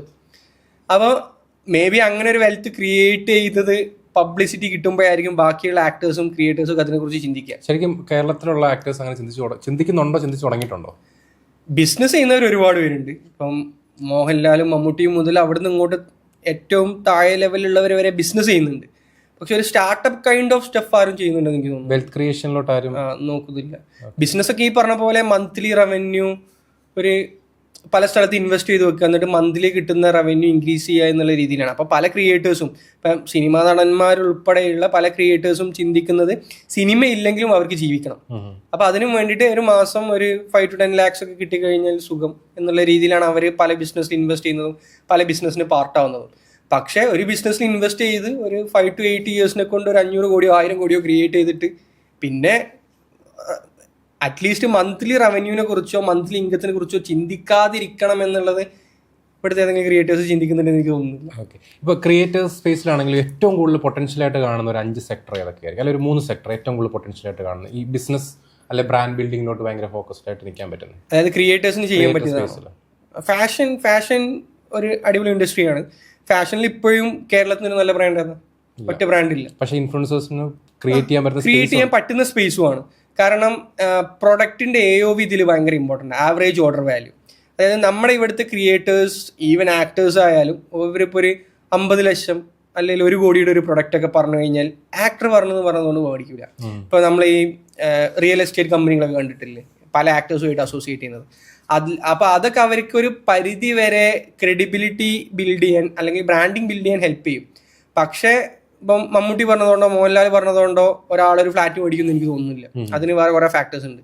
അപ്പോൾ അങ്ങനെ പ്രൈസ് സെൻസിറ്റീവ് ആയിട്ടുള്ളൊരു മാർക്കറ്റാണ് ഇന്ത്യ. അതിൽ തന്നെ പ്രൈസ് സെൻസിറ്റീവ് ആയിട്ടുള്ളൊരു മാർക്കറ്റാണ് കേരളം. അപ്പോൾ കേരളത്തിൽ ഇൻഫ്ലുവൻസേഴ്സ് പറഞ്ഞതുകൊണ്ട് ബ്ലൈൻഡായിട്ട് ആളുകൾ ബൈ ചെയ്യുന്ന ഓർഡർ വാല്യൂവിന് ഒരു പരിധിയുണ്ട്. അപ്പോൾ എപ്പോഴും ആ AOV ചെറിയതുള്ള പ്രൊഡക്ട്സ് ബിൽഡ് ചെയ്യുക, മാക്സിമം ഒരു 2000 വരെയുള്ള പ്രൊഡക്ട്സ് ചെയ്യാം. അത് എത്രത്തോളം കുറയുന്നു അത്രത്തോളം നല്ലത്. ഏറ്റവും കൂടുതൽ പൊട്ടൻഷ്യൽ കാണുന്നത് ഫാഷനിലാണ്. ഫാഷനിലാണ്. പിന്നെ ഒന്ന് ഫുഡ് ആൻഡ് ബിവറേജസ് ആണ്. ഫുഡ് ആൻഡ് ബിവറേജസും ഈ പറഞ്ഞ പോലെ ഫുഡ് ആൻഡ് ബിവറേജസ് എന്ന് പറയുമ്പം ഇപ്പം ഫുഡ് ബ്ലോഗ് ചെയ്യുന്ന ഒരാൾക്ക് അതിന് വേണ്ടിയുള്ള ഒരു പ്രൊഡക്റ്റ് ബിൽഡ് ചെയ്യാൻ പറ്റണമെന്നില്ല. അത് ഏത് രീതിയിലായിരിക്കും ഒരാൾ അത് ബിൽഡ് ചെയ്തെടുക്കേണ്ടത്? ഫുഡ് ആൻഡ് ബിവറേജസ് എന്ന് പറയുമ്പോൾ അഗെയിൻ റെസ്റ്റോറൻറ്റ്സ് അല്ല ഉദ്ദേശിക്കുന്നത്. റെസ്റ്റോറൻറ്റ്സോ അല്ലെങ്കിൽ കഫേസോ അല്ല. ഇതൊക്കെ മന്ത്ലി ഇൻകേ കൊണ്ടുവരുന്നത് പ്രൊഡക്റ്റ് ബേസ്ഡ് ആയിട്ടുള്ള ഇൻഡസ്ട്രി ഞാൻ സജസ്റ്റ് ചെയ്യാൻ റീസൺ ഒന്ന്, ഈ ക്രിയേറ്റർ ലെഡ് ആയിട്ട് ഒരുപാട് മൂവ് ആവുന്ന ഒരു ഇൻഡസ്ട്രിയാണ് ഈ ഫുഡ് ഇൻഡസ്ട്രി എന്ന് പറയുന്നത്. നമ്മളെപ്പോഴും പുതിയ കാര്യങ്ങൾ ട്രൈ ഔട്ട് ചെയ്യുന്നത്. ഇപ്പോൾ ഫാഷനേക്കാളും എനിക്ക് തോന്നുന്നത് ഭയങ്കര അഡാപ്റ്റബിലിറ്റി ഉള്ള, ഭയങ്കര സെൻസിറ്റിവിറ്റി ഉള്ള ഒരു ഇൻഡസ്ട്രിയാണ് F&B, ഫുഡ് ആൻഡ് ബിവറേജസ്. ഇപ്പം നമ്മൾ ഇന്നൊരു ഷെയ്ക്ക് പുതിയത് ഇറങ്ങി, അല്ലെങ്കിൽ ഇന്നൊരു ഐസ്ക്രീം പുതിയത് ഇറങ്ങി, ഇന്ന് തന്നെ എല്ലാവരും അടിച്ചു കയറും. അപ്പൊ ഇത്രയും കാലം അവർ കഴിച്ചുകൊണ്ടിരിക്കുന്ന ഐസ്ക്രീം അല്ലെങ്കിൽ അവർ കഴിച്ചുകൊണ്ടിരിക്കുന്ന സൈൻ ലെമനാണ് ഏതാണെങ്കിലും ഒരു ട്രെൻഡ് വന്നു കഴിഞ്ഞാൽ അതിൽ നമുക്ക് പെട്ടെന്ന് ആളുകൾ അതിന്റെ ബാക്കിൽ പോകും. അപ്പൊ ഇനീഷ്യൽ ട്രാക്ഷൻ ക്രിയേറ്റ് ചെയ്യാൻ ഭയങ്കര ഈസി ആയിട്ടുള്ള ഏരിയയാണ് F&B, ഡിസ്ട്രിബ്യൂഷൻ ഉണ്ടെങ്കിൽ. പക്ഷേ ഫാഷൻ അങ്ങനെയല്ല. ഫാഷൻ ഇപ്പോൾ ഞാൻ സ്ഥിരമായിട്ട് ഷർട്ട് ഉപയോഗിക്കുന്നുണ്ട്, ഞാൻ കടയിൽ നിന്ന് മേടിക്കുന്നുണ്ട് എന്ന് പറഞ്ഞു കഴിഞ്ഞാലും അവിടുന്ന് ആ ഡിസിഷൻ മാറ്റി മറ്റൊരു സ്ഥലത്തേക്ക് കൊണ്ടുവരാൻ കുറച്ച് ബുദ്ധിമുട്ടാണ്. കൊണ്ടുവന്ന് കഴിഞ്ഞാൽ പക്ഷേ കുറേ സമയത്തേക്ക് കിട്ടും. അങ്ങനെ ഒരു ബെനിഫിറ്റ് ഉണ്ട്. F&Bയിൽ അതൊരു ഡീമെറിറ്റ് ആണ്. കൊണ്ടുവന്ന് കഴിഞ്ഞാൽ ഒരുപാട് സമയത്തേക്ക് കിട്ടില്ല. നല്ല പ്രൊഡക്റ്റ് ആണെങ്കിൽ മാത്രമേ കിട്ടുള്ളൂ. പ്രൊഡക്റ്റ് നമ്മൾ ഇന്നോവേറ്റ് ചെയ്തുകൊണ്ടിരിക്കണം. അപ്പോൾ F&B മറ്റൊരു ഇൻഡസ്ട്രിയാണ്. അത് ഏത് ടൈപ്പ് ഓഫ് ക്രിയേറ്റർ ആയിരിക്കും അതിനകത്ത് ഇൻവോൾവ് ആവാൻ പറ്റുന്നത്? ആക്ച്വലി ഉദാഹരണം പറയാം, F&Bയും ഫാഷനും ഇത് രണ്ടും ആർക്കും ചെയ്യാം. ആക്ച്വലി ആർക്കും വേണമെങ്കിലും ചെയ്യാം. നമ്മൾ ആ സ്റ്റോറി ക്യൂറേറ്റ് ചെയ്യണമെന്നുള്ളൂ. ഓഡിയൻസുമായിട്ട് റെസൊണേറ്റ് ചെയ്യുന്ന രീതിയിലായിരിക്കണ്ടേ? അതാണ് ഈ ഫാഷനും F&Bയും. ഇത് ബേസിക്കലി 100% ഓഫ് ആളുകളെ കാറ്റർ ചെയ്യുന്ന കൈൻഡ് ഓഫ് സ്റ്റഫാണ്. ഇപ്പൊ ഫാഷൻ എന്ന് പറഞ്ഞു കഴിഞ്ഞാൽ അത് മെന്നായാലും വുമൺ ആയാലും കാസർഗോഡ് മുതൽ തിരുവനന്തപുരം വരെ ആയി കഴിഞ്ഞാലും വർക്കാവും. അതേപോലെ തന്നെയാണ് ഫുഡും ബിവറേജും ഒക്കെ. അതൊക്കെ ചെറിയ രീതിയിൽ ട്വീക്ക് ചെയ്യേണ്ടി വരും. മറിച്ച് ഇനിയിപ്പോൾ ഞാൻ ഇത് രണ്ടും കഴിഞ്ഞ് മൂന്നാമത്തെ ഒരു സെക്ടറിലേക്ക് വരികയാണെങ്കിൽ I would say something related to sustainability. Fitness maybe. Fitness health ഞാൻ വരാനിരുന്നതാ. അഗൈൻ തേർഡ് ഞാൻ സസ്റ്റൈനബിലിറ്റി പറയാം. സസ്റ്റൈനബിലിറ്റി എന്ന് പറയുമ്പം എക്കോ ഫ്രണ്ട്ലി ആയിട്ടുള്ള, നാച്ചുറൽ ഫ്രണ്ട്ലി ആയിട്ടുള്ള, ഇത് Tier 1, അതായത് കൊച്ചി, ട്രിവാൻഡ്രം, കോഴിക്കോട് പോലുള്ള സ്ഥലങ്ങളിൽ നിന്ന് അത് തുടങ്ങുക. പക്ഷേ ഇത് ബൂമിങ് ഇൻഡസ്ട്രിയാണ്. ഇത് ബാക്കിയുള്ള സ്ഥലത്തേക്ക് പോകും. അതായത് ഇപ്പോൾ ഡ്രസ്സ് ആയി കഴിഞ്ഞാലും നമ്മൾ യൂസ് ചെയ്യുന്ന വീട്ടിൽ യൂസ് ചെയ്യുന്ന യൂട്ടൻസിൽസ് ആയി കഴിഞ്ഞാൽ കിച്ചൺ യൂട്ടൻസിൽസ് എല്ലാത്തിലും നമുക്കൊരു എക്കോ ഫ്രണ്ട്ലിനെസ് അല്ലെങ്കിൽ പ്ലാസ്റ്റിക് ഫ്രീ കൈൻഡ് ഓഫ് സ്റ്റഫുകൾ കൊണ്ടുവരാൻ പറ്റും. അപ്പോൾ അതിൽ ഒരുപാട് ഇന്നോവേറ്റ് ചെയ്യേണ്ടതുണ്ട്. അപ്പോൾ അത് ഇപ്പം നമ്മൾ എന്തുകൊണ്ട് EV യൂസ് ചെയ്യുന്നു എന്ന് ചോദിച്ചു കഴിഞ്ഞാൽ ആളുകൾ പല റീസൺസ് പറയാറുണ്ട്. അതിൽ ഒരു റീസണാണ് ശരിക്കും നമ്മൾ എക്കോ ഫ്രണ്ട്ലി ആയിട്ടുള്ള സാധനം യൂസ് ചെയ്യാന്ന് പറയുന്നത്. പക്ഷെ നമ്മുടെ നാട്ടിലൊന്നും അത്ര ട്രെൻഡില്ല ഈ കാറിന്റെ കാര്യത്തിൽ. അതെന്തുകൊണ്ടാണെന്ന് വെച്ച് കഴിഞ്ഞാൽ ഈ പ്രൈസ് സെൻസിറ്റിവിറ്റി ഉള്ളതുകൊണ്ടാണ്. അങ്ങനെ ഒരു 10-20 ലക്ഷം എക്സ്ട്രാ ചിലവാക്കിയിട്ട് നാച്ചുറിനെ സംരക്ഷിക്കേണ്ട ഒരു ആവശ്യകത ഇന്ന് കേരളത്തിലില്ല എന്നുള്ളൊരു തോന്നലാണ് ആളുകൾക്ക് ഉണ്ടാവുക. മറിച്ച് ഒരു 10 രൂപയോ 15 രൂപയോ എക്സ്ട്രാ പേ ചെയ്തിട്ട് ഇപ്പം വീട്ടിലുള്ള ഒരു പ്ലേറ്റ് മാറ്റാനാണെങ്കിൽ അല്ലെങ്കിൽ ഒരു ബെഡ്ഷീറ്റ് മാറ്റാനാണെങ്കിൽ നമ്മൾ ബെഡ്ഷീറ്റിൽ കിടക്കുമ്പം നമുക്കുണ്ടാവുന്ന നമ്മൾ യൂസ് ചെയ്യുന്ന മെറ്റീരിയൽസിനനുസരിച്ച് ഉണ്ടാകുന്ന കുട്ടികളിലൊക്കെ ഉണ്ടാകുന്ന സ്കിൻ ഡിസീസസ് ഉണ്ട്. അപ്പോൾ ഇതിനൊക്കെ ക്യൂർ ചെയ്യാൻ പറ്റുന്ന ഒരു ബെഡ്ഷീറ്റ് അല്ലെങ്കിൽ കുട്ടികൾക്ക് പറ്റുന്ന ഒരു എക്കോ ഫ്രണ്ട്ലി ഡ്രസ്സ്, ഇങ്ങനത്തെ കാര്യങ്ങളൊക്കെ ആണെന്നുണ്ടെങ്കിൽ ഇത് കുറച്ചും കൂടെ ആളുകൾക്ക് ട്രൈ ഔട്ട് ചെയ്യാം. ഒരു 10 രൂപ അല്ലെങ്കിൽ 100 രൂപ എക്സ്ട്രാ പേ ചെയ്താലും നല്ലതാണ്, നാച്ചുറൽ ഫ്രണ്ട്ലി ആണെന്നുണ്ടെങ്കിൽ യൂസ് ചെയ്യാം. കുട്ടികൾ ഉപയോഗിക്കുന്ന ടോയ്സ് ഇതിലൊക്കെ ഒരുപാട് പ്ലാസ്റ്റിക് വരുന്നുണ്ട്. അപ്പോൾ ഇതിനെക്കുറിച്ചൊക്കെ ആളുകൾ സോഷ്യൽ മീഡിയ ഉള്ളതുകൊണ്ട് തന്നെ അവെയർ ആവുന്ന ഒരു സമയം. അപ്പോൾ ഇങ്ങനെ ഈ എക്കോ ഫ്രണ്ട്ലി പ്രൊഡക്ട്സ് ഇൻട്രൊഡ്യൂസ് ചെയ്യാൻ പറ്റുന്ന ഒരു സമയമാണ് ഇത്. ഇൻഫ്ലുവൻസേഴ്സിന് ചെയ്യാനും പറ്റും. കാരണം ഇൻഫ്ലുവൻസേഴ്സിന് ക്രെഡിബിലിറ്റി ഉണ്ട്, അവരുടെ ക്രെഡിബിലിറ്റി ഇൻക്രീസ് ചെയ്യുന്ന ഒരു കാര്യമാണ്. അതുകൊണ്ടാണ് ഞാൻ ഈ മൂന്നാമത്തെ കാര്യം സസ്റ്റൈനബിൾ പ്രൊഡക്ട്സ് പറഞ്ഞു. മൂന്നാമത്തത് ഹെൽത്ത് ആൻഡ് ഫിറ്റ്നസ് ആണ്. ഹെൽത്ത് ആൻഡ് ഫിറ്റ്നസ്സിൽ ഇത്രയും കാലമുള്ള പ്രശ്നം എന്താ വെച്ച് കഴിഞ്ഞാൽ ആളുകൾ ഇൻവെസ്റ്റ് ചെയ്യില്ല എന്നുള്ളതായിരുന്നു. എന്നാൽ പോസ്റ്റ് കോവിഡ് ആളുകൾ ഏറ്റവും കൂടുതൽ ഹെവിലി ഇൻവെസ്റ്റ് ചെയ്യുന്ന ഒരു ഇൻഡസ്ട്രിയാണ് ഹെൽത്ത് ആൻഡ് ഫിറ്റ്നസ്. ഇതിലിപ്പോൾ എന്തും വിറ്റുപോകും. ഇപ്പോൾ കൊച്ചിയിൽ തന്നെ ഒരുപാട് ബ്രാൻഡ്സ് ഉണ്ട് ഈ പ്രോട്ടീൻ റിച്ച് ആയിട്ടുള്ള ഫുഡ് പ്രൊഡക്ട്സ് കൊടുക്കുന്നത്. അപ്പം ബേസിക്കലി ഇപ്പം എനിക്ക് മുട്ട കഴിക്കാൻ ഇഷ്ടമല്ല എന്ന് വിചാരിക്കാം. പക്ഷേ മുട്ട ഞാൻ പ്രോട്ടീൻ കിട്ടണം എന്നുള്ള ഒരൊറ്റ കാരണം കൊണ്ടാണ് കഴിക്കുന്നത്. അപ്പം എനിക്ക് മധുരമുള്ള കഴിക്കാൻ ഇഷ്ടമുള്ള ഒരു മുട്ട കഴിച്ചാൽ കിട്ടുന്ന അതേ പ്രോട്ടീനുള്ള ഇത്ര വലിപ്പമുള്ള ഒരു ബിസ്ക്കറ്റ് കിട്ടി കഴിഞ്ഞാൽ ഐ എം ഹാപ്പി. പക്ഷേ ഈ ഫിറ്റ്നസ് എന്ന് പറയുമ്പോഴും ഫിറ്റ്നസ് ഇൻഫ്ലുവൻസർ അല്ലെങ്കിൽ ഫിറ്റ്നസ് ട്രെയിനിങ്ങിന്റെ ഒരു ട്രെൻഡ് താഴോട്ട് പോയിക്കൊണ്ടിരിക്കുന്നതായിട്ട് തോന്നിയിട്ടുണ്ടോ? ട്രെയിനിങ് ഇൻ ദ സെൻസ് ആളുകൾക്ക് കുറെയൊക്കെ ഇപ്പൊ തടിച്ചാൽ എന്താ എല്ലാവരും മെലിയണം എന്നില്ല. അല്ലെങ്കിൽ ഇപ്പൊ ഒരു ട്രെയിനിങ് വേണമെന്നുണ്ടെങ്കിൽ ടൂൾ വെച്ചിട്ട് നമുക്ക് സ്വന്തമായിട്ട് ട്രെയിനിങ് ചെയ്യാൻ നിർബന്ധമാണെങ്കിൽ അതിന് ഒരുപാട് വഴികളുണ്ട്. പിന്നെ ഒരുപാട് ആക്ടിവിറ്റീസ് ചെയ്യാനുണ്ട് നമുക്ക് എൻഗേജ് ചെയ്യാൻ. പണ്ടത്തെ പോലെ ഒന്നല്ലല്ലോ, ഇപ്പൊ ഒരുപാട് ആക്ടിവിറ്റീസ് ഉണ്ട് എൻഗേജ് ചെയ്യാൻ. പിന്നെ ഇൻഫോർമേഷൻസ് ഹെവിലി അവൈലബിൾ ആണ്. ഫ്രീ ആയിട്ട് ആളുകൾ ഇൻസ്റ്റാഗ്രാമിലൂടെ തന്നെ കോണ്ടന്റ് ഇട്ടിട്ട് കൊടുക്കുന്നു. അപ്പൊ ഈ ഫിസിക്കൽ ട്രെയിനിങ്, പേഴ്സണൽ ട്രെയിനിങ് ഇതൊന്നും ഒരു പരിധി വരെ ഇപ്പൊ വർക്ക് ആവുന്നില്ല. വർക്ക് ആവുന്ന ഏരിയാസ് ഉണ്ട്. ഫോർ എക്സാമ്പിൾ പറയുകയാണെങ്കിൽ വുമണിനെ സംബന്ധിച്ച് PCOD, PCOS ആ ഏരിയ ഇപ്പൊ ഭയങ്കര ഹെവിലി വർക്ക് ആവുന്ന അട്ടി പീക്ക് എന്ന് പറയാം. ഇനി ഇവിടുന്ന് മേലോട്ടുണ്ടോ എന്ന് എനിക്കറിയില്ല. ഉണ്ടെങ്കിൽ തന്നെ കുറച്ച് കാലം കൂടെ പ്ലാറ്റ്യൂരിൽ പോയിട്ട് താഴോട്ടുണ്ടാവുന്നതാണ് ഞാൻ മനസ്സിലാക്കുന്നത്. അതൊരു അടിപൊളി മാർക്കറ്റാണ്. അവിടെ മന്ത്ലി ഒരു 30 lakhs 40 lakhs റവന്യൂ ക്രിയേറ്റ് ചെയ്യുന്ന ഇൻഡിവിജ്വൽ ക്രിയേറ്റേഴ്സിന് എനിക്കറിയാം. അടിപൊളി മാർക്കറ്റാണ്. അപ്പൊ അവിടെ വർക്ക് ആവും. അല്ലാത്ത പക്ഷം ഈ പറഞ്ഞ പോലെ ചെറിയ ചെറിയ ചേഞ്ചസ് ആണ് ഇപ്പോൾ ആളുകൾ ശ്രദ്ധിക്കുന്നത്. അതായത് ഫുഡ് കഴിക്കുമ്പോൾ ചില കാര്യങ്ങൾ ഒഴിവാക്കുക, ചില കാര്യങ്ങൾ ആഡ് ചെയ്യുക, കുറച്ച് വെജിറ്റബിൾ ഒക്കെ ആഡ് ചെയ്യുക. അപ്പോൾ വെജിറ്റബിളിനൊക്കെ ഇന്റൻഷനലി ആളുകൾ ആഡ് ചെയ്യാൻ തുടങ്ങി. കുട്ടികൾക്ക് വെജിറ്റബിൾസ് കൊടുക്കുക, ഇതുപോലത്തെ ചെറിയ ചെറിയ ബൈറ്റ്സ് എടുക്കുക. അപ്പോൾ അങ്ങനത്തെ കാര്യങ്ങളിലൊക്കെ നല്ല പ്രൊഡക്ട്സ് ഇൻട്രൊഡ്യൂസ് ചെയ്യാൻ പറ്റിക്കഴിഞ്ഞാൽ അടിപൊളിയായിരിക്കും. ഇപ്പോൾ രാവിലെ എഴുന്നേറ്റിട്ട് ഇപ്പോൾ ഒരു കോർപ്പറേറ്റ് എംപ്ലോയിനെ സംബന്ധിച്ചാണെങ്കിൽ, അല്ലെങ്കിൽ ഒരു സ്റ്റാർട്ടപ്പ് ഫൗണ്ടറെ സംബന്ധിച്ചാണെങ്കിൽ ഉച്ചയ്ക്ക് 2 മണി 3 മണിയാകുമ്പോൾ ബേൺ ഔട്ട് ആവും. ബേൺ ഔട്ട് ആവുന്നതിന്റെ റീസൺ എന്ന് പറഞ്ഞു കഴിഞ്ഞാൽ ഈ പറഞ്ഞ പോലെ കാർബൺ റിലേറ്റഡ് ആയിട്ടുള്ള കാർബൺ ബോഡിയിൽ അത്ര ഉണ്ടാവില്ല. രാവിലെ പ്രോപ്പർലി ബ്രേക്ക്ഫാസ്റ്റ് കഴിച്ചിട്ടുണ്ടാവില്ല. അപ്പോൾ ഒരു 10 മണിക്കോ 11 മണിക്കോ നമുക്ക് സബ്സ്റ്റിറ്റ്യൂന്റ് ആയിട്ട് ആഡ് ചെയ്യാൻ പറ്റുന്ന അല്ലെങ്കിൽ എനർജി സപ്ലിമെന്റ്, എനർജി നമ്മൾ വൈകുന്നേരം 5 മണി വരെ എനർജി കീപ്പ് ചെയ്യാൻ പറ്റുന്ന ഒരു സപ്ലിമെന്റ്, അത് ടേസ്റ്റി ആയിട്ടുള്ള ഒരു സപ്ലിമെന്റ് ആണെങ്കിൽ അടിപൊളിയായിരിക്കും. അപ്പൊ അങ്ങനത്തെ ഹെൽത്ത് ആൻഡ് ഫിറ്റ്നസ് ആയിട്ടുള്ളത് മറ്റൊരു ഇൻട്രസ്റ്റ്. നമ്മൾ പറഞ്ഞു തരുന്നത് വെച്ച് കഴിഞ്ഞാൽ ബ്രാൻഡ് ബിൽഡ് ചെയ്യാൻ നിൽക്കുന്ന ഒരാളാണെന്നുണ്ടെങ്കിൽ ആള് പ്രോഫിറ്റിൽ വലുതായിട്ട് ഫോക്കസ് ചെയ്യേണ്ട ആവശ്യമില്ല. ബ്രാൻഡ് ബിൽഡ് ചെയ്തിട്ട് ദെൻ എന്ത് ചെയ്യുക, അതിനകത്ത് നിന്ന് ഒരു എക്സിറ്റ് പ്ലാനും കാര്യങ്ങളും പ്ലാൻ ചെയ്യുക എന്നുള്ളതാണ്. ഓക്കെ. ഇനി ഫൗണ്ടർ പൈസ ഉണ്ടാക്കുന്ന കാര്യം ഞാൻ നേരത്തെ പറഞ്ഞായിരുന്നല്ലോ. ലൈക്ക് ഈ ഒരു ഫൗണ്ടർ എങ്ങനെയാണ് ശരിക്കും പൈസ ഉണ്ടാക്കുന്നത്? സാലറി ആണോ എടുക്കേണ്ടത്? സാലറി എടുക്കാം.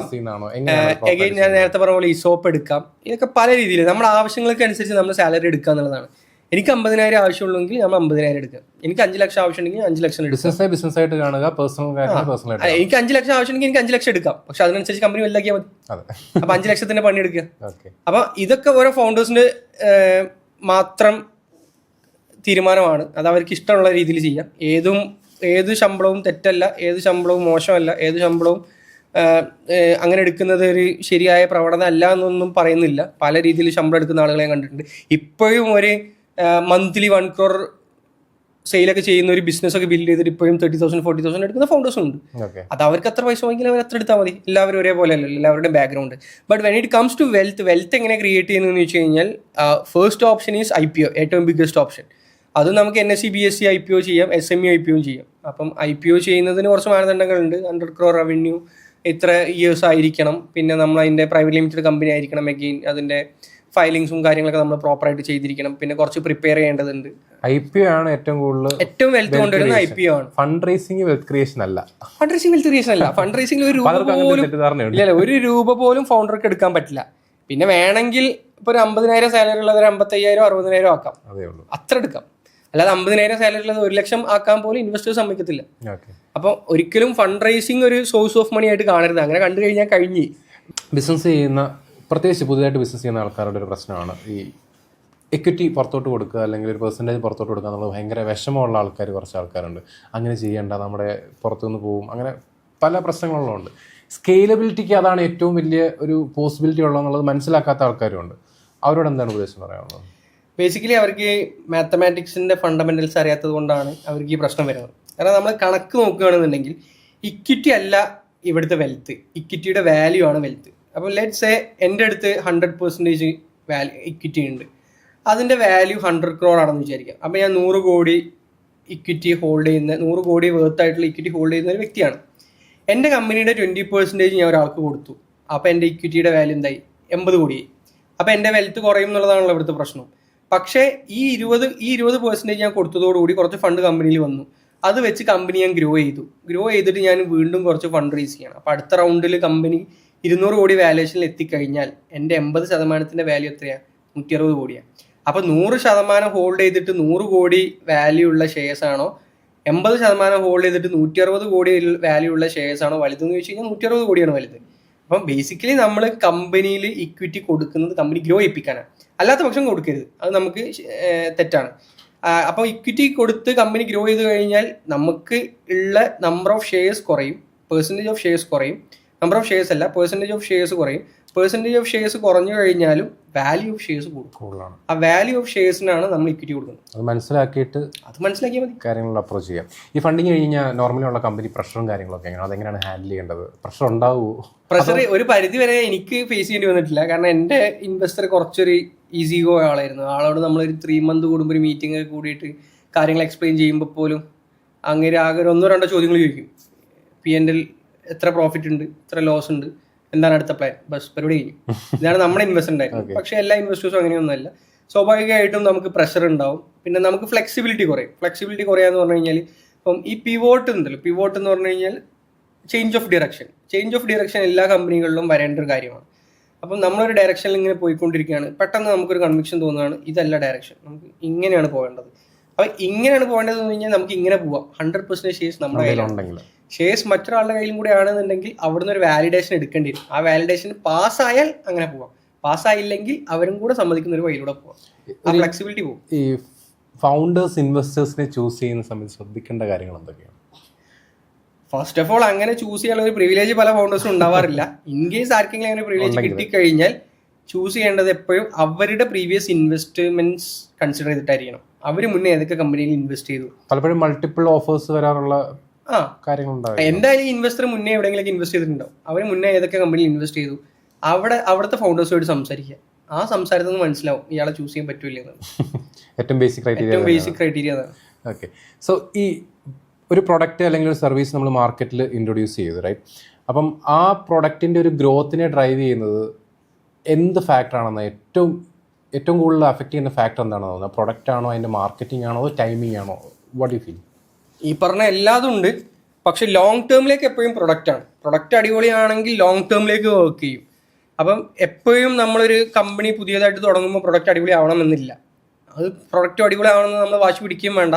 പ്രൊഡക്റ്റ് കുറച്ച് മോശമാണെങ്കിലും നമുക്ക് എന്ത് ചെയ്യാൻ പറ്റും, ടൈമിങ്ങും അല്ലെങ്കിൽ നമ്മുടെ ടീമും നമ്മുടെ ഫൗണ്ടേഴ്സിൻ്റെ റെസിലിയൻസ് ഒക്കെ വെച്ചിട്ട് നമുക്കൊരു പരിധി വരെ മുന്നോട്ട് പോകാൻ പറ്റും. പക്ഷെ അപ്പോഴും നമ്മുടെ മനസ്സിൽ വേണം പ്രൊഡക്റ്റ് ഓവർ ദി പീരീഡ് നമ്മൾ അടിപൊളി ആക്കണം എന്നുള്ളത്. അപ്പം എല്ലാം ഈക്വലി വേണം. ഓരോ സമയത്തിനനുസരിച്ച് പ്രയോറിറ്റൈസ് ചെയ്യാൻ. ടൈമിംഗ് ഭയങ്കര ഇമ്പോർട്ടൻ്റ്. അപ്പം ഞാനൊരു എക്സാമ്പിൾ പറയുകയാണെന്നുണ്ടെങ്കിൽ ഇന്റർവെല്ലിന്റെ ജേണിയിൽ നമ്മുടെ ടൈമിംഗ് നമ്മളെ ഏറ്റവും കൂടുതൽ സഹായിച്ചിട്ടുള്ളത് പോസ്റ്റ് കോവിഡാണ്. അതായത് എല്ലാവരും പറയും കോവിഡ് സമയത്താണ് 8x ഗ്രോ ചെയ്തെന്നുള്ളത്. പക്ഷെ ഇന്റർവെല്ലിൽ പോസ്റ്റ് കോവിഡാണ് ഗ്രോ ചെയ്തത്. സ്കൂൾ റീഓപ്പൺ ചെയ്തപ്പോഴാണ് ടീച്ചേഴ്സ് ഒക്കെ പെടാപ്പാട് പെട്ടത്, ടീച്ചേഴ്സും പാരന്റ്സ് ഒക്കെ. അതായത് എഴുതാൻ അറിയുന്ന കുട്ടിക്ക് പിന്നെ എഴുതാൻ അറിയില്ല, വായിക്കാൻ അറിയുന്ന കുട്ടിക്ക് പിന്നെ വായിക്കാൻ അറിയില്ല. 10th ക്ലാസ്സിൽ എക്സാം വരാറായി, 9ഉം 10ഉം പഠിപ്പിക്കണം. ഇതിന്റെ കൂട്ടത്തിൽ കുട്ടിക്ക് മൾട്ടിപ്ലിക്കേഷൻ അറിയില്ല, സ്പീഡില്ല. അപ്പൊ ഇങ്ങനത്തെ കുറെ ഇൻഡിവിജ്വൽ പ്രോബ്ലംസ് വന്നപ്പം കുട്ടികൾക്ക് ഇൻഡിവിജ്വൽ നീഡ് വന്നു. അപ്പോഴാണ് ഇൻഡിവിജ്വൽ ട്യൂഷന് കുറച്ചും കൂടെ റെലവെന്റ് ആയത്. അപ്പോൾ ആ ടൈമിംഗ് ഭയങ്കര ഇമ്പോർട്ടൻ്റ് ആയിരുന്നു. ആ സമയത്താണ് നമ്മൾ ഗ്രോ ചെയ്തത്. അപ്പോൾ അതുപോലത്തെ ടൈമിംഗ് എപ്പോഴും നമുക്കൊരു ബ്രേക്ക് ത്രൂ തരും.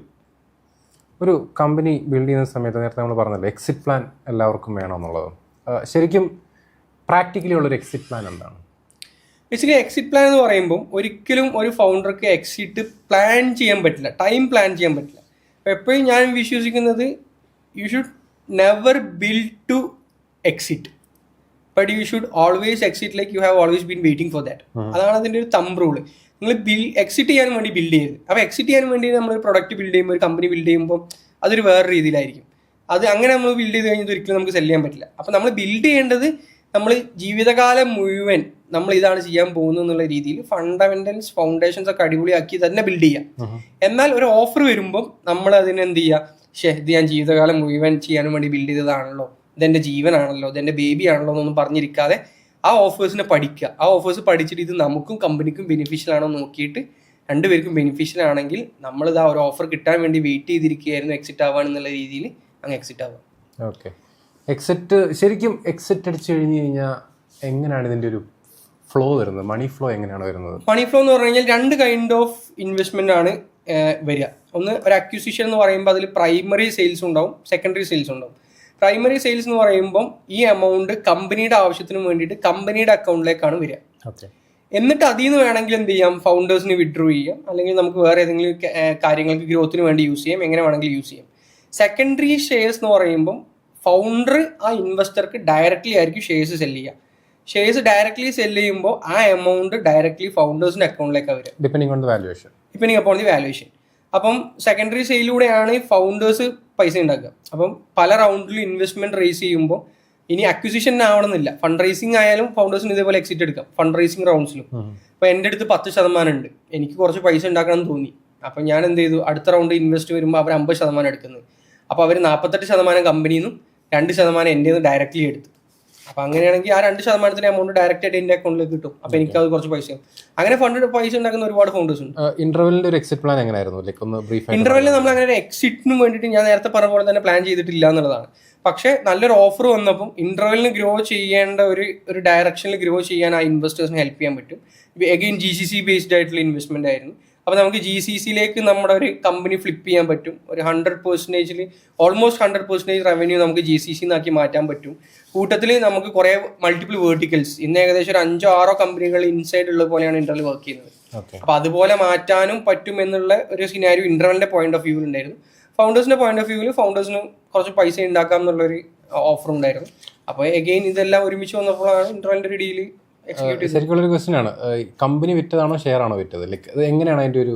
ബേസിക്കലി ഷെയർ ആണ് നമ്മുടെ കമ്പനി. ഓക്കെ. അപ്പൊ എന്റെ ഷെയർ ഞാൻ 100% വിറ്റ് വെച്ചാൽ 100% വിറ്റിട്ടില്ല. ഓക്കെ. എന്റെ ഷെയറിന്റെ ഒരു മേജർ പോർഷൻ ആണ് ഞാൻ വിറ്റിട്ടുള്ളൂ. ഓക്കെ. ഇപ്പോഴും ഓണർഷിപ്പ് ഉണ്ട്? ഇപ്പോഴും ചെറിയൊരു ഓണർഷിപ്പ് ഉണ്ട്. നാളെ IPO ഒക്കെ പോയിട്ട് ഒരു 10,000 കോടിക്കൊക്കെ IPO പോയി കഴിഞ്ഞാൽ അതും ഒരു എക്സിറ്റ് പ്ലാൻ അല്ലേ ശരിക്കും? അതൊരു എക്സിറ്റ് പ്ലാൻ ആണ്. ഓക്കെ. ഇന്റർവെൽ IPOക്ക് പോകാൻ ചാൻസ് ഉണ്ടോ? ചാൻസ് ഇല്ല നമുക്ക് ഒരിക്കലും പറയാൻ പറ്റില്ല. കമ്പനി ഗ്രോ ചെയ്ത് സസ്റ്റൈനബിളി ഗ്രോ ആയി കഴിഞ്ഞാൽ ഈസിലി പോകും. IPO ഒരിക്കലും ഇന്റർവെല്ലിനെ സംബന്ധിച്ച് ഒരു ബുദ്ധിമുട്ടുള്ള കാര്യമല്ല.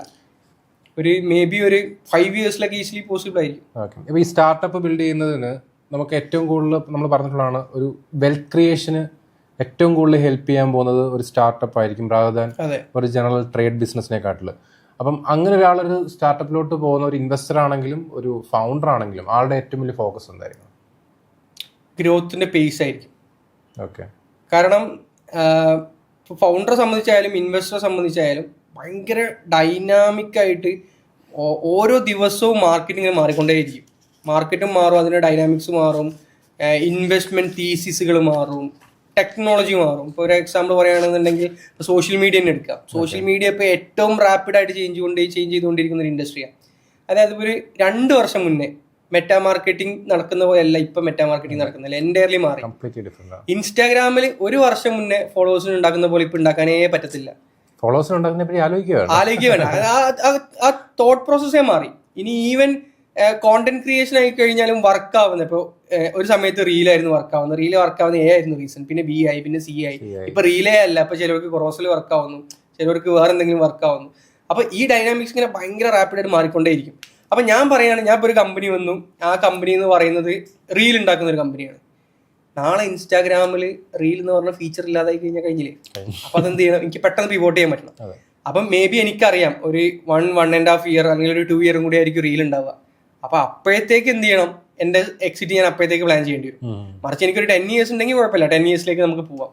അല്ലെങ്കിൽ നമ്മൾ അതിനനുസരിച്ച് പ്രൊഡക്റ്റ് മാറേണ്ടി വരും. ഇപ്പം ഇതേ ചാലഞ്ച് എന്തുണ്ട്, ഇൻസ്റ്റാഗ്രാമിലുണ്ട്. ഇപ്പം AI വന്നു, AIയിൽ ഇനിയിപ്പം ഇപ്പം ഇൻസ്റ്റാഗ്രാമിൽ ഷോപ്പിംഗ് വന്നു, ഇൻസ്റ്റാഗ്രാം ത്രൂ ഷോപ്പിംഗ് നടക്കുന്നുണ്ട്. ഇനി AIയിൽ ഒരു അപ്ഡേറ്റ് വരികയാണെന്ന് വിചാരിക്കും. അപ്പോൾ ലെറ്റ്സ് സേ ക്ലോഡ് അല്ലെങ്കിൽ ChatGPT ഒരു അപ്ഡേറ്റ് കൊണ്ടുവന്നു, എനിക്കൊരു ടീഷർട്ട് മേടിക്കണം. അപ്പോൾ ഞാൻ എൻ്റെ കുറച്ച് ആവശ്യങ്ങൾ പറഞ്ഞു, എനിക്ക് ടീഷർട്ട് ആ 10 ടീഷർട്ട് ChatGPT കാണിച്ചു തരാണ്. ഇത് എൻഡോർസ് ചെയ്തിട്ടുള്ള, ഇൻസ്റ്റാഗ്രാമിൽ എൻഡോർസ് ചെയ്തിട്ടുള്ള ക്രിയേറ്റേഴ്സിനെയും കാണിച്ചു തരാണ്. അങ്ങനെ ക്രിയേറ്റേഴ്സിനെയും കാണിച്ചു തന്നു കഴിഞ്ഞാൽ എനിക്ക് അതിൻ്റെ ഉള്ളിൽ നിന്ന് തന്നെ പർച്ചേസ് ചെയ്യാനുള്ള ഓപ്ഷൻ ഉണ്ടെങ്കിൽ പിന്നെ ഇൻസ്റ്റാഗ്രാം ഷോപ്പിംഗ് റെലവെന്റ് അല്ല. അപ്പൊ പിന്നെ ക്രിയേറ്റേഴ്സ് ChatGPTയിൽ എൻഡോർസ് ചെയ്യാൻ തുടങ്ങും. അപ്പൊ ഈ ഡൈനാമിക്സ് എങ്ങനെ വേണമെങ്കിലും മാറാം, ടെക്നോളജിയിൽ മാറ്റം വരുന്നതിനനുസരിച്ച്.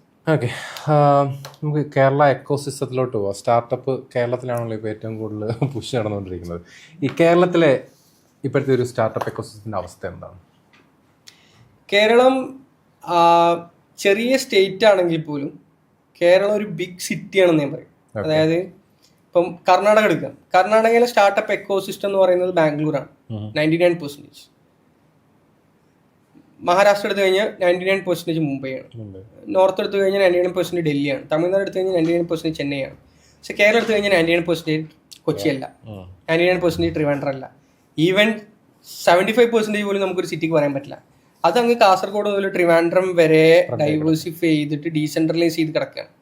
അപ്പം നാളെ ഒരു ബിഗ് സ്റ്റാർട്ടപ്പ് ഇപ്പോൾ കർണാടകയിൽ നിന്ന് യൂണിക്കോൺ ആവുകയാണെന്നുണ്ടെങ്കിൽ അത് ബാംഗ്ലൂർ ആയിരിക്കും എന്നുള്ളത് ആദ്യമേ ആകെ പ്രിഡിക്റ്റ് ചെയ്തിട്ടുണ്ടായിരുന്നു. ചെന്നൈയാണ് തമിഴ്നാട്ടിൽ വരിക, ഇതൊക്കെ ആളുകൾക്ക് അറിയാം. കേരളത്തിൽ യൂണിക്കോൺ വരിക എവിടെയാണെന്നുള്ളത് ആർക്കും പ്രിഡിക്റ്റ് ചെയ്യാൻ പറ്റില്ല. ഇത് കാസർഗോഡ് വരാം, ട്രിവാൻഡ്രം വരാം, കൊച്ചി വരാം, മലപ്പുറം വരാം, എവിടെയും വരാം, ഇടുക്കിയിൽ വരാം, വയനാട്ടിൽ വരാം. ആക്ച്വലി വയനാട്ടിലൊക്കെ വളരെ ബിഗ് ആയിട്ടുള്ള കമ്പനീസ് ഉണ്ട് ഇപ്പം, ടെക് കമ്പനീസ്, അതായത് 500 എംപ്ലോയീസ് ഒക്കെ ഉള്ള കമ്പനീസ് ഉണ്ട് വയനാട്ടിൽ. അല്ല, എനിക്ക് തോന്നുന്നു ഇപ്പം ഇന്റർവെൽ മലപ്പുറത്തായിരുന്നു. അതിന്റെ എന്തെങ്കിലും ഒരു അഡ്വാൻറ്റേജ് ഉണ്ടായിരുന്നോ? ഇന്റർവെല്ലിന് ഒരുപാട് അഡ്വാൻറ്റേജസ് ഉണ്ട്. ഏർലി സ്റ്റേജിൽ നമുക്ക് കസ്റ്റമേഴ്സിനെ കിട്ടാൻ നമ്മുടെ നാട്ടുകാർ ഒരുപാട് ഹെൽപ്പ് ചെയ്തിട്ടുണ്ട്.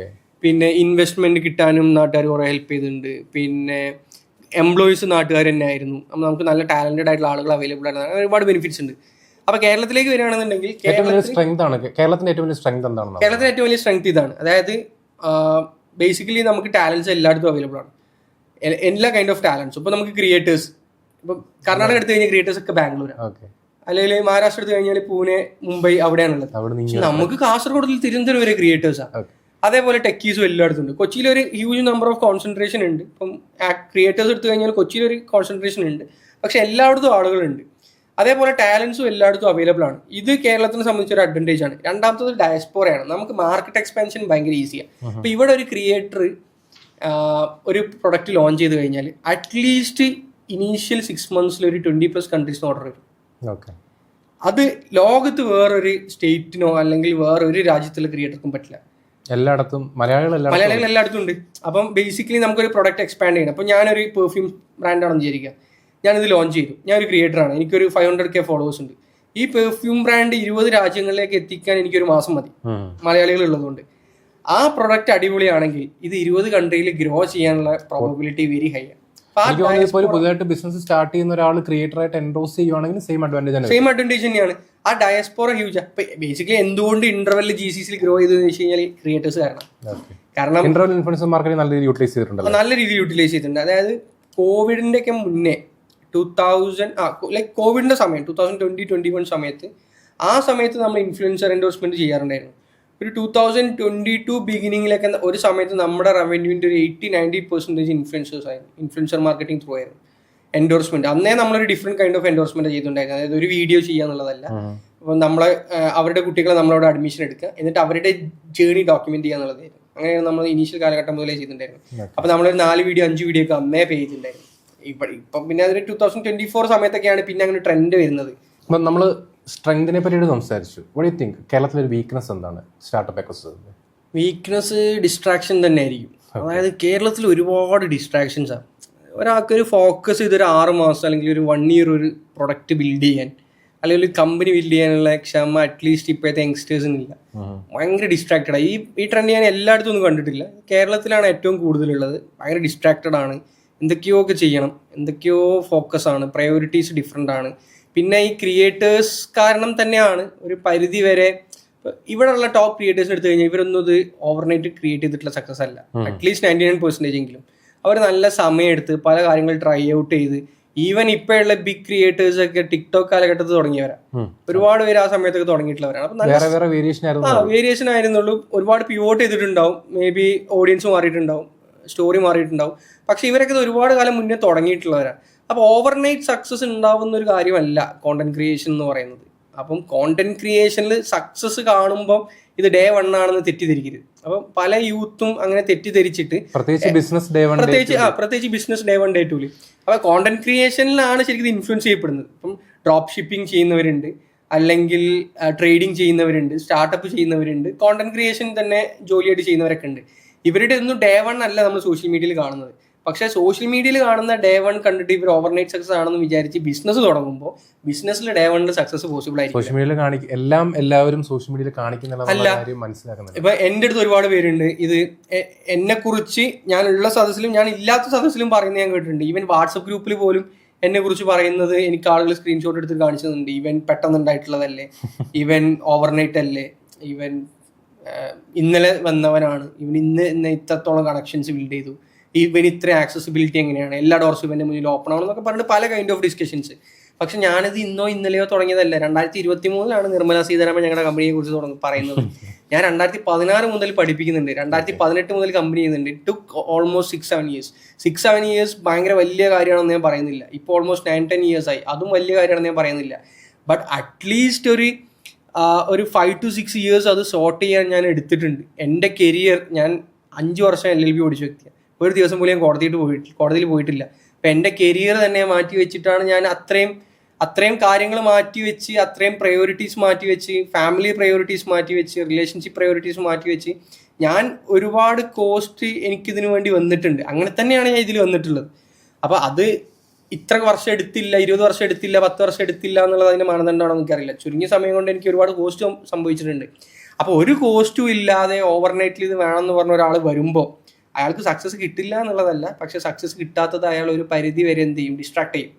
ഇതല്ല ശരി, വേറെ വഴി പോവാം, അടുത്ത വഴി പോവാം, അടുത്തത് ചെയ്യാം, ഇത് ചെയ്യാൻ ഡിസ്ട്രാക്ട്. എനിക്ക് തോന്നുന്നു ടാലന്റിന്റെ പ്രശ്നമല്ല, ഒരു പരിധി മൈൻഡ് സെറ്റിന്റെ പ്രശ്നമാണല്ലോ. മൈൻഡ് സെറ്റിന്റെയും പ്രശ്നമാണ്. പിന്നെ അഗെയിൻ സോഷ്യൽ മീഡിയയിൽ നമുക്ക് കിട്ടുന്ന ഓവറായിട്ടുള്ള ഇൻഫോർമേഷൻസ്, സ്റ്റോറീസ് ഒക്കെ എല്ലാവരെയും എല്ലായ്പ്പോഴും പോസിറ്റീവായിട്ട് ഇൻഫ്ലുവൻസ് ചെയ്യണമെന്നില്ല.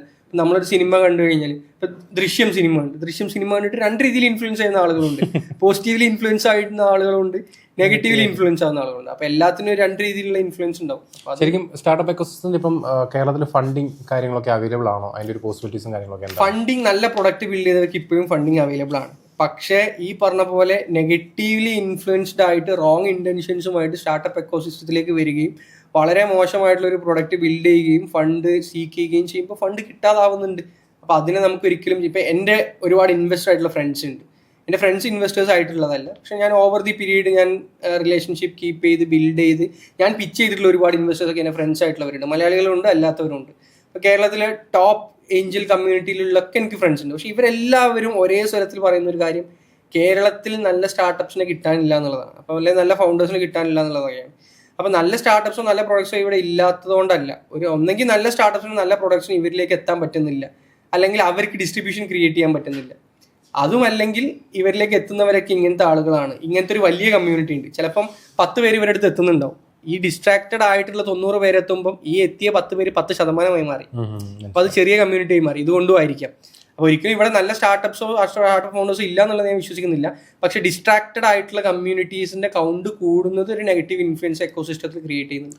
കേരളത്തിൽ ആൾക്കാർ നിൽക്കുന്നുണ്ടോ, അതോ പുറത്തോട്ടാണോ കൂടുതൽ ആൾക്കാർ ഇപ്പം നോക്കുന്നത്? എന്താണ് പുറത്തോട്ട് ഇപ്പോഴും ആളുകൾ പോകുന്നുണ്ട്. അത് ബേസിക്കലി പ്രയോറിറ്റീസ് തന്നെയാണ്. എന്തുകൊണ്ടായിരിക്കും അങ്ങനെ പോകുന്നത്? ലിവിങ് സ്റ്റാൻഡേർഡ്സ് ആണ് ഞാൻ കേട്ടുകൊടുത്തോളം. അപ്പം നല്ല കോളേജിൽ പഠിക്കണം, ഇവിടെ നല്ല ഇൻഫ്രാസ്ട്രക്ചറുള്ള കോളേജ് ഇല്ല എന്ന് പറഞ്ഞ് പോകുന്നവരുണ്ട്. അല്ല, ഞാൻ ചോദിക്കുന്നത് ഫൗണ്ടേഴ്സ് ആയിട്ടുള്ള ആൾക്കാർ കൂടുതലും പുറത്ത് ബിസിനസ് സ്റ്റാർട്ട് ചെയ്യുന്നു. ഇപ്പം GCCയിലൊക്കെ ഭയങ്കരമായിട്ട് ബിസിനസ് സ്റ്റാർട്ട് ചെയ്യുന്നത് പുറത്ത് ബിസിനസ് അഗെയിൻ നമ്മൾ നല്ല മാർക്കറ്റ് എവിടെയാണ് അവിടെ തുടങ്ങുക എന്നുള്ളതാണ്. GCC നല്ല പെയിങ് കപ്പാസിറ്റി ഉള്ള മാർക്കറ്റാണ്. ഇപ്പം ഇന്റർവെല്ലിൽ ഒരു ഓൺലൈൻ ബിസിനസ് ആയതുകൊണ്ടാണ് നമുക്ക് ഇപ്പോഴും മലപ്പുറത്ത് നിൽക്കാൻ പറ്റുന്നത്. അതിന്റെ കസ്റ്റമേഴ്സ് നല്ലൊരു ശതമാനം ഇപ്പോഴും GCC ആണ്. കേരളത്തിൽ ഏറ്റവും നല്ല മാർക്കറ്റ് എവിടെയാണ് ശരിക്കും? കൊച്ചിയാണോ, മലപ്പുറം ആണോ? അഗെയിൻ പ്രൊഡക്റ്റിനനുസരിച്ചാണ്. ഇപ്പം ലെറ്റ്സ് സേ ഒരു പെർഫ്യൂം ബ്രാൻഡ് ആണെങ്കിൽ I would say north Kerala is the best market. മറിച്ച് ഫുഡ് ആൻഡ് ബിവറേജസ് ആണെന്നുണ്ടെങ്കിൽ ഫുഡ് ആൻഡ് ബിവറേജസ് കേരള എല്ലാം അടിപൊളിയാണെന്ന് ഞാൻ പറയുള്ളൂ. അഗെയിൻ നോർത്ത് കേരളയാണ് കുറച്ചും കൂടെ അടിപൊളി ഫുഡ് ആൻഡ് ബിവറേജസ് ആണെങ്കിൽ. കാരണം അവിടെ പോപ്പുലേഷൻ കുറച്ചും കൂടെ കൂടുതലാണ്, സ്പെൻഡിങ് കപ്പാസിറ്റിയും ഇപ്പം കുറച്ച് കൂടുതലാണ് ഫാമിലീസിനൊക്കെ. അവർ പുതിയ പുതിയ കാര്യങ്ങൾ ട്രൈ ഔട്ട് ചെയ്യുന്നുണ്ട്. ആൻഡ് അഗെയിൻ പ്രൊഡക്റ്റ് ഡിപ്പെൻഡൻ്റ് ആണ്. ഇപ്പോൾ ഒരു ടെക് പ്രൊഡക്റ്റ് ഒക്കെ ആണ്, ഇപ്പോൾ AI പ്രൊഡക്റ്റ് ആണെങ്കിൽ I would say Kochi is the best city. കാരണം കൊച്ചിയിൽ ഇത്രയും ടെക് ക്രൗഡ് ഉണ്ട്. ഇപ്പോൾ ഇൻഫോ പാർക്കൊക്കെ ഉള്ളതുകൊണ്ട് ഒരു more than 1.5 lakh crowd techies ആയിട്ട് മാത്രം കൊച്ചിയിലുണ്ട്, കൊച്ചി സിറ്റിയിൽ മാത്രം. അപ്പോൾ ഒരു AI ടൂളൊക്കെ ആരെങ്കിലും ബിൽഡ് ചെയ്തൊക്കെ ആണെന്നുണ്ടെങ്കിൽ അവരുടെ ഓഡിയൻസ് ഫുള്ള് കൊച്ചിയിലാണ്, 99% കൊച്ചിയിലായിരിക്കും. അപ്പോൾ I would say Kochi is the best market. എല്ലാത്തിനും അതിൻ്റെതായിട്ടുള്ള മാർക്കറ്റ് ഉണ്ട്. As an investor right now if you have an opportunity to invest on something, ഒരു 4 അല്ലെങ്കിൽ ഒരു 5 sector, what will be your choice? ഒന്ന് ഓഫ് കോഴ്സ് D2C ആയിരിക്കും. അതായത് ഈ ക്രിയേറ്റേഴ്സിൽ ഇൻവെസ്റ്റ് ചെയ്യാന്നുള്ളത്, ഡിസ്ട്രിബ്യൂഷനിൽ ഇൻവെസ്റ്റ് ചെയ്യുക. ക്രിയേറ്റേഴ്സിൽ ഇൻവെസ്റ്റ് ചെയ്യാന്ന് പറയാൻ പറ്റില്ല, ഡിസ്ട്രിബ്യൂഷനിൽ ഇൻവെസ്റ്റ് ചെയ്യാന്നുള്ളത്. ഞാനിപ്പോൾ ആക്റ്റീവ്ലി സീക്കിങ്ങുമാണ്. ഞാൻ 2-3 പേരോട് ഡിസ്കഷൻസ് നടക്കുന്നുണ്ട്. അപ്പം ഡിസ്ട്രിബ്യൂഷൻ ഓൾറെഡി ക്രാക്ക് ചെയ്ത ആളുകളുടെ അടുത്ത് ഇൻവെസ്റ്റ് ചെയ്ത് കഴിഞ്ഞാൽ ഇപ്പോൾ നമുക്ക് നമ്മുടെ ഒരു എക്സ്പെർട്ടൈസ് ഉണ്ടല്ലോ, ബിസിനസ് ഡെവലപ്പ് ചെയ്യുന്ന, പ്രൊഡക്റ്റ് ഡെവലപ്പ് ചെയ്യുന്ന ആ ഒരു എക്സ്പെർട്ടൈസ് നമുക്ക് കൊടുക്കാൻ പറ്റും. അവരുടെ ഡിസ്ട്രിബ്യൂഷനും യൂസ് ചെയ്യാം. അതൊരു നല്ല കോമ്പിനേഷൻ ആണെന്ന് തോന്നി. അപ്പോൾ അതുകൊണ്ട് D2Cയിൽ ഞാനൊന്ന് കൈവെക്കണം എന്ന് ആഗ്രഹിക്കുന്നുണ്ട്. എട്ടെക്കിൽ എനിക്ക് കുറച്ച് ലീഗൽ ലിമിറ്റേഷൻസ് ഉണ്ട് ഇൻവോൾവ് ആകാൻ വേണ്ടിയിട്ട്. അതുകൊണ്ട് എട്ടെക്കിൽ ഞാൻ ആക്റ്റീവ്ലി നോക്കുന്നില്ല. ബട്ട് എട്ടെക്ക് ഞാൻ സ്റ്റിൽ ചെയ്യുമായിരുന്നു. കാരണം ഹെൽത്ത് ആൻഡ് എഡ്യൂക്കേഷൻ എന്ന് പറഞ്ഞു കഴിഞ്ഞാൽ ഇന്ത്യയിൽ എപ്പോഴും ആളുകൾ ഇൻവെസ്റ്റ് ചെയ്യുന്ന, ആളുകൾ പൈസ സ്പെൻഡ് ചെയ്യുന്ന, അതെ, വർക്ക് ആവുന്ന ഒരു കാര്യമാണ് ഹെൽത്ത് ആൻഡ് എഡ്യൂക്കേഷൻ. കാരണം ഹെൽത്തിനെ മാറ്റി വെക്കുന്നു. Health is A very sensitive industry. എനിക്ക് അതിനെക്കുറിച്ച് അധികം നോളജ് ഇല്ലാത്തതുകൊണ്ടായിരുന്നു. എഡ്യൂക്കേഷനെ സംബന്ധിച്ച് ഇപ്പോഴും രണ്ട് കൈൻഡ് ഓഫ് ആളുകളാണ് കേരളത്തിലുള്ളത്. വിദ്യാഭ്യാസം ഉള്ളവരും വിദ്യാഭ്യാസം ഇല്ലാത്തവരും. വിദ്യാഭ്യാസം ഉള്ളവർക്കും വിദ്യാഭ്യാസം ഇല്ലാത്തവർക്കും ഒരുപോലെ അറിയുന്ന കാര്യമാണ് വിദ്യാഭ്യാസത്തിന്റെ വില.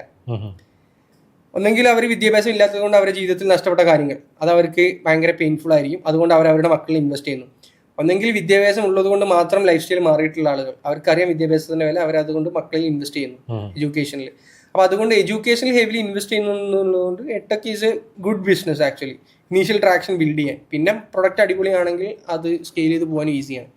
അപ്പോൾ അതുകൊണ്ട് എടെക് ഒരു ഇൻഡസ്ട്രിയാണ്. എനിക്ക് ഇൻവെസ്റ്റ് ചെയ്യാൻ പറ്റില്ലെങ്കിലും it's an investable business edtech എന്ന് പറയുന്നത്. ആൻഡ് അഗെയിൻ എയിൽ ചില ഏരിയാസിലെ AI automation, AI SaaS is pretty much investable right now. ഇപ്പം ചില ഏരിയ സോഷ്യൽ മീഡിയയിൽ ആളുകൾ ഇൻവെസ്റ്റ് ചെയ്ത് തുടങ്ങിയ സമയം. അപ്പോൾ കോണ്ടന്റ് ക്രിയേഷനിൽ ഒരുപാട് പേർക്ക് ട്രൈ ഔട്ട് ചെയ്യണമെന്നുണ്ട്. ബിസിനസ്സുകൾക്ക് ഒരുപാട് പേർക്ക് ട്രൈ ഔട്ട് ചെയ്യണമെന്നുണ്ട്. അപ്പം അതുകൊണ്ട് തന്നെ ഇപ്പോൾ ഈ പേഴ്സണൽ ബ്രാൻഡിങ് അഡ്വാൻറ്റേജ് എല്ലാവർക്കും മനസ്സിലായി തുടങ്ങിയിട്ടുണ്ട്. അതെ. അപ്പൊ ആളുകൾ റെഡിലി ഇൻവെസ്റ്റ് ചെയ്യുന്നുണ്ട്. അപ്പൊ അതുകൊണ്ട് തന്നെ ഇതിപ്പോ ഒരുപാട് വ്യക്തികൾ, ഒരുപാട് ഏജൻസികൾ മോണിറ്റൈസ് ചെയ്യുന്നുണ്ട്. കാരണം ഇതിന്റെ ഒരു കോമ്പൗണ്ടിങ് എഫക്ട് കുറെ ആൾക്കാർക്ക് മനസ്സിലായി തുടങ്ങി 100%. അപ്പൊ അതുകൊണ്ട് തന്നെ അവിടെ ഇപ്പം AI ടൂൾസിന് ഒരുപാട് റെലവൻസ് ഉണ്ട്. ഇപ്പോൾ ഒരു ബിസിനസ് ഓണർക്ക് എല്ലാവർക്കും ഒരുപക്ഷെ ഏജൻസിനെയോ അല്ലെങ്കിൽ ഏതെങ്കിലും വ്യക്തികളെ, സ്ട്രാറ്റജിസ്റ്റിനെയോ ഒന്നും ചിലപ്പോൾ അഫോർഡ് ചെയ്യാൻ പറ്റില്ല.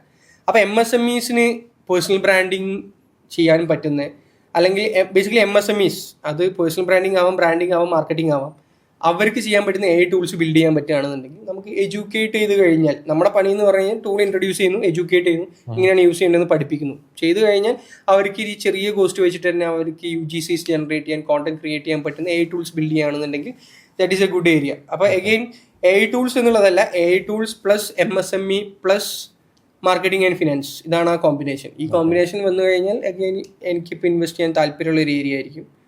അതാണ് വൺ തിങ്. ആൻഡ് അഗെയിൻ യങ്സ്റ്റേഴ്സിന് ഇപ്പോൾ ഇൻവെസ്റ്റ് ചെയ്യാനും കുറച്ച് ഇൻട്രസ്റ്റഡ് ആണ്. യങ്സ്റ്റേഴ്സ് എന്ന് പറയുമ്പോൾ ഒരു 20 to 23 years അല്ലെങ്കിൽ 25 yearsന്റെ ഇടയിലുള്ള, 25 പോയപ്പോൾ യങ്സ്റ്റർ എന്ന് പറയാൻ പറ്റില്ല, ഒരു 18 to 23 ഇതിൻ്റെ ഇടയിൽ ഹസ്ൽ ചെയ്യാൻ അവർക്ക് പ്രൊഡക്റ്റ് ഉണ്ടാവില്ല, പക്ഷെ അടിപൊളി ആളാണെന്ന് നമുക്ക് തോന്നിക്കഴിഞ്ഞാൽ, ഒരു ഹസ്ലറാണ്, ഒരു ഡൂറാണെന്ന് തോന്നിക്കഴിഞ്ഞാൽ ആളിൽ ഇൻവെസ്റ്റ് ചെയ്യാം. അവൻ എന്തോ ചെയ്തോട്ടെ, അവന് എന്ത് പ്രൊഡക്റ്റ് ബിൽഡ് ചെയ്തോട്ടെ, എന്ത് കമ്പനി ബിൽഡ് ചെയ്തോട്ടെ, ഫസ്റ്റ് ഫെയിൽ ആയിക്കോട്ടെ, സെക്കൻഡ് ഫെയിൽ ആയിക്കോട്ടെ, തേർഡ് ഫെയിൽ ആയിക്കോട്ടെ, ഒരു 4ാമത്തോ 5ാമത്തോ ഒക്കെ ആകുമ്പോഴേക്കും ഒരു അടിപൊളി പ്രൊഡക്റ്റ് ബിൽഡ് ചെയ്യാൻ പറ്റുന്ന ഒരാളായിരിക്കും. അപ്പം നമുക്ക് എല്ലാ കമ്പനീസിലും ഇക്വിറ്റി കിട്ടണം, അവൻ എത്ര കമ്പനി ബിൽഡ് ചെയ്ത് കഴിഞ്ഞാൽ അതിലൊക്കെ ഇക്വിറ്റി കിട്ടണം. അങ്ങനത്തെ ഒരു ഫോർമാറ്റിൽ ഞാൻ 1-2 ആളുകളൊക്കെ ഇങ്ങനെ കണ്ടു. സൂപ്പർ 20 എന്ന് പറയുന്ന പ്രോജക്റ്റ് അതല്ല. സൂപ്പർ 20 എസ്പെഷ്യലി അതിൽ 20 പേരും ഫൗണ്ടേഴ്സ് ആവും, ഡാം ഷുവർ 100% 20 പേരും ഫൗണ്ടേഴ്സ് ആവും. അപ്പം എനിക്ക് ബേസിക്കലി എല്ലാ യങ്സ്റ്റേഴ്സ് അതിൽ ഹയസ്റ്റ് വരുന്നത് 29 ആണ്, ബട്ട് ആവറേജ് ഏജ് ഈസ് 22. എൻ്റെ പ്രീവിയസ് കമ്പനിയിലും അങ്ങനെ ആയിരുന്നു, ആവറേജ് ഏജ് വാസ് 22.8. അപ്പം ബേസിക്കലി ഈ 20 പേരും ഫൗണ്ടേഴ്സ് ആവും, എന്തായാലും ഇവർ കമ്പനി ബിൽഡ് ചെയ്യും. അപ്പം എനിക്ക് വേണ്ടത് ഒരു ഫൗണ്ടർ മെൻറ്റാലിറ്റി ഉള്ള, more into digital skills, tech skills, more into marketing. ഈ ടെക് സ്കിൽസും മാർക്കറ്റിങ്ങും അറിയുന്ന 20 പേരാണ് വേണ്ടത്. ഇവർക്കൊരു ഫൗണ്ടർ മെൻറ്റാലിറ്റി വേണം, ഫൗണ്ടർ പോലെ വലിയ ചിന്തിക്കണം, ഫൗണ്ടർ പോലെ വലിയ വർക്ക് ചെയ്യണം, അതുപോലെ ഓണർഷിപ്പ് എടുത്ത് വർക്ക് ചെയ്യണം. അങ്ങനെയുള്ള ആളുകളെ കുറച്ചു കാലം അവരുടെ കൂടെ ജീവിക്കുക, കുറച്ചു കാലം അവരുടെ കൂടെ താമസിക്കുക, കുറച്ചു കാലം അവരുടെ കൂടെ വർക്ക് ചെയ്യുക. ഇതൊക്കെയായിരുന്നു ക്രേവിൽ ഇൻറ്റൻഷൻ.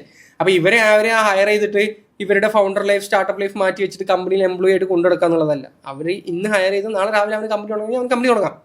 1 year കഴിഞ്ഞിട്ടാണെങ്കിൽ 1 year കഴിഞ്ഞിട്ട് തുടങ്ങാം. അതിൽ കുറേ സ്റ്റുഡൻസും ഉണ്ട്.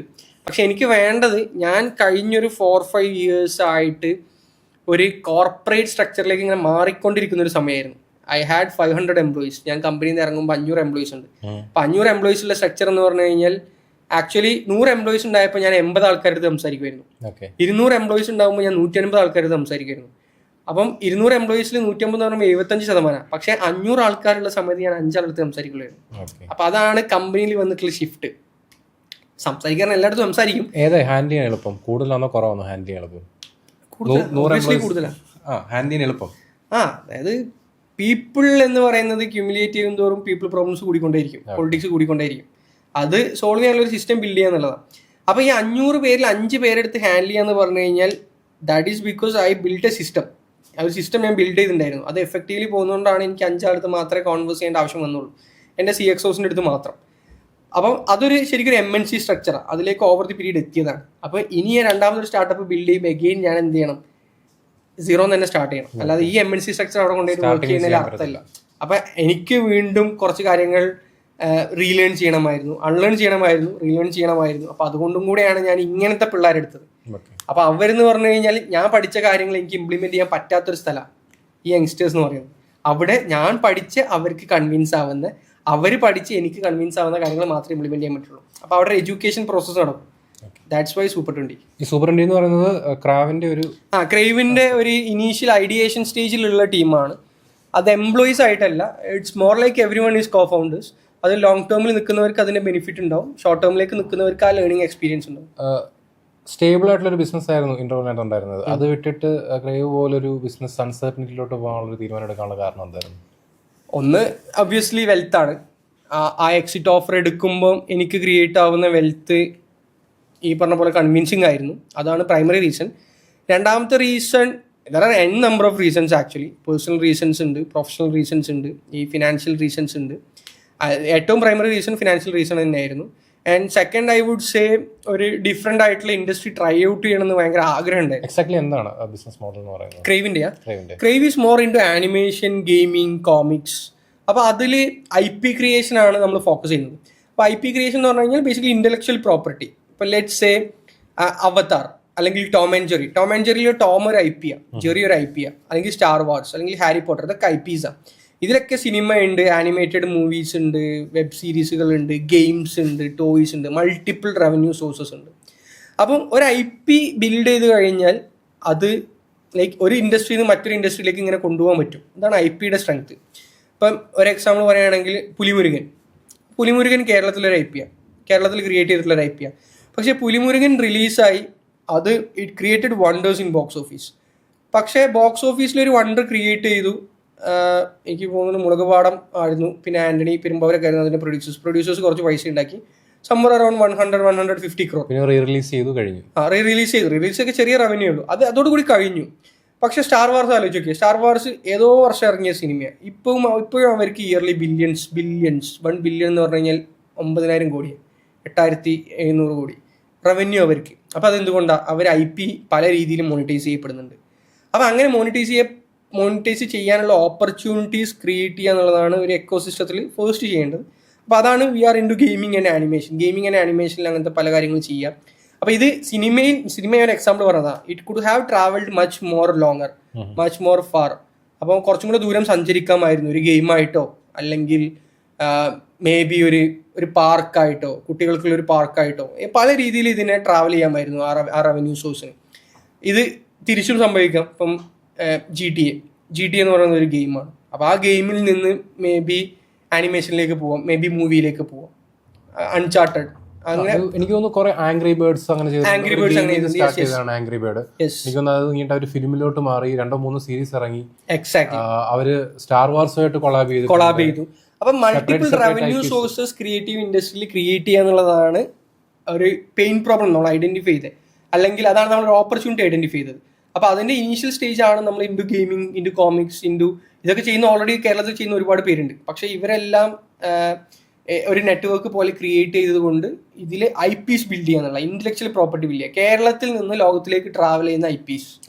പൈപ്പ്ലൈനിലുള്ള പ്രോജക്ട്സ് ഉണ്ട്, ബട്ട് നിലവിൽ അങ്ങനെ ട്രാവൽ ചെയ്തൊന്നുമില്ല. പക്ഷേ കേരളത്തിലുള്ള ഒരുപാട് കമ്പനീസ് ഈ പറഞ്ഞ പോലെ പിക്സാറിന് വേണ്ടിയിട്ട്, പിന്നെ യൂണിവേഴ്സൽ സ്റ്റുഡിയോസിന് വേണ്ടിയിട്ട് ഒക്കെ വർക്ക് ചെയ്തിട്ടുള്ള ഒരുപാട് ഏജൻസീസ് ഇവിടെ ഉണ്ട്. അതായത് ക്രിയേറ്റീവ് ടാലന്റഡ് പീപ്പിൾ ഇവിടെ ഉണ്ട്. പക്ഷെ നമ്മൾ എന്ത് ചെയ്തിട്ടില്ല, നമ്മളൊക്കെ സർവീസ് ബിസിനസ് ആയിട്ടാണ്. നമ്മളെപ്പോൾ IT സെക്ടറിൽ പറയാറുണ്ട്, പണ്ട് നമ്മൾ അമേരിക്കൻ കമ്പനികൾക്ക്, മൈക്രോസോഫ്റ്റിനും ഗൂഗിളിനും വേണ്ടിയിട്ടൊക്കെ ഇവിടുന്ന് സോഫ്റ്റ്വെയർ ബിൽഡ് ചെയ്തിട്ടുണ്ട്. പക്ഷെ നമ്മൾ നമ്മുടേതായിട്ടുള്ള സോഫ്റ്റ്വെയർ ബിൽഡ് ചെയ്യുന്നില്ല എന്നുള്ളത്. അതൊക്കെയാണ് ഇപ്പം സ്റ്റാർട്ടപ്സ് വന്നിട്ട് മാറ്റിക്കൊണ്ടിരിക്കുന്നത്. ഈ സെയിം പരിപാടി ക്രിയേറ്റീവ് ഇൻഡസ്ട്രിയിൽ ചെയ്യാന്നുള്ളതാണ്. അപ്പം നമ്മൾ ഈ പറഞ്ഞ പോലെ അവതാറിലോ, ലയൺ കിങ്ങിൽ, പിന്നെ സ്പൈഡർമാനിലൊക്കെ വർക്ക് ചെയ്തിട്ടുള്ള ആൾക്കാർ കേരളത്തിലുണ്ട്. സ്പൈഡർമാൻ്റെ ഒക്കെ ആനിമേഷനിൽ വർക്ക് ചെയ്തിട്ടുള്ളത്. പക്ഷേ സ്പൈഡർമാൻ പോലത്തെ ഒരു പ്രൊഡക്റ്റ് ബിൽഡ് ചെയ്യാൻ നമുക്ക് പറ്റിയിട്ടില്ല. പക്ഷെ അതിനുള്ള സ്കില്ല് നമുക്കുണ്ട്. നമുക്ക് ലിറ്ററസി ഉണ്ട്. ലിറ്ററസിയാണ് ഇതിന്റെ ബേസിക് ഫണ്ടമെന്റൽ എന്ന് പറയുന്നത്. ലിറ്ററസി ഉള്ളതുകൊണ്ടാണ് നമുക്ക് നല്ല സിനിമകൾ ഉണ്ടാക്കാൻ പറ്റുന്നത്, നല്ല പുസ്തകങ്ങൾ എഴുതാൻ പറ്റുന്നത്. പിന്നെ നമ്മുടെ ഡയസ്പോറയും മലയാളികൾ എന്ന് പറഞ്ഞു കഴിഞ്ഞാൽ ബേസിക്കലി ലോകത്ത് എല്ലാ രാജ്യങ്ങളിലുള്ള, ഇന്ത്യയിലെ എല്ലാ സംസ്ഥാനങ്ങളിലുള്ള ആളുകളാണ്. ഈ മലയാളികൾ ഇപ്പോൾ ഓരോ സിറ്റി എടുത്തു കഴിഞ്ഞാൽ തന്നെ, ഇപ്പോൾ നമ്മൾ എറണാകുളം എടുക്കുക, എറണാകുളത്തിൽ ഈ അറ്റത്ത്, അതായത് അറബിക്കടലിനടുത്ത് എന്ന് പറയുന്നത് കൊച്ചിയാണ്. കൊച്ചി, മട്ടാഞ്ചേരി, ആ ഒരു ഏരിയ, കോസ്റ്റൽ ഏരിയ. അവിടെ നിന്ന് കോതമംഗലത്തേക്ക് അല്ലെങ്കിൽ മൂവാറ്റുപുഴ ഭാഗത്തേക്ക് ഒരു 2 hours ആണ് സ്ട്രെച്ച് ഉള്ളൂ. ഈ കോസ്റ്റൽ ഏരിയയിൽ ഒരു കൾച്ചർ ഉണ്ട്. അത് കഴിഞ്ഞ് മിഡിൽ വരുമ്പം ഇവിടെ പെരുമ്പാവൂർ ആലുവ ആ ഭാഗത്തൊരു കൾച്ചർ ഉണ്ട്. കാക്കനാടൊക്കെ വരുമ്പോൾ ഇവിടെ ഒരു IT കൾച്ചർ ഉണ്ട്. ഇവിടുന്ന് 1 hour പോയി കഴിഞ്ഞാൽ മൂവാറ്റുപുഴ, അവിടെ പോയി കഴിഞ്ഞാൽ കുറച്ചും കൂടെ ഒരു ഹൈലാൻഡ് കൾച്ചറാണ്. പക്ഷെ ഇവരെല്ലാവരും ജീവിക്കുന്നത് എവിടെയാ? എറണാകുളത്ത് തന്നെയാണ്, കൊച്ചിയിൽ തന്നെയാണ്. എല്ലാവരും അങ്ങോട്ടും ഇങ്ങോട്ടും ട്രാവൽ ചെയ്യുന്നുണ്ട്. അപ്പൊ നമ്മുടെ എല്ലാ കൾച്ചറും ഒരു ഡൈവേഴ്സാണ്. ഇനി റിലീജിയൻ വന്നു കഴിഞ്ഞാലും അങ്ങനെ തന്നെയാണ്. ഹിന്ദു ആയാലും ക്രിസ്ത്യൻ ആയാലും മുസ്ലിം ആയാലും എല്ലാവരും ഒരു ക്ലസ്റ്റർ ആയിട്ടല്ലല്ലോ, എല്ലാവരും ഒരുമിച്ചാണ് ജീവിക്കുന്നത്. ഓരോരുത്തർ ഓരോ ക്ലസ്റ്ററായിട്ട് മാറുന്നില്ല. ചില ജില്ലയിൽ ചിലപ്പോൾ പോപ്പുലേഷനിൽ ചെറിയ ചെറിയ മാറ്റങ്ങൾ ഉണ്ടാവും, പക്ഷെ എല്ലായിടത്തും എല്ലാവരും ഉണ്ട്. ബേസിക്കലി ഒരു പഞ്ചായത്ത് എടുത്തു കഴിഞ്ഞാൽ എല്ലാവരും ഉണ്ടാവും, അല്ലെങ്കിൽ ഒരു വാർഡ് എടുത്തു കഴിഞ്ഞാൽ എല്ലാവരും ഉണ്ടാവും. അപ്പൊ ഈ ഒരു ഡയസ്പോറ, ഈ ഒരു ഡൈവേഴ്സിറ്റി, ഈ ഒരു കംപ്രസ്ഡ് ഡൈവേഴ്സിറ്റി, ഇങ്ങനെ കുറെ റീസൺസ് ഉള്ളത് കൊണ്ട് തന്നെ നമ്മുടെ തിങ്കിങ് എപ്പോഴും ഭയങ്കര ഗ്ലോബൽ അപ്പീലാണ്. നമ്മൾ ചിന്തിക്കുക പലർക്കും വേണ്ടിയിട്ടാണ്. ഇപ്പൊ നമ്മളൊരു കഥ എഴുതി കഴിഞ്ഞാൽ അത് മുസ്ലിമിന് വേണ്ടിയിട്ടായിരിക്കില്ല, അത് മുസ്ലിമിനും ഹിന്ദുവിനും ക്രിസ്ത്യനും വായിക്കാൻ പറ്റുന്ന രീതിയിലായിരിക്കും. നമ്മളൊരു സിനിമ ചെയ്തു കഴിഞ്ഞാൽ അത് എല്ലാവർക്കും കാണാൻ പറ്റുന്ന രീതിയിലായിരിക്കും. നമ്മളൊരു പാട്ട് ചെയ്തു കഴിഞ്ഞാൽ ഇപ്പൊ എന്തോരം മാപ്പിളപ്പാട്ടുകൾ ഹിറ്റ് ആവുന്നുണ്ട്, എല്ലാവരും ചെയ്യുന്നുണ്ട്. ഭജൻ ഹിറ്റ് ആവുന്നില്ലേ? ഭജൻ കേൾക്കുന്നവരെല്ലാം ഹിന്ദുസ് ആണോ? അല്ല, ക്രിസ്ത്യൻസ് കേൾക്കുന്നുണ്ട്, മുസ്ലിംസ് കേൾക്കുന്നുണ്ട്. അപ്പൊ നമുക്ക് ആ കംപ്രസ്ഡ് ഡൈവേഴ്സിറ്റി ഉള്ളത് കൊണ്ട് തന്നെ നമുക്ക് ഗ്ലോബൽ പ്രൊഡക്ട്സ് ബിൽഡ് ചെയ്യാൻ ഈസിയാണ്. ഇവിടെ ആരും ബിൽഡ് ചെയ്യുന്നില്ല എന്നുള്ളത് അതിൻ്റെ ഒരു തെളിവാണ് ശരിക്കും നമ്മുടെ സിനിമകള്, നമ്മുടെ പാട്ടുകൾ ഒക്കെ ഗ്ലോബലി പോകുന്നത്. ഇപ്പൊ നമ്മുടെ സിനിമകളെ കുറിച്ച് ഇന്ത്യയിലെ എല്ലാ സ്റ്റേറ്റ്സും സംസാരിക്കുന്നുണ്ട്, ഗ്ലോബലി ആളുകൾ സംസാരിക്കുന്നുണ്ട്. പക്ഷെ അതേ സ്റ്റോറി ബോർഡ് തന്നെയാണ് നമുക്ക് എന്തിനും വേണ്ടത്, ഗെയിമിനും വേണ്ടത്. അതേ സ്റ്റോറി ബോർഡാണ് ആനിമേഷനും വേണ്ടത്. അപ്പൊ അവിടെ ഒരു ഓപ്പർച്യൂണിറ്റി ഉണ്ട്. അപ്പൊ അതിനൊരു എക്കോസിസ്റ്റം ബിൽഡ് ചെയ്യേണ്ടതുണ്ട്. ആ എക്കോസിസ്റ്റമാണ് നമ്മൾ ക്രൈവിലൂടെ ബിൽഡ് ചെയ്യുന്നത്. ഓക്കെ, ക്രൈവിന്റെ ഒരു ഫ്യൂച്ചർ എങ്ങോട്ടായിരിക്കും കാണാൻ നോക്കുന്നത്? ലൈക്ക് ഒരു Kraive is not like an acquirable company. നമ്മളൊരു കമ്പനി ആയിട്ട് അക്വയർ ചെയ്യാനും വേണ്ടി ബിൽഡ് ചെയ്യുന്ന ഒരു പ്രൊഡക്റ്റ് അല്ല. ക്രൈവ് പോകുന്നുണ്ടെങ്കിൽ അത് IPO ആയിരിക്കും. അപ്പോൾ ഒരു IPO ഫോക്കസ്ഡ് ആയിട്ടുള്ള ഒരു കമ്പനിയാണ്. മേ ബി ക്രൈവ് ഒറ്റക്കായിരിക്കില്ല, ക്രൈവിന്റെ കൂടെ തന്നെ നമ്മൾ മൾട്ടിപ്പിൾ കമ്പനീസ് ബിൽഡ് ചെയ്യും. മേ ബി ഗെയിമിംഗ് മാത്രമായിരിക്കില്ല, ഗെയിമിംഗ്, ആനിമേഷൻ, മ്യൂസിക്, അല്ലെങ്കിൽ മൂവി, മോർ ക്രിയേറ്റീവ് ഇൻഡസ്ട്രിയിലേക്ക് പോയിട്ട് അതൊരു കമ്പനി ആയിട്ടാവാം, മൾട്ടിപ്പിൾ കമ്പനീസ് ആയിട്ടായിരിക്കാം. ബട്ട് അൾട്ടിമേറ്റ്ലി ഈ ഗ്രൂപ്പ് ഓഫ് കമ്പനീസ് ഒരു IPO പോകണം എന്നുള്ളതാണ് നമ്മുടെ ആഗ്രഹം. അല്ലാതെ നമ്മളൊരു കമ്പനിക്ക് ഇത് വിൽക്കണം എന്ന് നിലവിൽ ആഗ്രഹിക്കുന്നില്ല. ബട്ട് ഇൻ ബിറ്റ്വീൻ നല്ല ഓഫേഴ്സ് വന്നു കഴിഞ്ഞാൽ അഗെയിൻ ഡിപ്പെൻഡ്സ്. കേരളത്തിന്റെ സ്റ്റാർട്ടപ്പ് എക്കോസിസ്റ്റത്തിന്റെ ഒരു ഫ്യൂച്ചർ എങ്ങോട്ടായിരിക്കും പോകുന്നത്? Like what you think? ഒരു 5 വർഷം 10 വർഷം ഫോർവേഡ് എന്തായിരിക്കും നടക്കാൻ പോകുന്നത്? കേരളത്തിൽ അഗെയിൻ ഭയങ്കര അൺപ്രഡിക്റ്റബിൾ ആണ്. ഭയങ്കരമായിട്ട് പ്രിസൈസ് ആയിട്ട് അതിനെ അനലൈസ് ചെയ്യാൻ പറ്റാത്തൊരു സിറ്റുവേഷനിലാണ് ഇപ്പോൾ ഉള്ളത്. ഞാൻ മനസ്സിലാക്കുന്നത് ഇപ്പോൾ ഒരു വേവ് ഉണ്ട്, അതായത് ഒരുപാട് പേര് സ്റ്റാർട്ടപ്സിലേക്ക് വരുന്നു. അതിപ്പോൾ പീക്കിലാണ്. ഇവിടുന്ന് അങ്ങോട്ട് ഇനി ഒരു ഇൻക്രിമെന്റ് ഉണ്ടാവും എനിക്ക് തോന്നുന്നില്ല. ഇത് വേവിലാണ്. അപ്പം ഇവിടെ ഒരുപാട് സ്റ്റാർട്ടപ്സ് തുടങ്ങി. There are like 5,000+ startup founders. എല്ലാത്തിനും സൊല്യൂഷൻസുമായിട്ട് ആൾക്കാർ വരുന്നത്. ഇപ്പം എവിടെയെന്ന് പറഞ്ഞിട്ട് ഒരു ആപ്പ് മലപ്പുറത്ത് ഒരു പയ്യൻ ക്രിയേറ്റ് ചെയ്തത്, മനസ്സിലായി, ഒരു പ്രോബ്ലത്തിനുള്ള സൊല്യൂഷനാണ് വന്നത്.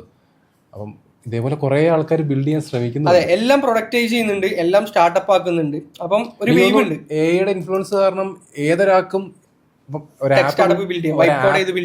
ആപ്പ് ബിൽഡ് ചെയ്യാന്നുള്ളത് പണ്ട് നമുക്കൊന്നും ചിന്തിക്കാൻ പോലും പറ്റാത്ത കാര്യമായിരുന്നു. അല്ലെങ്കിൽ ഒരു വെബ്സൈറ്റ് ചിന്തിക്കാൻ പറ്റാത്ത. ഇതിപ്പോ അതെല്ലാം കുറച്ചുകൂടി എനിക്ക് തോന്നുന്നു ഡീസെൻട്രലൈസ് ചെയ്യപ്പെട്ടിട്ടുണ്ട്, എല്ലാവർക്കും ആക്സസിബിൾ ആയിട്ടുള്ള രീതിയിൽ എത്തിയിട്ടുണ്ട്. പറഞ്ഞു വന്നത് ഒരുപാട് സ്റ്റാർട്ടപ്സ് ആയി, ഒരുപാട് സ്റ്റാർട്ടപ്പ് ഫൗണ്ടേഴ്സും ആയി. അപ്പം ഇതിലൊരു 95% സ്റ്റാർട്ടപ്സ് ഫെയിൽ ആവും. അപ്പം ഇത് ഫെയിൽ ആവുമ്പം എന്ത് സംഭവിക്കും എന്നുള്ളതിനനുസരിച്ചിരിക്കും സ്റ്റാർട്ടപ്പ് എക്കോസിസ്റ്റത്തിന്റെ ഭാവി.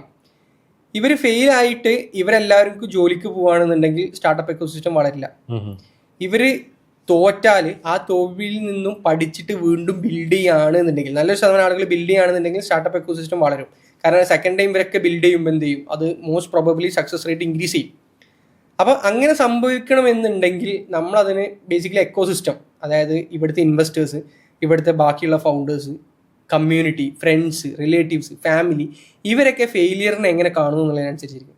ഇപ്പോൾ ഒരാളൊരു സ്റ്റാർട്ടപ്പ് തുടങ്ങി, 2 വർഷം അവൻ അതിൻ്റെ ബാക്കിൽ നടന്നു, അവനെ ചടപ്പിച്ച് അത് പൂട്ടിക്കുകയാണോ വേണ്ടത്, അല്ലെങ്കിൽ അവനെ സപ്പോർട്ട് ചെയ്തിട്ട് കുഴപ്പമില്ല, നീ അടുത്തൊരു കാര്യം ചെയ്യും, ഇനി ഒരു അടുത്ത 2 വർഷം പോയിട്ട് വർക്ക് ചെയ്യും, എന്നിട്ട് ഫിനാൻഷ്യലി ഒന്ന് സ്റ്റേബിൾ ആകും, എന്നിട്ട് നീ വീണ്ടും സ്റ്റാർട്ടപ്പ് ചെയ്തോ, അങ്ങനത്തെ രീതിയിലുള്ള ഒരു എക്കോസിസ്റ്റമാണ് അവന് കൊടുക്കുന്നതെങ്കിൽ അത് കുറച്ചും കൂടെ ഒരു പോസിറ്റീവ് എക്കോസിസ്റ്റം ആയിരിക്കും. അപ്പം ഇതിപ്പോൾ ആരാണ് ചെയ്യേണ്ടതെന്ന് ചോദിച്ചു കഴിഞ്ഞാൽ ഒരു എക്സാക്ട്ലി ഇപ്പോൾ കേരള സ്റ്റാർട്ടപ്പ് മിഷൻ ചെയ്യേണ്ട പണിയാണെന്ന് നമുക്ക് പറയാൻ പറ്റില്ല.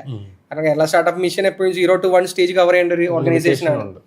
അപ്പം ആ ഫേസിലൂടെയാണ് നമ്മൾ കടന്നു പോകുന്നത്. അത് കേരളത്തിലെ സമൂഹം എങ്ങനെ അതിനെ, ഈ ഫെയിൽഡ് സ്റ്റാർട്ടപ്പ് ഫൗണ്ടേഴ്സിനെ എങ്ങനെ ഹാൻഡിൽ ചെയ്യുന്നു എന്നുള്ളതിനനുസരിച്ചിരിക്കും കേരള സ്റ്റാർട്ടപ്പിന്റെ ഭാവി. അതാണ് ഒരു പോയിന്റ് ഉള്ളത്. രണ്ടാമത് ഫണ്ട് റേസിംഗ് റിലേറ്റഡ് ആയിട്ടാണ്. അതായത് ഫണ്ട് റേസിംഗ് റിലേറ്റഡ് ആയിട്ട് ഒരുപാട് സ്കാമുകൾ നടക്കുന്ന ഒരു സ്റ്റേറ്റാണ് കേരളം. ഒരുപാട് സ്കാമുകൾ നടക്കുന്ന സ്റ്റേറ്റ്. ഫണ്ട് റേസിംഗ് സ്കാം എന്ന് പറയുമ്പോൾ ഇപ്പം 200 കോടി 300 കോടിയൊക്കെ റേസ് ചെയ്യുന്ന പ്രൈവറ്റ് സ്റ്റാർട്ടപ്പ് എക്കോസിസ്റ്റം ഇനേബിളേഴ്സ് ഇവിടെ ഉണ്ട്. എക്കോസിസ്റ്റം ഇനേബിളേഴ്സ് എന്ന് പറയുമ്പോൾ അവർ സ്റ്റാർട്ടപ്പ് റൺ ചെയ്യുന്നുണ്ടാവില്ല, അവർ കമ്പനിയെ റൺ ചെയ്യുന്നുണ്ടാവില്ല, അവർ ഈ ഫണ്ട് എടുത്തിട്ട് സ്റ്റാർട്ടപ്സിൽ ഇൻവെസ്റ്റ് ചെയ്യായിരിക്കും. അപ്പം അങ്ങനെ ചെയ്യുന്നവരുണ്ട്, ചെയ്യുന്നത് തെറ്റൊന്നുമല്ല, അത് ചെയ്യുന്ന നല്ല കാര്യം തന്നെയാണ്. പക്ഷെ സ്റ്റാർട്ടപ്പിൽ ഇൻവെസ്റ്റ് ചെയ്യണമെന്ന് പറഞ്ഞിട്ട് ആളുകളുടെ അടുത്ത് പൈസ മേടിക്കുമ്പോൾ ഈ ആളുകളുടെ അടുത്ത് പൈസ മേടിച്ചത് സ്റ്റാർട്ടപ്പിൽ ഇൻവെസ്റ്റ് ചെയ്യണമെന്ന് പറഞ്ഞിട്ടായിരിക്കില്ല, ഇവർക്ക് മന്ത്ലി റിട്ടേൺ കൊടുക്കാന്ന് പറഞ്ഞിട്ടായിരിക്കും. ഇത് ഇൻവെസ്റ്റ് ചെയ്യുമ്പോൾ ഒരു റിസ്ക് ഉണ്ട്. ഇതിൽ ഫെയിൽ ആയി കഴിഞ്ഞാൽ ആളുകൾക്ക് റിട്ടേൺ കൊടുക്കാൻ പറ്റില്ല. ഇനി ഇൻവെസ്റ്റ് ചെയ്യുമ്പോൾ അത് പ്രോപ്പർ ഇൻസ്ട്രുമെന്റ് വഴിയാണോ, ലീഗലി ആണ് ഇൻസ്ട്രുമെന്റ് ആണ്, കുറെ ലീഗലി ആൻഡ് മോറലി ഉള്ള കുറെ കടമ്പകൾ അടക്കേണ്ടതുണ്ട് ഈ ഒരു ഫണ്ട് റേസിങ് സ്ട്രാറ്റജി. അപ്പൊ അങ്ങനത്തെ കുറെ പ്രൈവറ്റ് ഫേംസ് ഗ്രോ ചെയ്യുന്ന ഒരു സമയമാണ്. ഗ്രോ എന്ന് പറഞ്ഞാൽ ഒരുപാട് പീക്കിലെത്തി. 200 കോടി 300 കോടിയൊക്കെ വാല്യുവേഷനിൽ, 200 കോടി 300 വാല്യുവേഷൻ അല്ല, 200 കോടി 300 കോടി എമൗണ്ട് റേസ് ചെയ്ത കമ്പനികൾ 4-5 ഒക്കെ ആയി കേരളത്തിൽ. അപ്പൊ അത്തരം കമ്പനികൾ സക്സസ്ഫുൾ ആയി കഴിഞ്ഞാൽ it would be better. Kerala ecosystem ഒരുപാട് മുന്നോട്ട് പോകും. ഇതിൽ ഏതെങ്കിലും ഒന്ന് ഫെയിൽ ആയി കഴിഞ്ഞാൽ for every failure Kerala will travel at least 5 to 10 years back. അത് 5-10 വർഷം ബാക്കിലോട്ട് സഞ്ചരിക്കും. കാരണം ഇത് പൊട്ടുന്നത് വരെ ഇതെന്താണ്, എക്കോസിസ്റ്റം ഇനേബിൾമെന്റ് ആണ്. പൊട്ടിക്കഴിഞ്ഞാലാണ് ഇത് സ്കാം ആവുക. സ്കാം ആയി കഴിഞ്ഞാൽ അഗൈൻ സ്റ്റാർട്ടപ്പ് സ്കാം എന്ന് പറയുന്ന ഈ ഒരു കോറിലേഷൻ വന്നു കഴിഞ്ഞാൽ അത് നമ്മൾ എക്കോസിസ്റ്റത്തിന് ബാക്കിലോട്ട് വലിക്കും. ഇപ്പോൾ ഓൾറെഡി കുറെ കോണ്ടന്റ് ക്രിയേറ്റേഴ്സ് ഒക്കെ പല ഏജൻസികൾക്കെതിരെയും സംസാരിച്ചു തുടങ്ങിയിട്ടുണ്ട്. പക്ഷെ അതൊന്നും ഒരു സ്കാം ആയിട്ട് പറയാൻ പറ്റുമോ? സ്കാം ആയിട്ട് പറയാൻ പറ്റുമെന്ന് വെച്ച് കഴിഞ്ഞാൽ ഞാൻ പറഞ്ഞ കാര്യം തന്നെയാണ്. അവർ ചെയ്യുന്നതിൽ മോറലി ഒരു ഇഷ്യൂ ഇല്ല. അവർ ആളുകളുടെ അടുത്ത് ഫണ്ട് റേസ് ചെയ്യുന്നു, സ്റ്റാർട്ടപ്സ് ഇൻവെസ്റ്റ് ചെയ്യുന്നു, നല്ല കാര്യമാണ്. മേ ബി അവർ ചെയ്യുന്നതിൽ ഫണ്ട് റേസ് ചെയ്യുന്ന സ്ട്രക്ചറിൽ ലീഗാലിറ്റിയിൽ ചിലപ്പോൾ കുറച്ച് ഇഷ്യൂ ഉണ്ടാവുമായിരിക്കും. അത് സോൾവബിൾ ആണ് ചിലതൊക്കെ, ചിലത് സോൾവബിൾ അല്ല, അതും പോട്ടെ. പക്ഷെ ഈ ഇൻവെസ്റ്റ് ചെയ്ത എമൗണ്ട് ഇത് ആളുകളുടെ അടുത്ത് മേടിച്ചിട്ടാണ് ഇൻവെസ്റ്റ് ചെയ്യുന്നത്. അപ്പൊ ആളുകളുടെ അടുത്ത് മേടിക്കുമ്പോൾ അത് സ്റ്റാർട്ടപ്പിൽ ഇൻവെസ്റ്റ് ചെയ്യാനാണ് റിസ്ക് ഉണ്ടെന്ന് പറഞ്ഞ് മേടിക്കുമ്പോൾ പ്രശ്നമല്ല. പക്ഷെ ഇത് മന്ത്ലി റിട്ടേൺ കിട്ടും എന്ന് പറഞ്ഞ് മേടിച്ചിട്ട് ഇൻവെസ്റ്റ് ചെയ്യുമ്പോൾ തിരിച്ചു കൊടുക്കാൻ പറ്റിയിട്ടില്ലെങ്കിൽ ആളുകൾ ഫ്രസ്ട്രേറ്റഡ് ആവുകയും ആളുകൾ ഇതിനെതിരെ കംപ്ലൈന്റ് ആയിട്ട് വരികയും ചെയ്യും. അത് സോഷ്യൽ മീഡിയയിലായിട്ടാവാം, അല്ലെങ്കിൽ പോലീസായിട്ട് കംപ്ലൈന്റ് ചെയ്തിട്ടാവാം, അല്ലെങ്കിൽ ഗവൺമെന്റ് ത്രൂ ഒക്കെ ആവാം. അങ്ങനെ വരുമ്പോഴാണ് ഇത് സ്കാം ആയിട്ട് മാറുക. ഓക്കെ, ഈ സ്റ്റാർട്ടപ്പ് ഫൗണ്ടേഴ്സ് ഫെയിൽ ആവുന്ന കേസ് പറഞ്ഞല്ലോ. What will be your one advice for those people? Fail ആവരുതേ എന്ന് നമുക്ക് പ്രാർത്ഥിക്കാം. പക്ഷെ അങ്ങനെ ആവുകയാണെന്നുള്ളത്, ഫോർച്ചുനേറ്റ്ലി ആവുകയാണ്, what will be your advice? എപ്പോഴും ഞാൻ പറയൽ ഫെയിൽ ഫാസ്റ്റ് എന്നുള്ളതാണ്. പെട്ടെന്ന് ഫെയിൽ ആവുക, അടുത്ത പരിപാടി തുടങ്ങുക, ഫെയിൽ ആവുക, അടുത്ത പരിപാടി തുടങ്ങുക, ഫെയിൽ ആവുക, അടുത്ത പരിപാടി തുടങ്ങുക. ഓരോ ഫെയിലിയർ ഓരോ ലേണിംഗ് ആണ്. നമ്മൾ ഒരു തവണ ഫെയിൽ ആവാൻ ഒരു റീസൺ ഉണ്ടാവും, ആ റീസൺ ആവർത്തിക്കാതിരിക്കുക. ഒരു സമയം കഴിയുമ്പോൾ റീസൺസ് ഇല്ലാതാവും. Okay, so what will be one advice for someone who is building ഒരു സ്റ്റാർട്ടപ്പ് ബിൽഡ് ചെയ്യുന്ന ഒരാൾക്ക് കൊടുക്കുന്ന ഒരു ജനറൽ അഡ്വൈസ്, അല്ലെങ്കിൽ ഒരു one of the valuable advice from your experience എന്തായിരിക്കും? കുറേ ഫാക്ടേഴ്സിനെ ഡിപ്പെൻഡ് ചെയ്തിരിക്കും. സെക്ടേഴ്സ്, അല്ലെങ്കിൽ അവരുടെ സ്കിൽ, അവരുടെ ഏരിയ, അവർ ചെയ്യുന്ന ബിസിനസ്സിൻ്റെ ടൈപ്പ്, അതിൻ്റെ സ്കെയില്, അതിൻ്റെ സ്റ്റേജ്, പല സ്റ്റേജിന് പല അഡ്വൈസാണ് കൊടുക്കുക. ജനറലി കൊടുക്കുകയാണെങ്കിൽ ഞാൻ ഫസ്റ്റ് പറഞ്ഞ പോയിന്റ് തന്നെ ഞാൻ പറയും. ഞാൻ ഒരുപാട് ഏരിയാസിൽ പറഞ്ഞിട്ടുള്ള കാര്യമാണ്, പക്ഷെ ഇപ്പോൾ ഏറ്റവും റെലവൻ്റ് ആണെന്ന് എനിക്ക് തോന്നുന്ന കാര്യമാണ്. നമ്മളൊരു സ്റ്റാർട്ടപ്പ് തുടങ്ങുന്നതിൻ്റെ റീസൺ നമ്മുടെ സക്സസിനെ ഡിറ്റർമൈൻ ചെയ്യുന്ന വലിയൊരു ഫാക്ടറാണ്. അപ്പം നമ്മൾ ഒരു CEO ആവാനും വേണ്ടിയിട്ടോ, അല്ലെങ്കിൽ ഒരു സ്റ്റാർട്ടപ്പ് ഫൗണ്ടർ എന്നുള്ള ഡെസിഗ്നേഷൻ കിട്ടാൻ വേണ്ടിയിട്ടോ, ലിങ്ക്ഡിനിൽ കുറച്ച് ഫോളോവേഴ്സിനെ കിട്ടാൻ വേണ്ടിയിട്ടോ, അല്ലെങ്കിൽ പെട്ടെന്ന് റിച്ച് ആവാൻ വേണ്ടിയിട്ടോ, അല്ലെങ്കിൽ ഫെയിം കിട്ടാൻ വേണ്ടിയിട്ട്, അല്ലെങ്കിൽ ഈവൻ പെണ്ണ് കിട്ടാൻ വേണ്ടിയിട്ട്, ഇതിനൊക്കെ പല റീസൺസിനെ കൊണ്ട് സ്റ്റാർട്ടപ്പ് തുടങ്ങുന്നവരുണ്ട്. ഇതൊന്നും ഒരു സ്റ്റാർട്ടപ്പിന്റെ സസ്റ്റൈനബിലിറ്റിയിലേക്ക് കോൺട്രിബ്യൂട്ട് ചെയ്യുന്ന ഫാക്ടേഴ്സ് അല്ല ഒരു പരിധി വരെ. പക്ഷെ എപ്പോഴും നമ്മുടെ കസ്റ്റമേഴ്സിൽ നമ്മൾ ക്രിയേറ്റ് ചെയ്യുന്ന വാല്യൂവും ആ വാല്യൂ ക്രിയേറ്റ് ചെയ്യുന്ന റെഫറൻസ് ഒക്കെയാണ് അതിന്റെ സസ്റ്റൈനബിലിറ്റി എന്ന് പറയുന്നത്. അപ്പൊ അൾട്ടിമേറ്റ്ലി നമ്മുടെ കമ്പനിയിലേക്ക് കോൺട്രിബ്യൂട്ട് ചെയ്യാന്ന് പറയുന്നത് ആ പ്രോബ്ലത്തിന് സൊല്യൂഷൻ മാത്രമായിരിക്കണം. അപ്പം പ്രോബ്ലം റെലവെന്റ് ആയിരിക്കണം, നമ്മൾ കൊടുക്കുന്ന സൊല്യൂഷൻ ഇമ്പാക്ട്ഫുൾ ആയിരിക്കണം. ആ impact each and every day നമ്മൾ ഇൻക്രീസ് ചെയ്യാൻ നോക്കാൻ വേണ്ടത്. അപ്പോൾ ആ സൊല്യൂഷനും പ്രോബ്ലം മാത്രമായിരിക്കണം ഫോക്കസ്. ആ പ്രോബ്ലം സോൾവ് ചെയ്യാൻ ഡെസ്പറേറ്റ് ആയിരിക്കണം, ആ സൊല്യൂഷൻ ഇമ്പ്രൂവ് ചെയ്യാനും ഡെസ്പറേറ്റ് ആയിരിക്കണം. ഈ 2 ഫാക്ടേഴ്സ് മാത്രമാണ് ഒരാൾക്ക് സ്റ്റാർട്ടപ്പ് തുടങ്ങാനുള്ള എലിജിബിലിറ്റി. ഈ എലിജിബിലിറ്റി സ്റ്റാർട്ടപ്പ് തുടങ്ങുന്ന ഡേ 1 വേണമെന്നൊരു നിർബന്ധമില്ല. ഓവർ ദി പീരീഡ് കണ്ടുപിടിച്ചാലും മതി, പക്ഷെ കണ്ടുപിടിക്കണം. വൈ അങ്ങനെയാണല്ലോ, വൈ നമുക്ക് ഓരോ ലൈഫിന്റെ ഓരോ സ്റ്റേജിനനുസരിച്ച് മാറും. ഇപ്പം എൻ്റെ മുന്നിൽ ഒരു വൈ വന്നില്ല എന്നുള്ളത് എനിക്ക് സ്റ്റാർട്ടപ്പ് തുടങ്ങാതിരിക്കാനുള്ള റീസണും അല്ല. എനിക്ക് സ്റ്റാർട്ടപ്പ് തുടങ്ങാം, പക്ഷെ ഓവർ ദി പീരീഡ് നമുക്ക് ആ വൈ കണ്ടെത്തണം. അതാണ് നമ്മുടെ മീനിങ്. ആ ലൈഫിൽ നമുക്കൊരു മീനിങ് വേണമെന്ന് പറയല്ലോ, അതേപോലെ ഈ സ്റ്റാർട്ടപ്പ് ചെയ്യുന്നതിന്റെ മീനിങ് അതാണ് നമ്മളെ കെയോസ് ക്ലാരിറ്റിയിലേക്ക് മാറ്റാൻ നമുക്ക് മോട്ടിവേഷൻ തരുന്ന ഏക ഫാക്ടറും. ഓക്കെ, സോ ബേസിക്കലി സ്റ്റാർട്ടപ്പ് തുടങ്ങുന്ന ഫൗണ്ടറായിട്ടിരിക്കുന്ന എല്ലാവർക്കും ഒരു ക്ലാരിറ്റി വേണം എന്നുള്ളത് തന്നെയാണ് നമ്മൾ പറഞ്ഞു വെക്കുന്നത് ഓൾമോസ്റ്റ് ഒരു 2 മണിക്കൂർ എന്ന് പറഞ്ഞ് നമ്മൾ സ്റ്റാർട്ട് ചെയ്ത ഒരു പോഡ്കാസ്റ്റാണ്. 3.5-4 മണിക്കൂറോളമായി 2 പാർട്ടായിട്ടായിരിക്കും വരാൻ പോകുന്നത്. ഇതിനകത്ത് ഞാൻ ചോദിച്ചിട്ടുള്ള പല കാര്യങ്ങളും നിങ്ങൾ കണ്ടാൽ അറിയാം, ഇതൊക്കെ എൻ്റെ സംശയങ്ങളായിരുന്നു. ഇതൊക്കെ ഞാൻ എല്ലാം ക്ലിയർ ചെയ്യാൻ നോക്കിയിട്ടുണ്ട്. ഞാൻ കഴിഞ്ഞ പ്രാവശ്യം നമ്മൾ നേരിട്ട് സംസാരിച്ച സമയത്ത് ഞാൻ ആദ്യം പറഞ്ഞു, ഞാൻ ഇപ്പോൾ ഒന്നും ചോദിക്കുന്നില്ല, എനിക്ക് വേറെ കുറേ കാര്യങ്ങൾ ചോദിക്കാനുണ്ട്, ഞാൻ പോഡ്കാസ്റ്റുകൾ ചോദിക്കാതാകുമ്പോൾ കുറച്ച് ഡെപ്തിൽ കാര്യങ്ങൾ മനസ്സിലാക്കാൻ പറ്റുമെന്ന് വിശ്വസിക്കുന്നു. നിങ്ങൾക്കും കാര്യങ്ങൾ മനസ്സിലായിട്ടുണ്ട് എന്ന് വിശ്വസിക്കുന്നു. Someone who is into founder അല്ലെങ്കിൽ സ്റ്റാർട്ടപ്പ് എക്കോസിസ്റ്റത്തിലോട്ട് നിങ്ങൾ എന്തെങ്കിലും കോൺട്രിബ്യൂട്ട് ചെയ്യാൻ നിൽക്കുന്ന ഒരാളാണെന്നുണ്ടെങ്കിൽ I think this is going to be a huge value for you. അപ്പോൾ നിങ്ങൾ വീഡിയോസ് മൊത്തം കണ്ടിട്ടുള്ള ഒരാളാണെന്നുണ്ടെങ്കിൽ നിങ്ങൾക്ക് ഇതിനകത്ത് വാലിഡായിട്ട് തോന്നിയിട്ടുള്ള പോയിന്റ്സ് എന്തൊക്കെയാണെന്നുള്ളത് ഒന്ന് കമൻസിൽ പറയുവാണെങ്കിൽ വിൽ ബി ബെറ്റർ. അതേപോലെ അടുത്ത ഒരു പോഡ്കാസ്റ്റിൽ നമുക്കിനി ഏതൊരു ഗസ്റ്റിനെയാണ് കൊണ്ടുവരേണ്ടത് എന്നുള്ളത് പറയുവാണെങ്കിൽ ഈവൻ ബെറ്റർ. അപ്പോൾ thank you Rameez for this long conversation. എങ്ങനെയുണ്ടായിരുന്നു? Do you enjoy? കുറേ പോഡ്കാസ്റ്റ് ചെയ്ത ഒരാളെന്ന നിലയ്ക്ക് റിവ്യൂ ആയിട്ട് ചോദിക്കുന്നത് തോന്നുന്നു. പോഡ്കാസ്റ്റ് എപ്പോഴും രസമല്ലേ, നമ്മളൊരു തിരിഞ്ഞു നോട്ടം എന്ന് പറയും. ഓക്കെ, നമ്മൾ പഴയ കാര്യങ്ങൾ പറയുന്നു, വന്ന വഴികൾ പറയുന്നു. എപ്പോഴും എല്ലാവർക്കും ഒരു, ഞാൻ ആക്ച്വലി ഇമ്പാക്ട് ഷോ എന്ന് പറഞ്ഞൊരു പോഡ്കാസ്റ്റ് തുടങ്ങാനുള്ള മെയിൻ റീസൺ തന്നെ അതാണ്. ഇങ്ങനെ വെറുതെ ഇങ്ങനെ പറഞ്ഞതിനെക്കാട്ടും നല്ലത് എനിക്കും കുറേ കാര്യങ്ങൾ പഠിക്കാൻ പറ്റും, കാണുന്ന ആൾക്കാർക്കും പഠിക്കാൻ പറ്റും. ഇപ്പൊ ഞാൻ ശരിക്കും ആഗ്രഹിക്കുന്നത് ടഫ് ക്വസ്റ്റ്യൻസ് വരണം എന്നുള്ളതാണ്. ടഫ് എന്ന് പറഞ്ഞു കഴിഞ്ഞാൽ ഉത്തരം പറയാൻ പറ്റരുത്. ഇപ്പൊ ഒരു എക്സാമ്പിൾ പറയുകയാണെങ്കിൽ, ഞാൻ ഇത് ആദ്യം പറയാത്തതിന്റെ റീസൺ ചോദിക്കാതിരിക്കാൻ വേണ്ടിയിട്ട്. കാരണം പക്ഷെ ഇപ്പൊ ശരിക്കും അങ്ങനത്തെ ഒരു സമയമാണെന്ന് തോന്നുന്നു എനിക്ക്. കുറച്ച് ഹാർഡ് ട്രൂത്ത്സ് ഒക്കെ പറയണ്ടേ. അതായത് ഇപ്പം കോ ഫൗണ്ടറുമായിട്ട് തെറ്റിയിട്ടുള്ള ഒരു മൊമെന്റ് അതൊന്ന് പറയാൻ പറയാൻ പറ്റുമെന്ന് ചോദിച്ചു കഴിഞ്ഞാല്, അപ്പൊ നമ്മളിങ്ങനെ ഓർത്തെടുത്തിട്ട് നമുക്ക് ഓർക്കാൻ പറ്റുന്ന കാര്യങ്ങൾ, അല്ലെങ്കിൽ നമ്മൾ ഓർക്കാൻ ആഗ്രഹിക്കാത്ത കാര്യങ്ങൾ നമ്മൾ ഓർത്തെടുത്ത് പറയായിരിക്കുമല്ലോ. അല്ലെങ്കിൽ ഫാമിലി വേഴ്സസ് സ്റ്റാർട്ടപ്പ്, ഇതിൽ ഏതെങ്കിലും ഇതിപ്പോ ഓൾറെഡി ചോദിച്ചു, പക്ഷെ ചോദിക്കുന്ന രീതിയിൽ ഇപ്പൊ ഇങ്ങനെ ചോദിക്കുകയാണെങ്കിൽ ഫാമിലി വേഴ്സസ് സ്റ്റാർട്ടപ്പ്, ഇതിൽ ഏതെങ്കിലും ഒന്നേ ചൂസ് ചെയ്യാൻ പറ്റുള്ളൂ എന്നുള്ളൊരു മൊമെന്റിൽ ഇത് ചൂസ് ചെയ്യുകയും പിന്നെ എപ്പോഴും റിഗ്രറ്റ് ചെയ്യുകയും ചെയ്തിട്ടുണ്ടോ? ഹൈപ്പോത്തറ്റിക്കൽ ആയിട്ട് പറഞ്ഞാൽ എന്തായാലും നമ്മുടെ മൈൻഡിൽ വന്നിട്ടുണ്ടോ? എനിക്ക് അങ്ങനത്തെ മൊമെന്റ് ഒക്കെ ഉണ്ടായിട്ടുണ്ട് ഒരുപാട്. ഒരു തവണ വൈഫ് കാറിൽ ഇങ്ങനെ പോകുമ്പോൾ ഇങ്ങനെ സംസാരിച്ച് ഒറ്റ സെന്റൻസുകൾ പറഞ്ഞത് ഇതാണ്, അതായത് ലൈഫ് ഇങ്ങനെ മടുത്ത് തുടങ്ങിയോ എന്നൊരു സംശയം എന്ന് പറഞ്ഞിട്ടുള്ളൂ. ഭയങ്കര ഒരു ഹാർഡ് ഹിറ്റിങ് ആയിരുന്നു. ഹാർഡ് ഹിറ്റിംഗ് എന്ന് പറഞ്ഞു കഴിഞ്ഞാല് അവള് തെറ്റായിട്ട് പറഞ്ഞതല്ല, ഒരു കുറ്റമായിട്ടും പറഞ്ഞതല്ല, അവളൊരു ആത്മകഥം പോലെ പറഞ്ഞതാണ്. ആത്മകഥം പോലും പറഞ്ഞതാണെങ്കിൽ പോലും ശരിയാണല്ലോ, പ്രേമിച്ചത് ഇതിനും വേണ്ടിയിട്ടല്ല, കല്യാണം കഴിച്ചത് ഇതിനും വേണ്ടിയിട്ടല്ല, പക്ഷെ ജീവിക്കുന്നത് ഇതിനും വേണ്ടിയിട്ടാണ് എന്ന് തോന്നിയൊരു മൊമെന്റ്. അപ്പൊ അത് നമ്മൾ തിരുത്തേണ്ടതാണെന്ന് തോന്നിയ മൊമെന്റാണ്, നമ്മൾ തിരുത്തുക തന്നെ വേണം.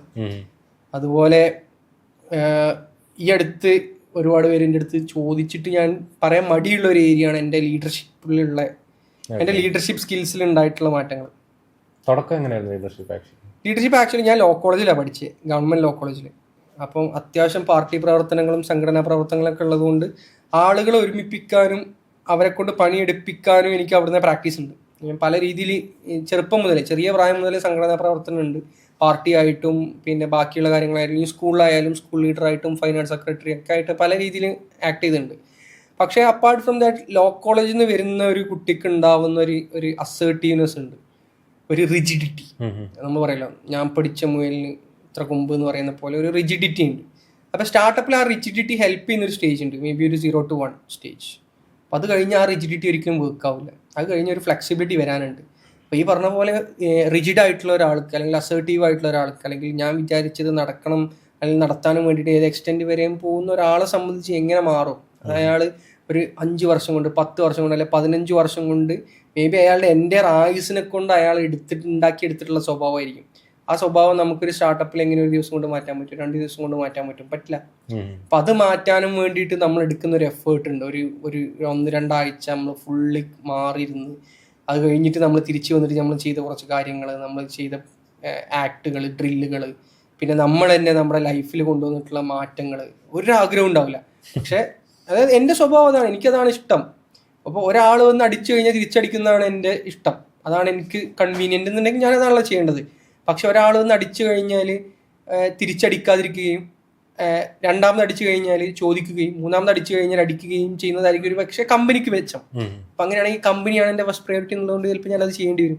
അപ്പോൾ കമ്പനിക്കും വേണ്ടിയിട്ട് നമ്മുടെ സ്വഭാവത്തിൽ, നമ്മുടെ ക്യാരക്ടറിൽ നമ്മൾ വരുത്തേണ്ട മാറ്റങ്ങൾ, അതിന് വേണ്ടിയിട്ട് നമ്മൾ എടുത്ത പ്രഷർ, അപ്പോൾ അതൊക്കെ ഒരു ഡിഫറെന്റ് കൈൻഡ് ഓഫ് സാധനമാണ്. എനിക്ക് പറയാൻ താല്പര്യമില്ല. ഇമോഷണലി കണക്ട് ആയി പോകുന്ന സാധനം. ഇമോഷണലി കണക്ട് ആയി പോകുന്ന കോഫൗണ്ടറായിട്ട് തെറ്റിട്ടുണ്ടോ? ഞങ്ങളെ കോഫൗണ്ടേഴ്സ് എപ്പോഴും അടിയാ. അടി എന്നൊക്കെ പറഞ്ഞു കഴിഞ്ഞാൽ പൊരിഞ്ഞടി. പക്ഷെ അടി കഴിഞ്ഞാൽ ഞങ്ങൾക്ക് രാത്രി ഒരു ഫുഡ് അടി ഉണ്ട്. ഫുഡ് അടിയിൽ അതൊക്കെ തീരും. അല്ല, നോർമൽ അല്ലേ ശരിക്കും ബിസിനസ് ചെയ്യുന്ന സമയത്ത് എല്ലാവരും പറയാനാണ് കോഫൗണ്ടറായിട്ട് ഭയങ്കര മാച്ചിങ് ആയിരിക്കണം. ഞങ്ങളുടെ കോഫൗണ്ടേഴ്സിൽ എന്തെങ്കിലും പ്രശ്നം ഉണ്ടായിട്ടുണ്ടെങ്കിൽ ഞാൻ നേരത്തെ പറഞ്ഞ കമ്മ്യൂണിക്കേഷൻ ആയിരുന്നു പ്രശ്നം. 5 ആളും നന്നായിട്ട് സംസാരിക്കുന്നവരൊന്നുമല്ല. നന്നായിട്ട് സംസാരിക്കുന്നവർ തമ്മിൽ ഒരു പ്രശ്നമില്ല. ഞങ്ങൾ 5 ആളിൽ ഏറ്റവും കൂടുതൽ സംസാരിക്കുന്നത് ഞാനും നാജിമും. നാജിമാണ് ഇപ്പോഴത്തെ CFO. അപ്പം ഏറ്റവും നന്നായി സംസാരിക്കുക എന്ന് പറഞ്ഞു കഴിഞ്ഞാൽ ഏറ്റവും കൂടുതൽ സംസാരിക്കുകയും ഏറ്റവും സ്ട്രെയിറ്റ് ആയിട്ട് കാര്യങ്ങൾ പറയും. അപ്പോൾ അതുകൊണ്ട് തന്നെ ഏറ്റവും കൂടുതൽ അടി ഉണ്ടാകുന്നത് ഞാനും നാജിമും തമ്മിലായിരുന്നു. പക്ഷെ ഞാനും നാജിമും തമ്മിലായിരുന്നു ഏറ്റവും കൂടുതൽ സിനർജി. കമ്മ്യൂണിക്കേറ്റ് ചെയ്യുന്നതുകൊണ്ട് തന്നെ ഞങ്ങളൊരു 15 ആളുടെ ടേബിൾ ഇരിക്കാന്ന് ഇരിക്കുക. അപ്പം ഞാൻ ഈ ടേബിളിൻ്റെ അറ്റത്തും നാജിം ആ ടേബിളിൻ്റെ അറ്റത്തും ആയിരിക്കും. അപ്പോൾ ആരെങ്കിലും ഒരാളൊരു കാര്യം പറഞ്ഞു, അപ്പോൾ നാജിം ഇന്നൊരു നോട്ടം നോക്കി, ഞാൻ നാജിമിൻ്റെ ഒരു നോട്ടം നോക്കി. അവൻ അടുത്തത് എന്ത് പറയണമെന്നും ഞാൻ അടുത്തത് എന്ത് പറയണമെന്നും കമ്മ്യൂണിക്കേറ്റഡാ. അപ്പോൾ ആ സിനർജി വരുന്നത് ഈ കമ്മ്യൂണിക്കേഷനിലൂടെയാണ്. പ്രോബ്ലം വന്നു കഴിഞ്ഞാൽ നാജിം എന്നേക്കാൾ കുറേ നാജിമിന് ഇപ്പം എത്ര വയസ്സായി ഉണ്ടാവും? 25-26 വയസ്സൊക്കെ ആയിട്ടുണ്ടാവുള്ളൂ. ചെറിയ പയ്യനാ, ജെൻസിയാണ്. അപ്പോൾ അവന് ഇനീഷ്യലി ഒരു പ്രോബ്ലം ഉണ്ടായിരുന്നു. അവന് ഇപ്പം ഞാൻ കുറച്ച് ഹാർഷായിട്ടൊക്കെ പറഞ്ഞു കഴിഞ്ഞാൽ, ഞാൻ ചൂടായിട്ടൊക്കെ പറഞ്ഞു കഴിഞ്ഞാൽ അവന് വിഷമമാവും. അപ്പോൾ വിഷമമായിട്ടൊരു 1 day 2 day ഒക്കെ എടുക്കുന്ന സമയം. ആ സമയം പിന്നെ അവൻ തന്നെ അവനെ ട്രെയിൻ ചെയ്ത് 1 day ആക്കി, പിന്നെ മണിക്കൂറാക്കി, പിന്നെ മിനിറ്റ് ആക്കി, പിന്നെ ഓൺ ദി സ്പോട്ട് ആക്കി. അങ്ങനെ ഒരുപാട് മാറ്റങ്ങൾ ഫൗണ്ടേഴ്സും വരുത്തിയിട്ടുണ്ട്. പിന്നെ ഇതിൻ്റെ ഇടയിൽ സംസാരിക്കാത്ത 2 പേരുണ്ടായിരുന്നു. തീരെ സംസാരിക്കില്ല. അവരങ്ങനെ ഭയങ്കര പാടായിരുന്നു. പിന്നെ ഇവരെന്താ മനസ്സിൽ വിചാരിക്കുന്നത് നമുക്ക് മനസ്സിലാവില്ല. ഇത് നമുക്ക് ചിലപ്പോൾ ഇന്ന് സംസാരിച്ചതിന്റെ എഫക്ട് ഒരു 6 മാസം കഴിഞ്ഞിട്ടൊക്കെ ആയിരിക്കും. അപ്പോൾ അത് പല രീതിയിൽ നമ്മൾ അഫക്ട് ചെയ്തിട്ടുണ്ട്. സ്റ്റാർട്ടപ്പ് എന്ന് പറയുന്നത് ഭയങ്കര ദുർഘടം പിടിച്ചൊരു പാതയാണ്. കഴിയുമെങ്കിൽ അതിലൂടെ പോവാതിരിക്കുന്ന ബെറ്റർ. എന്തിനാ എല്ലാവരും സ്റ്റാർട്ടപ്പ് ഫൗണ്ടർ ആവുന്നത്? വെറുതെ ഈ സ്ട്രെസ്സും പ്രഷറും മനോവിഷമവും നാട്ടുകാരുടെ വെറുപ്പും വീട്ടുകാരുടെ വെറുപ്പും എല്ലാവരുടെ വെറുപ്പും ഇതൊക്കെ സക്സസ് ആണെങ്കിൽ എല്ലാവരും കൂടെ ഉണ്ടാവും. സക്സസ് ആണെങ്കിൽ എല്ലാവരും സന്തോഷത്തിൽ പങ്കുചേരാൻ വരും. ഈ സ്ട്രഗിൾ ആണെങ്കിൽ സ്ട്രഗിൾ നമുക്ക് ഷെയർ ചെയ്യാൻ പറ്റില്ല. നമുക്ക് വൈഫിൻ്റെ അടുത്ത് പോലും സ്ട്രെസ് ഷെയർ ചെയ്യാൻ പറ്റില്ല. പല കാര്യങ്ങളും എങ്ങനെ വൈഫിൻ്റെ അടുത്ത് സ്ട്രെസ് ഷെയർ ചെയ്യുക? അതായത് ഇപ്പം ഞാൻ ഇന്നിപ്പോൾ കോഫൗണ്ടേഴ്സായിട്ട് കോൺഫ്ലിക്റ്റ് ഉണ്ടായിട്ട് വരാമെന്ന് വിചാരിക്കാം. അപ്പോൾ കോഫൗണ്ടേഴ്സായിട്ട് നല്ല അടി, അല്ലെങ്കിൽ എനിക്ക് കസ്റ്റമേഴ്സിൻ്റെ അടുത്ത് 2 കംപ്ലൈൻറ്റ് വന്നു. കംപ്ലൈൻറ്റ് എന്ന് പറഞ്ഞാൽ ഒരു കൺസ്യൂമർ കോർട്ടിൻ്റെ കേസാണെന്ന് വിചാരിക്കാം. എന്നിട്ട് ഞാൻ വീട്ടിലെത്തിയിട്ട് ഞാൻ രാത്രി ഞാനും വൈഫും കൂടെ ബെഡ്റൂമിൽ കയറി. ഞാൻ ആഗ്രഹിക്കുന്നത് എന്താ? ഇതൊന്ന് മറന്ന് കിട്ടിയാൽ മതി അല്ലേ? പിന്നെ എങ്ങനെ വൈഫിൻ്റെ അടുത്ത് ഷെയർ ചെയ്യാൻ പറ്റുക? വൈഫിൻ്റെ അടുത്ത് ഷെയർ ചെയ്ത് കഴിഞ്ഞാൽ എന്ത് ചെയ്യുക? സ്വാഭാവികമായിട്ട് സംഭവിക്കുക വൈഫ് എന്നെ സമാധാനിപ്പിക്കാൻ നോക്കും. വർക്കാവില്ല. പിന്നെ ചിലപ്പോൾ നാളെ രാവിലെ പോയിട്ട് ഞാൻ സ്വാഭാവികം മറക്കും, അല്ലെങ്കിൽ ഞാൻ ഒരാളെ അസൈൻ ചെയ്തിട്ടുണ്ടാവും മറക്കും. വൈഫ് ചിലപ്പോൾ 2 ദിവസം കഴിഞ്ഞിട്ട് ചോദിക്കും പിന്നെ പ്രശ്നം എന്തായി പറയാ. അത് വേറെ കാര്യം. അത് അങ്ങനത്തെ അതിന് പോകും. പക്ഷെ ഞാൻ പറഞ്ഞത് 2 ദിവസം കഴിഞ്ഞിട്ട് ഞാൻ മറന്നിട്ടുണ്ടാവും. അവളെ പിന്നെ ഓർമ്മിപ്പിക്കും. അവളെ ഓർമ്മിപ്പിക്കേണ്ട ആവശ്യമില്ല. കാരണം ഈ സ്ട്രെസ് അവൾക്ക് സോൾവ് ചെയ്യാൻ പറ്റുന്ന ഒരു കാര്യമാണെങ്കിൽ, ഇപ്പൊ കൺസ്യൂമർ കോർട്ടാണെങ്കിൽ അവൾ സോൾവ് ചെയ്തു തരും, അവൾ ലോയർ ആയതുകൊണ്ട്. മറിച്ച് ഞാൻ ഇപ്പോൾ ഒരു ടെക്കിന്റെ ആപ്പിൽ ഒരു ഫീച്ചർ ഡൗൺ ആയി, അത് കാരണം കസ്റ്റമേഴ്സിന് തരൂല. എൻ്റെ വൈഫിൻ്റെ അടുത്ത് പറഞ്ഞാൽ അവൾക്ക് സോൾവ് ചെയ്യാൻ പറ്റില്ല. എനിക്ക് സമാധാനം കിട്ടണമെങ്കിൽ ഇത് സോൾവ് ആവണം, അല്ലാതെ എന്നെ ഒരാൾ തലോടി കൊണ്ട് എനിക്ക് സമാധാനം കിട്ടില്ല.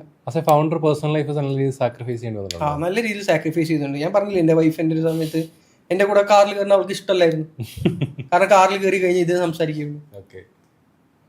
അപ്പൊ അതൊക്കെ തിരിച്ചു കൊണ്ടുവരാനും വേണ്ടിയിട്ട് ഞാൻ നല്ല എക്സ്ട്രാ എഫേർട്ട് എടുത്തു. ഇനി ഒരു ബിസിനസ് സ്റ്റാർട്ട് ചെയ്യുകയാണെന്നുണ്ടെങ്കിൽ എന്തെങ്കിലും ചേഞ്ച് കൊണ്ടുവരുമോ? പണ്ട് ചെയ്തതിലും ഇപ്പൊ ചെയ്തിട്ടുണ്ടാവും. പണ്ട് ഞാൻ ഇപ്പോൾ ഫസ്റ്റ് ആയിട്ട് ഒരാൾ സ്റ്റാർട്ടപ്പ് ചെയ്യുമ്പോൾ എല്ലാവരും ഇങ്ങനെ തന്നെയാണെന്നാണ് വിശ്വസിക്കുന്നത്. കാരണം ഒരുപാട് പേര് എൻ്റെ അടുത്ത് പറഞ്ഞിട്ടുണ്ട്. എനിക്കും ഇപ്പോൾ തോന്നുന്ന ഒരു കാര്യം, ഫസ്റ്റ് സ്റ്റാർട്ടപ്പ് ചെയ്യുമ്പോൾ ഒരാളുടെ ഫസ്റ്റ് പ്രയോറിറ്റി പ്രൊഡക്റ്റ് ആയിരിക്കും.